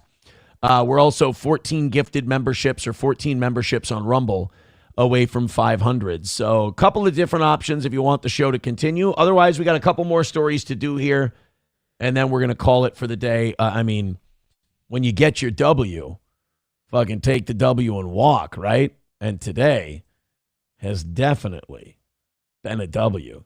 Did you see that Minnesota? I think this has a chance to get, maybe not like us live covering the riots down at Whipple or on Lyndale bad, but this has the ability to get really, really ugly. ICE is at the airport in Minnesota now because of the partial government shutdown and because the Department of Homeland Security, oh God, I forgot what it's called, the TSA. So because there's slowdowns and because there's the TSA is understaffed at the moment because of all this shutdown stuff, they have decided, the Trump administration has decided to deploy ICE at the airport to help out. Now, here's the rub. Trump has also said that while ICE is there to provide security, they will be on the lookout for illegals. So, in my opinion, when ICE shows up anywhere in Minnesota, all the crazy DeWoke farmer and all the blue hairs and all the crazy people who threw the dildos at Whipple, as funny as that may be, they're going to show up at the airport. And that can cause a massive fucking problem. If we're going to have ICE at the airport, again, I don't have a problem with ICE going to the airport. I guess what I would have a problem with is the advertising of it. Like, just don't tell anybody. Deploy ICE, put them in TSA uniforms, keep it low key. People have to travel. People have to make it to their flight. And if these fucking Looney Tunes show up again to start throwing shit and hucking dildos in the airport, and we got to try and clean that up, and people are having a hard time making their gates and getting to their flights, then that's something that needs to be nipped in the bud immediately. Now, people are saying that ICE is not being seen around the airport. Not a lot of people have had visuals of ICE being at MSP, but the minute people find it out and the minute people start to think, they get, that come to Jesus moment, they're like, we have to fight back. We could see Whipple at MSP, and that's a real issue. Let's take a look. Continue forming at airports across the country due to the partial government shutdown over funding for the Department of Homeland Security. Fox's Sarah Allegre is live. She's at George Bush Intercontinental Airport in Houston. And Sarah, this is one of the busiest airports we know in the country right now. How are things going so far today? Good morning to you. Good morning to you. Yeah, long lines continuing after the weekend here on this Monday morning into the afternoon. This is what we're seeing behind me, and I want you kind of to copy and paste this for the surrounding area. Picture a big room. That's what we're seeing here. Clunks of people just waiting and then lines stretched around this terminal. I'm looking down. That's wild because I've been to the airport so many times in my life, and I've never had a long wait. I've never had to go through security and everything. I don't think I've never waited 15 minutes. I don't think I've never had a 15-minute wait. It's usually 5-10 minutes, especially if you don't have to check a bag. Sometimes if you check a bag, it can be maybe 20, 25 minutes to get through the bag check and then get through security and all that. But if you just bring your carry-on, you bring one for the overhead, one for under your seat, and which, by the way, you should be good on that. That's like 5-10 minutes tops. Stairs right now too, and we're seeing several lines just snaked across this entire terminal. So a couple of floors deep that we're dealing with long lines, 240 minutes at the moment. Hours ago when I first got here, starting at just around 60 minutes, and throughout the day we've seen that time just stretch and stretch and stretch. Holy shit, am I glad I'm not taking a vacation this spring. This sounds super shitty. The Trump administration announcing earlier into the weekend, we are sending help. Federal immigration enforcement officers now arriving here in Houston. We know that they're there in Atlanta as well right now, just standing by watching these lines. We're going to send ICE agents to the airport to help. By the way, I still like him. I mean, the Trump administration pisses me off. I still like Homan. Homan is so matter-of-fact about everything. Like, what are we going to do, Tom? We're going to send ICE to the airports, and if anybody gives us any shit, we're going to take them down. Alleviate not only the TSA officers who are overwhelmed and understaffed now because many of them left, but we're going to help the American people transit through the airport quicker and not be held hostage by this foolish shutdown that the Democrats started. Got to get that Democrats shot in. Aren't the Republicans in the majority? Like, this is my biggest problem with Trump's presidency. He has no ability to whip his own side into shape. Like, Bill Clinton was really good at that. Obama was terrible at it. But Clinton was really good, and Reagan was really good at this too, was getting his party to fall the fuck in line. George W. Bush did a good job with that too. Really almost everyone but Trump. Biden couldn't do it. Biden was retarded. But Trump doesn't have this ability to use his majority. Like, he couldn't get Obamacare overthrown or repealed or whatever. Even though he had big majorities in the House and the Senate. Now in this term, he can't get any Doge cuts passed. He can't get a budget deal done, even though he's got the majorities. It's just, it's frustrating to watch. They're like, oh, the Democrats did this. The Democrats did this. Motherfucker, the Democrats can't do shit. All you guys got to do is get your shit together and get your shit in order, but you can't. And now you fucked up the Epstein thing, so a lot of Republicans are mad at you. You lied about going to war, so now a lot of Republicans are mad at you. This is not a Democrat thing. This is an everybody working together thing. But I like the idea, like, you don't need ICE anymore for this big operation in Minnesota. Throw them into the airport. Why not? But it's been a contentious move. It's not like Trump is doing mass deportations like he promised, so what the fuck else is ICE going to do?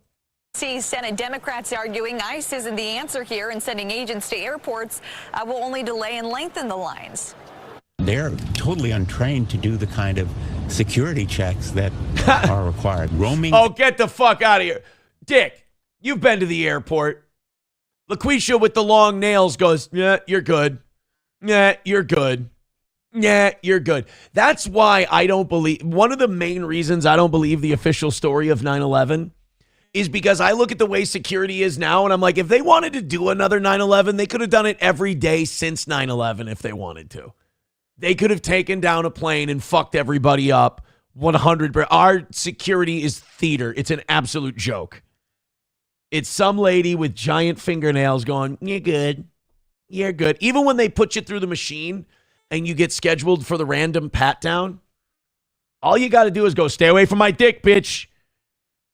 And they just touch you. I mean, the pat-down process is ridiculous, too. And ransacking by ICE agents is just going to... And to say that the ICE agents can't do the security, here, step into that machine. Look at the machine. He's good. All right, cool. Come on out. Yeah, ICE can't do that? Really? ICE can run down crazy Venezuelans on drugs. Do you know how difficult that is? I think they can handle a bunch of obese American suitcases. Disrupt and delay airport security and undermine it. You just don't want this shutdown to go on and people not feel it hurt, because then you won't get your way. Yeah, we got several checkpoints just shut down right now. And so we're seeing a lot of this consolidation. Wait times anywhere from 3 to 4 hours at this point. Dude, in fairness, though, like, this is spring break. Like, the next 3 or 4 weeks, it's still going to be spring break throughout the country. So this is going to be a really busy time anyway. Now the option for TSA pre-check, well, that's been consolidated to 2 terminals. If you've got Clear, though, they've shut down operations entirely today, at least here in Houston, all stemming back to D.C. This is where the root of this has been. Congress stuck for weeks over funding the DHS, leaving more than 100,000 federal workers right now without that pay. Maybe if Kristi Noem hadn't filmed so many expensive commercials and bought such expensive makeup and clothing, maybe we could have kept the airports open a little longer. Yeah, I don't mind ICE at the airport, but I know people are going to lose their minds over it. And I know it's going to be a major issue for people. Thank you very much to King Kong Dong with $1. He said, the chat's doing that thing where it repeats. There it is. King Kong Dong with $1 says TSA agents are failed student cops and couldn't get hired as a standard mall cop. No, they're horrible. It's really, really bad. By the way, Hobo says it's embarrassing that I'm former military. Come on. Hobo says what? Hobo says horrible shit about me. But I will say this, Hobo, you served. It's not embarrassing that you were a soldier or anything else. You served. That's heroic. That's a very brave thing to do. I'll shit on Hobo right back to him. But I can't shit on him for that. Not at all. Pearl Legend on YouTube says, what are your thoughts on the due process of people waiting almost a year for a hearing? The immigration process? Fucked up. Our immigration process is completely broken. Electing Trump didn't fix the immigration problem. If anything, he's failed to keep a lot of his promises. No, you're right. It's absolutely still a nightmare. All right, if you're just joining us, we've already knocked out our goals. If that offends you, you should probably find a hobby.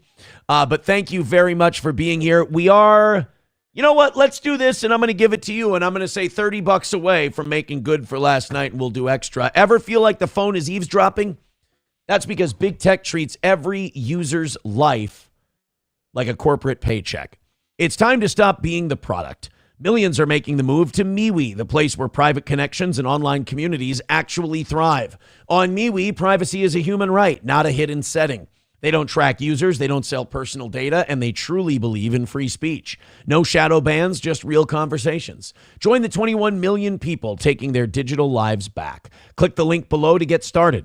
Use code WELCOME2026, that's WELCOME2026 at checkout to grab 20% off MeWe Premium. That's WELCOME2026 for MeWe Premium at 20% off with MeWe. Thank you, guys. $30 comes in the next 10 minutes, and we will go till 11 today. Otherwise, thank you guys for knocking it out today. You've done your job. Unbelievable work. 14 memberships away from 500. So you've almost got it from last night. Thanks, guys.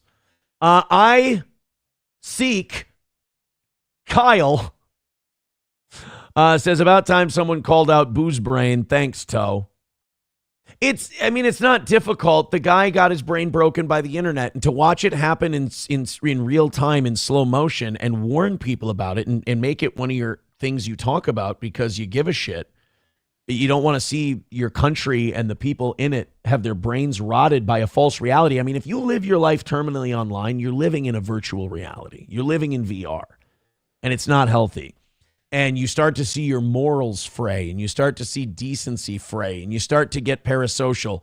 And I think Boozmock just lost himself, unfortunately. And I know every time I bring him up, he's going to seethe and tweet about me and everything else. But I tried. I had fun with him more than anyone else did, but he's lost it. And when you start defending pedophiles openly because you want to look good to the pedophile, it's fucked up. Here's a lady that you don't want to date. I don't want anybody thinking they can fix this one. She gone. This is what a boyfriend came home to late one night last week.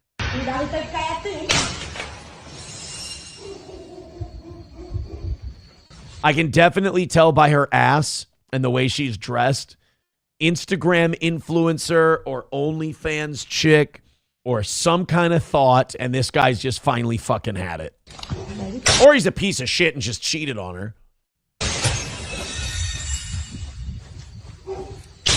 Oh, by the way, the sound you're hearing is she's smashing windows. By God, it's stone cold. Stone cold. So she's got the baseball bat. She's going old school Jaded X on this bit. She's going baseball bat right to the windows. This is not going to be a cheap fix. I hope you got crazy bitch insurance.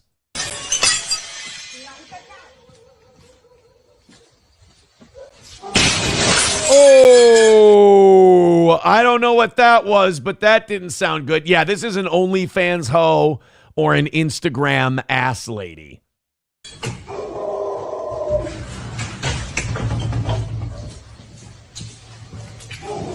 Uh-oh. Don't. Oh. The dining room table. By the way, the wood, not as satisfying as hearing the glass. Let's do that last one she did, where I don't see where she broke this door, though. Where's that window? Oh. Like, you know what I mean? Like, I don't see where the break was in that one.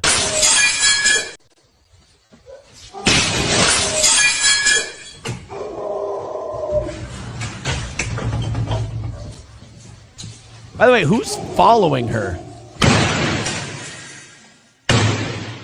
You mind stepping in? I mean, she looks all of about 5'2". You could maybe, help out a little bit. Woman goes absolutely nuts with a hammer and destroys her boyfriend's house after an argument. Windows, furniture, everything in sight. Neighbors said they were too scared to even get close. I understand if you're too scared to get close because if you put hands on her, you might end up getting charged. That's kind of the odd place that we live in now. But you can't like restrain her and get the hammer. I suppose who wants it? You know what? Good point. You don't want to take a hammer for someone else's property. I get that. Oof, that's nasty though. But people like that give you signs. Like there are warnings. You can't say like, oh, we got into one fight and then she turned into this crazy bitch. Oh, by the way, numero uno Josh Denny fan says, I seek Kyle is Boozmock. Wow, Boozmock is really butthurt. He created another account so that he could pretend that he thought me calling him out for what he was. Holy shit, that is wounded. That is a wounded. You see, I hate it when people respond to what I say about them by just confirming it. That sucks because you want to be wrong. Lance with $1.99. Thank you, Lance. He says, give us an old-fashioned toe victory for goal. Goal! Thank you very much. Main Vein with $10 says, for overtime and a good show today. Today's show was very, very good. Thank you very much. And now it's a whopping $20. I've got 3 minutes and I can get the fuck out of here.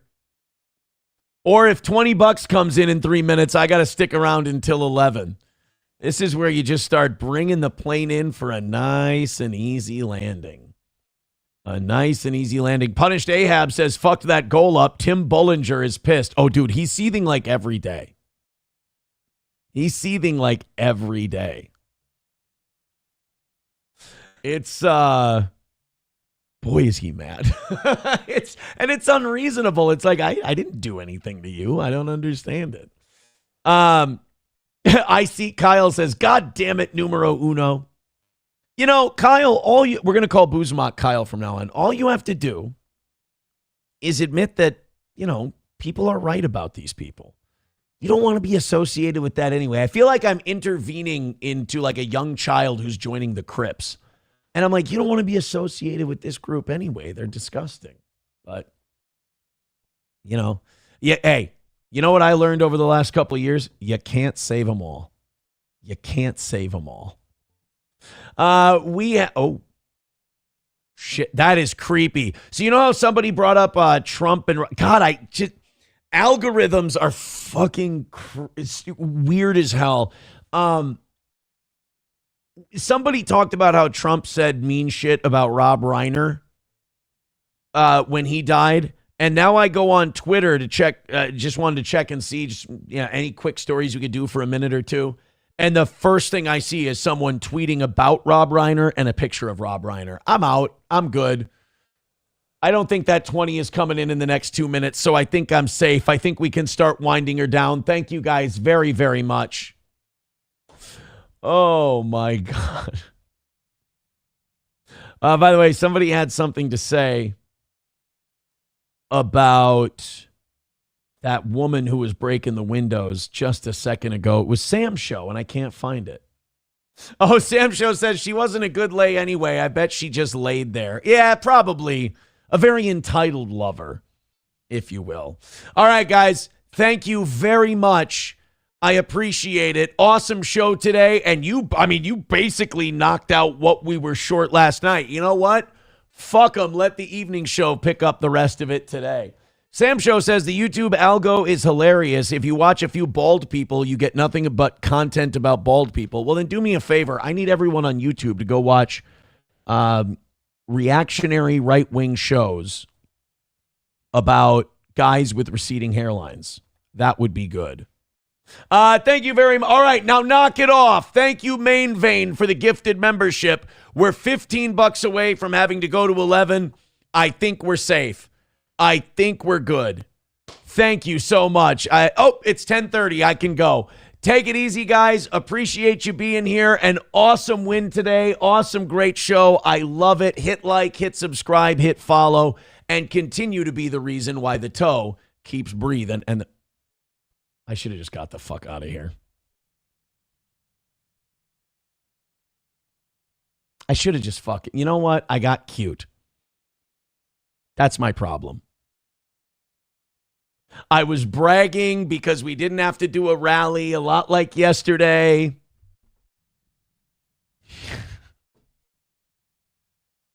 Son of a bitch.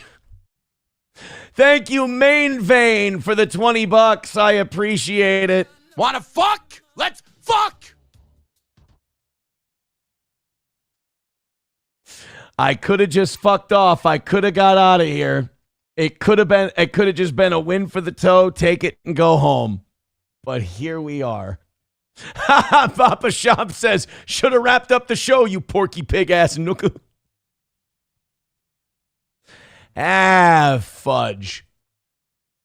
Fudge it anyway. Oh, yeah, did you hear Bill Cosby's out $19 million? Cosby's going to be one of those guys, and I feel like, what's his name? The Hollywood rapist guy, Weinstein. I feel like Cosby and Weinstein are both going to die before all of their justice is kind of metered out, because it's all kind of coming in slowly. Like, Cosby got convicted. He went to prison for like less than a year, and then they overturned it. Weinstein is still not done with all his trials. I mean, don't get me wrong. He's in prison, and he'll be there until he's dead. But he still hasn't gone to trial for all the bad shit he's done. Bill Cosby has been ruled against in a civil suit where he now owes this Donna Motzinger $19 million. But they're not done with Cosby. But he's like in his 80s, if not 90 years old at this point. And I just don't think that all of it's going to come out and all of the justice is going to be done. First of all, a lot of the women he sexually assaulted, it's past the, why did I think terms of endearment? The statute of limitations. But he is going to be out $19.25 million to Donna Motzinger after she alleged the comedian drugged and raped her in 1972. Jurors reportedly found Cosby liable for sexual assault and sexual battery while awarding Motzinger $17.5 million for past mental suffering and $1.75 million for future suffering. Well, I mean, I guess it makes sense. According to Rolling Stone, the jury also left the door open for future punitive damages by determining Cosby acted with malice, oppression, or fraud. Whoa.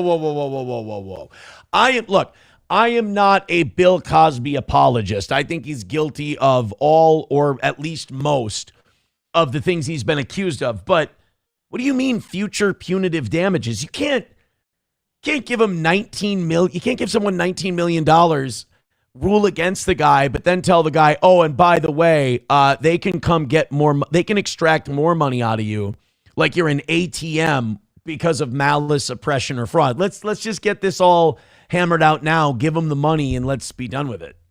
Motzinger pointed out that Cosby admitted during a deposition that he obtained recreational prescriptions for Quaaludes from a gynecologist at a poker game. What a weird... Well, you see, I'll raise you $50,000 on this hand, and if you don't have the money to cover it, I'll take some Quaaludes from you so I can get in some pussy. I want to be a gynecologist, too, and the Quaaludes would help numb them up and put them to sleep so I could eat their box. That's, you want them at a poker game? Quaaludes at a poker game. Boy, you know what? The 70s were fucking wild, apparently. You know, the 80s, it was cocaine and shit. You know, in 90s, it was acid or psychedelics. And 2000s were mostly weed, you know? 80s, well, and 80s were crack, too. Coke and crack, depending on how much money you had. But the 70s, man, they had Quaaludes back then. This was before they got shut down. You just won Quaaludes at a poker game from a pussy doctor, and then, you know, some people would abuse it, like Bill Cosby. Some people just wanted to have a good time. Bill Cosby, not so much. Not so much. Grand Poobah says, I think it means other victims could go after Cosby for money. But isn't that kind of like self-evident? Like, this woman didn't need a ruling that future damages could be collected, whatever. She just sued and it was found viable and they went through the whole thing. See, like, I feel like this, they mean her, like she can collect future damages. And that's weird. I don't know. Approachable says, I'll see your 6 Quaaludes and I'll raise you 10 roofies. Yeah, the fucking poker games in the 70s were wild. Shane F. says, Cosby was exonerated. He's innocent, not legally. You can think Cosby is guilty. Whoa, whoa, whoa, whoa, whoa, whoa. He was not exonerated. Hold on just a minute. Cosby was not exonerated. What happened with Cosby was he was convicted, and then something with how they brought the case up, the conviction was vacated. He didn't go to trial and get found not guilty. In fact, he went to trial, he got found guilty, but they fucked something up in the process. But it's something that, like, if they didn't do it, they couldn't get the charges to begin with because there was only one woman who was within the statute of limitations on the Cosby deal, but they didn't have what they needed to get the charges, so they fudged something or used something they're not allowed to use.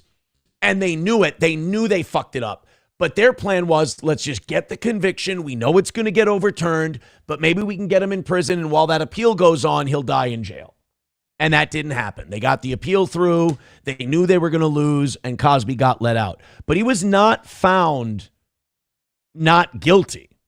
In fact, the only thing he was tried on, he was found guilty. And in the lawsuit, he was found liable in a civil court. Cosby's own accusers were deemed to be not credible, says Shane F. Not all of them. I don't think all of them were found not credible. I don't think 60 women all line up and accuse a guy of rape and all 60 are lying. I don't know.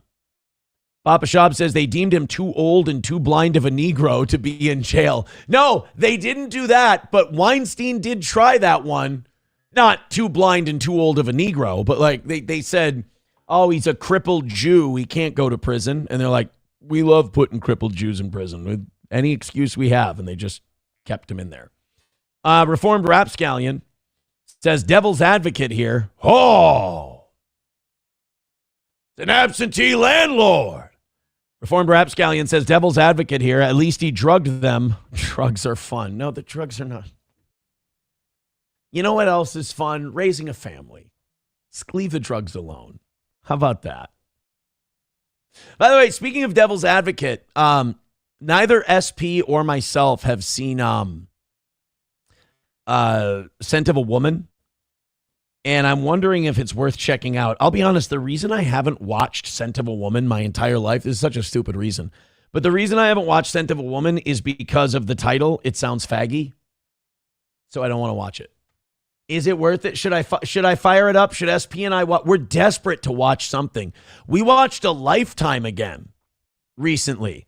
We watched a Lifetime movie, which was, it was Melissa Joan Hart, and it was like a shitty, low-budget remake of I Care a Lot. If you've never seen I Care a Lot, it's a Peter Dinklage movie about this evil bitch that like gets not power of attorney, but guardianship over senior citizens and then drains their bank accounts. So they made like a shitty, low-budget Lifetime version of that. Kind of like when the Sci-Fi Channel would make like Jurassic Park remakes and they were really shitty. That kind of a thing. By the way, Numero Uno says, wow, my comment didn't post. LOL, now I can't even get past Rumble auto censors. No wonder they banned me for a month. Hey, glad to have you back, buddy. Numero Uno Josh Denny fan says, Scent of a Woman isn't the best Pacino movie, but it's worth watching for sure. Okay. Chevy fan says, Cinderella Man sounds faggy. That's true, but I'm a huge boxing historian and boxing fan. I was very familiar with the story of James J. Braddock, so I could get past the faggy-sounding movie title. Roots says, Scent of a Woman is great. You know me, I trust Roots. Ryan the Garbage Man says, Scent of a Woman has a lot of really good lines in it. Is Scent of a Woman the one where he goes, here's Charlie facing the fire? Is that the one where he's blind? Because I have seen some good clips of that one. King Kong Dong says, watch Paradise Season 2 on Hulu. 7 episodes are out. Finale next week. I don't even know why would I start at Season 2? I don't get it. They start at Season 1. I did try the new Scrubs. And, you know, the term that keeps popping into my head when I'm watching the new season of Scrubs is you can't go home again. You know, I watch that new season of Scrubs and I just go, you know, I remember it. It was a great show. It was really funny. It was lightning in a bottle. Anytime you try to recreate it or redo it, it seems like you're just doing a degraded, shittier version of it. You know? And also, Dr. Cox was in it for like half an episode and they pulled a bait and switch. John C. McGinley shows up. He's in it for one episode and then, boom, fucks off. Hate it, hate it, hate it. Numero Uno says, trial and error tells me Rumble is not cool with referring to a Pakistani person in a concise way. Oh, you can't say Paki? Okay. Rational Redhead says, Cosby's main accuser, Angie Dickinson, admitted she lied. Really? Did Angie Dickinson lie about Bill Cosby? Based on court testimony and public records, Janice Dickinson has maintained that her allegations of sexual assault against Bill Cosby are true, although she admitted to omitting and changing details in her O2 autobiography due to pressure from Cosby's team and financial desperation. Ooh. She may not have taken back her accusations, but when you do that, when you say that like, oh, I was financially desperate, so I changed some shit, to me, that kind of torpedoes any chances you have. Chips and Diff says, I thought they came back with the original cast. All right, here's what I'm going to tell you. So far, I have not seen Dr. Kelso, and I think is Ken Jennings, no, not Ken Jennings, Ken whatever his name is, he's still alive, isn't he? Dr. Cox, or Dr. Kelso. I don't think Ted the lawyer's still alive. Is Dr. Kelso still alive? Yes, Ken Jenkins, that's his name. He retired from acting and did not appear in recent revivals. Shit. But like, I haven't seen Neil Flynn as the janitor in it, which is too bad. He was like my favorite character on that show. So yeah, I'm only, I think, 2 full episodes in, and it's just rough seeing them all old. Or old, I shouldn't say old, older. And like they've got like other characters that are replacing others, like Laverne, the fat black nurse. Now they've got some fat black lady and some fat black gay guy being all catty and bitchy and gossipy. And it's just, I don't know, it's not the same. Numero Uno says, I can call Moody a faggot, but not a Packy. What the fuck? Well, yeah, you know, I'm sorry about that limitation of free speech. I'm against it. Rational Redhead says UNSP should watch Still Mine. Look, we're always looking for good movies. We're always looking for good TV shows because we both kind of admitted when we watched the Melissa, I keep forgetting her name, Melissa Joan Hart, dad in the nursing home guardianship movie. We were like, we're desperate. We're not I mean, this isn't great. Scent of a Woman speech. I think this is what I'm thinking. Yes, this is exactly what I'm thinking of. This is a great, I've never seen the actual movie, but I love this scene. Doesn't want it. He doesn't need to be labeled still worthy of being a bad man. What the hell is that? What is your motto here? Boys, inform on your classmates, save your hide. Anything short of that, we're gonna burn you at the stake? Well, gentlemen, when the shit hits the fan, some guys run and some guys stay. By the way, I feel like, am I wrong here by saying this is the birth of like the modern Al Pacino impression? Because there's the one that was in The Godfather and says, now who's being naive, Kay? There's Serpico, Al Pacino.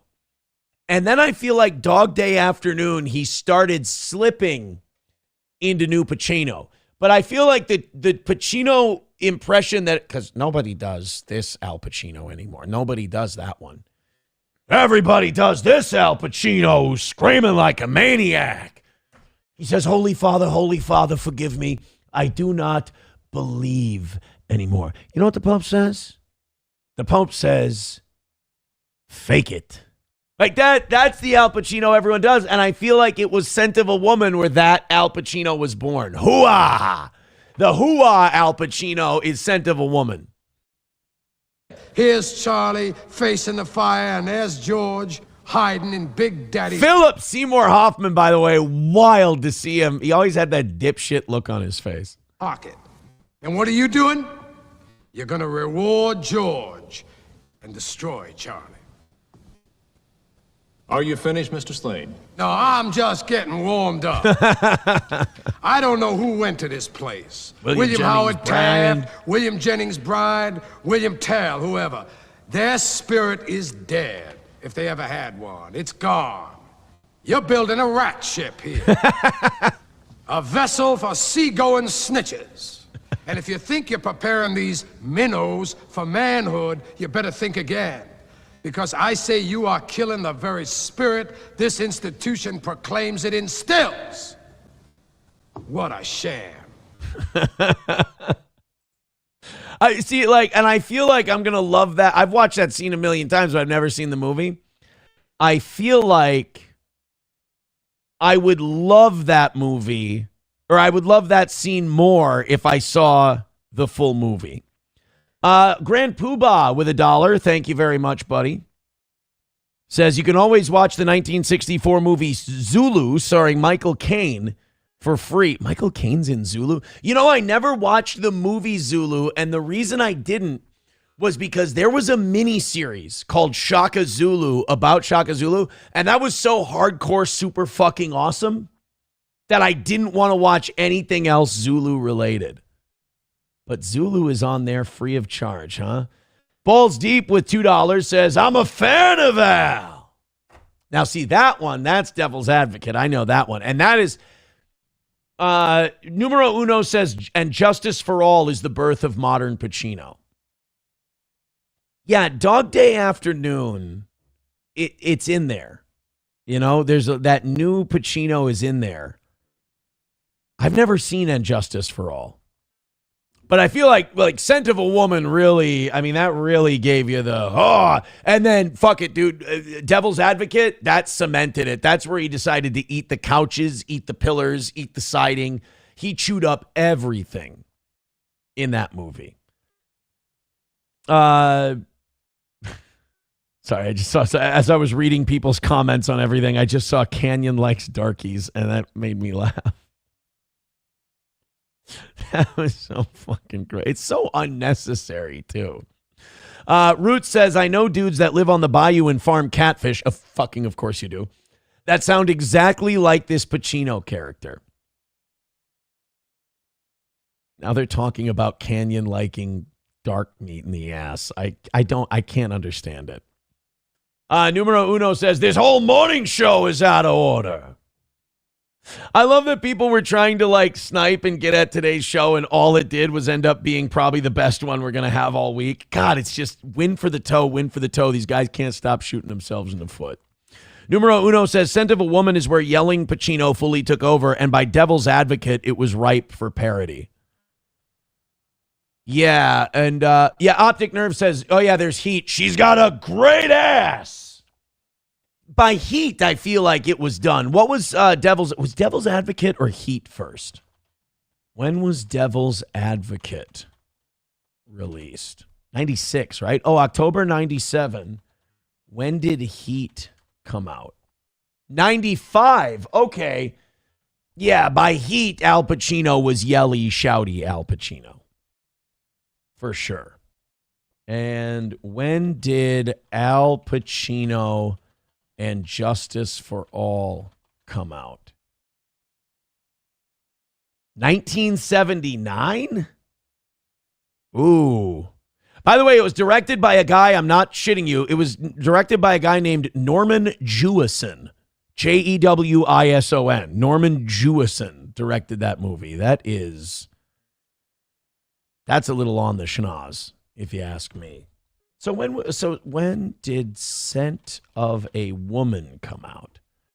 92. Oh, so he might have been already Al Pacino by then. Papa Shab says, great name. You know what? I figured you would like that name. I figured you would like the name Norman Jewison. St. Caesar says, breaking news, Aaron. Psycho Sid is going into the WWE Hall of Fame. Oh, no. He's dead. That's too bad that they couldn't get him in there while he was still alive.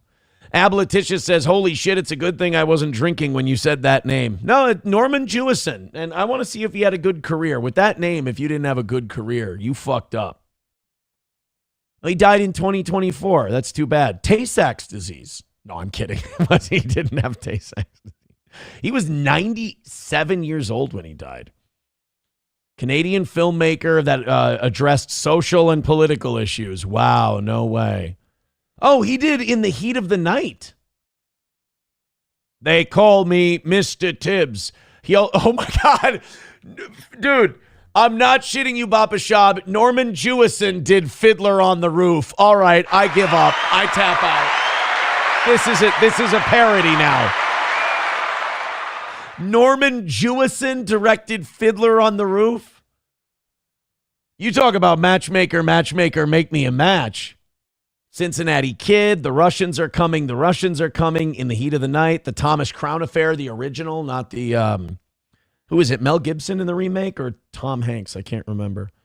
Jesus Christ Superstar, Rollerball, Fist, and Justice for All, A Soldier Story, Agnes of God. And he did the Hurricane with Denzel Washington. Holy shit, Norman Jewison had hit after hit after hit, as Seamus would say, banger after banger for old Norman Jewison. Numero Uno says Jewison directed Fiddler. That's a bit on the nose. It's the most on the nose thing I think I've ever heard in Hollywood. Is that if I told you that and we didn't know that was a real guy, you'd go, Aaron, you're full of shit. None of us believe you. Like that would sound like a name I made up because I didn't know. Hey, Aaron, who directed Fiddler on the Roof? I don't know, Norman Jewison. Bing, bing, bing, bing, bing, bing, bing. Holy shit. Really? You're fucking with me. Papa Shab says, bro was Jewing it up. Dude, all the way. How great would it be if Norman Jewison was Protestant? Hold on. Was Norman Jewison Jewish?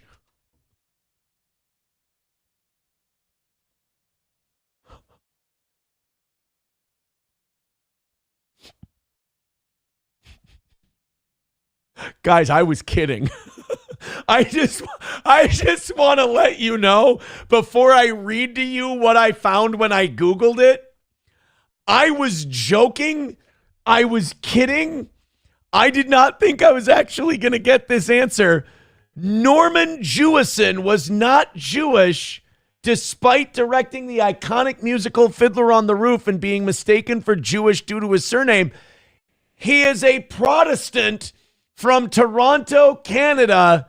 Norman Jewison is a Protestant of English descent.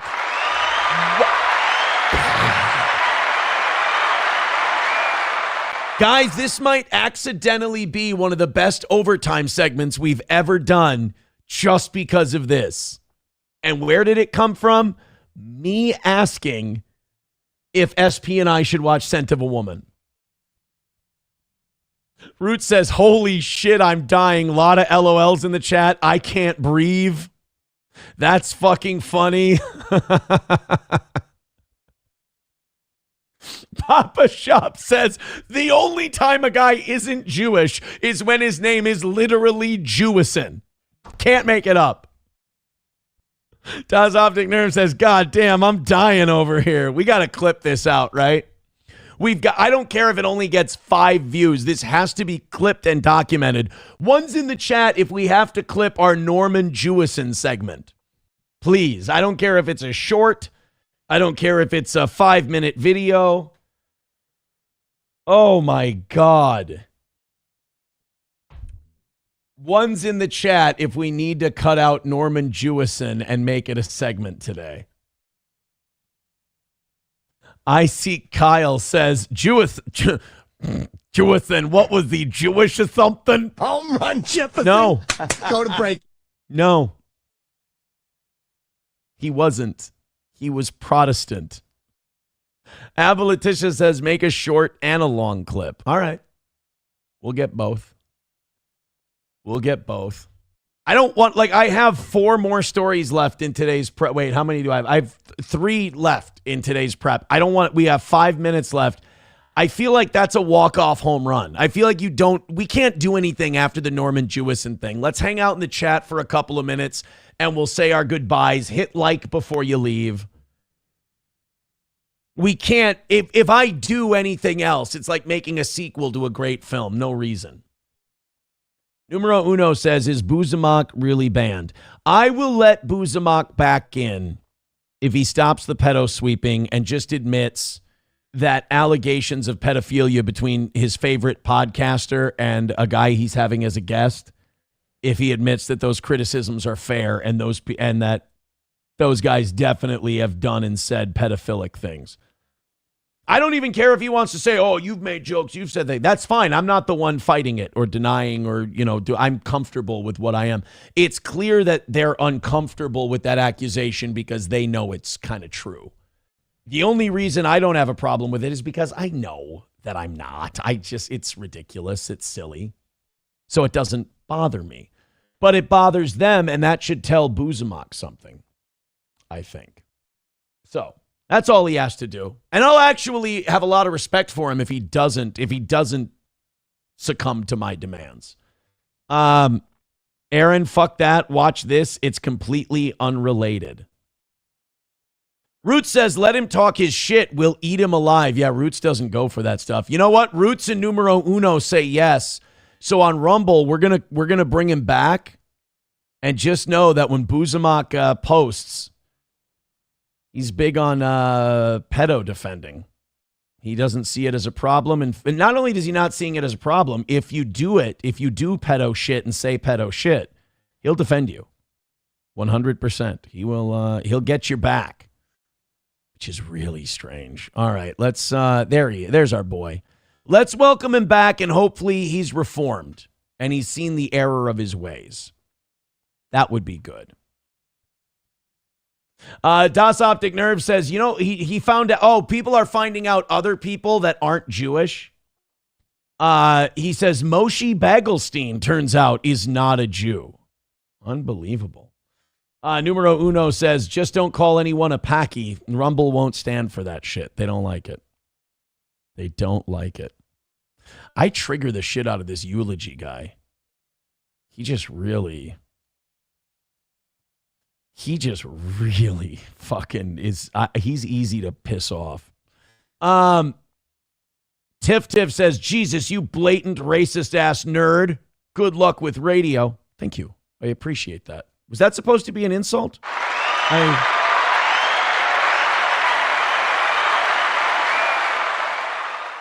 It's amazing. I didn't know that. Oh, triggered the shit out of this J Random fella, too. None of them have a good sense of humor about anything. They're all just angry and pissed off, and they don't understand that it just makes me own them more.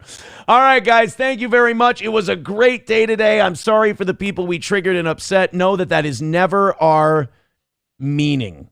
We never mean to do it, but the fact that we own you every day does make me feel good, and it's a character issue that I'm still working on. Have a great rest of your day. Unbelievable support today, guys. I appreciate it. Let's keep this perfect week rolling into the evening show, and I'll see you guys tomorrow.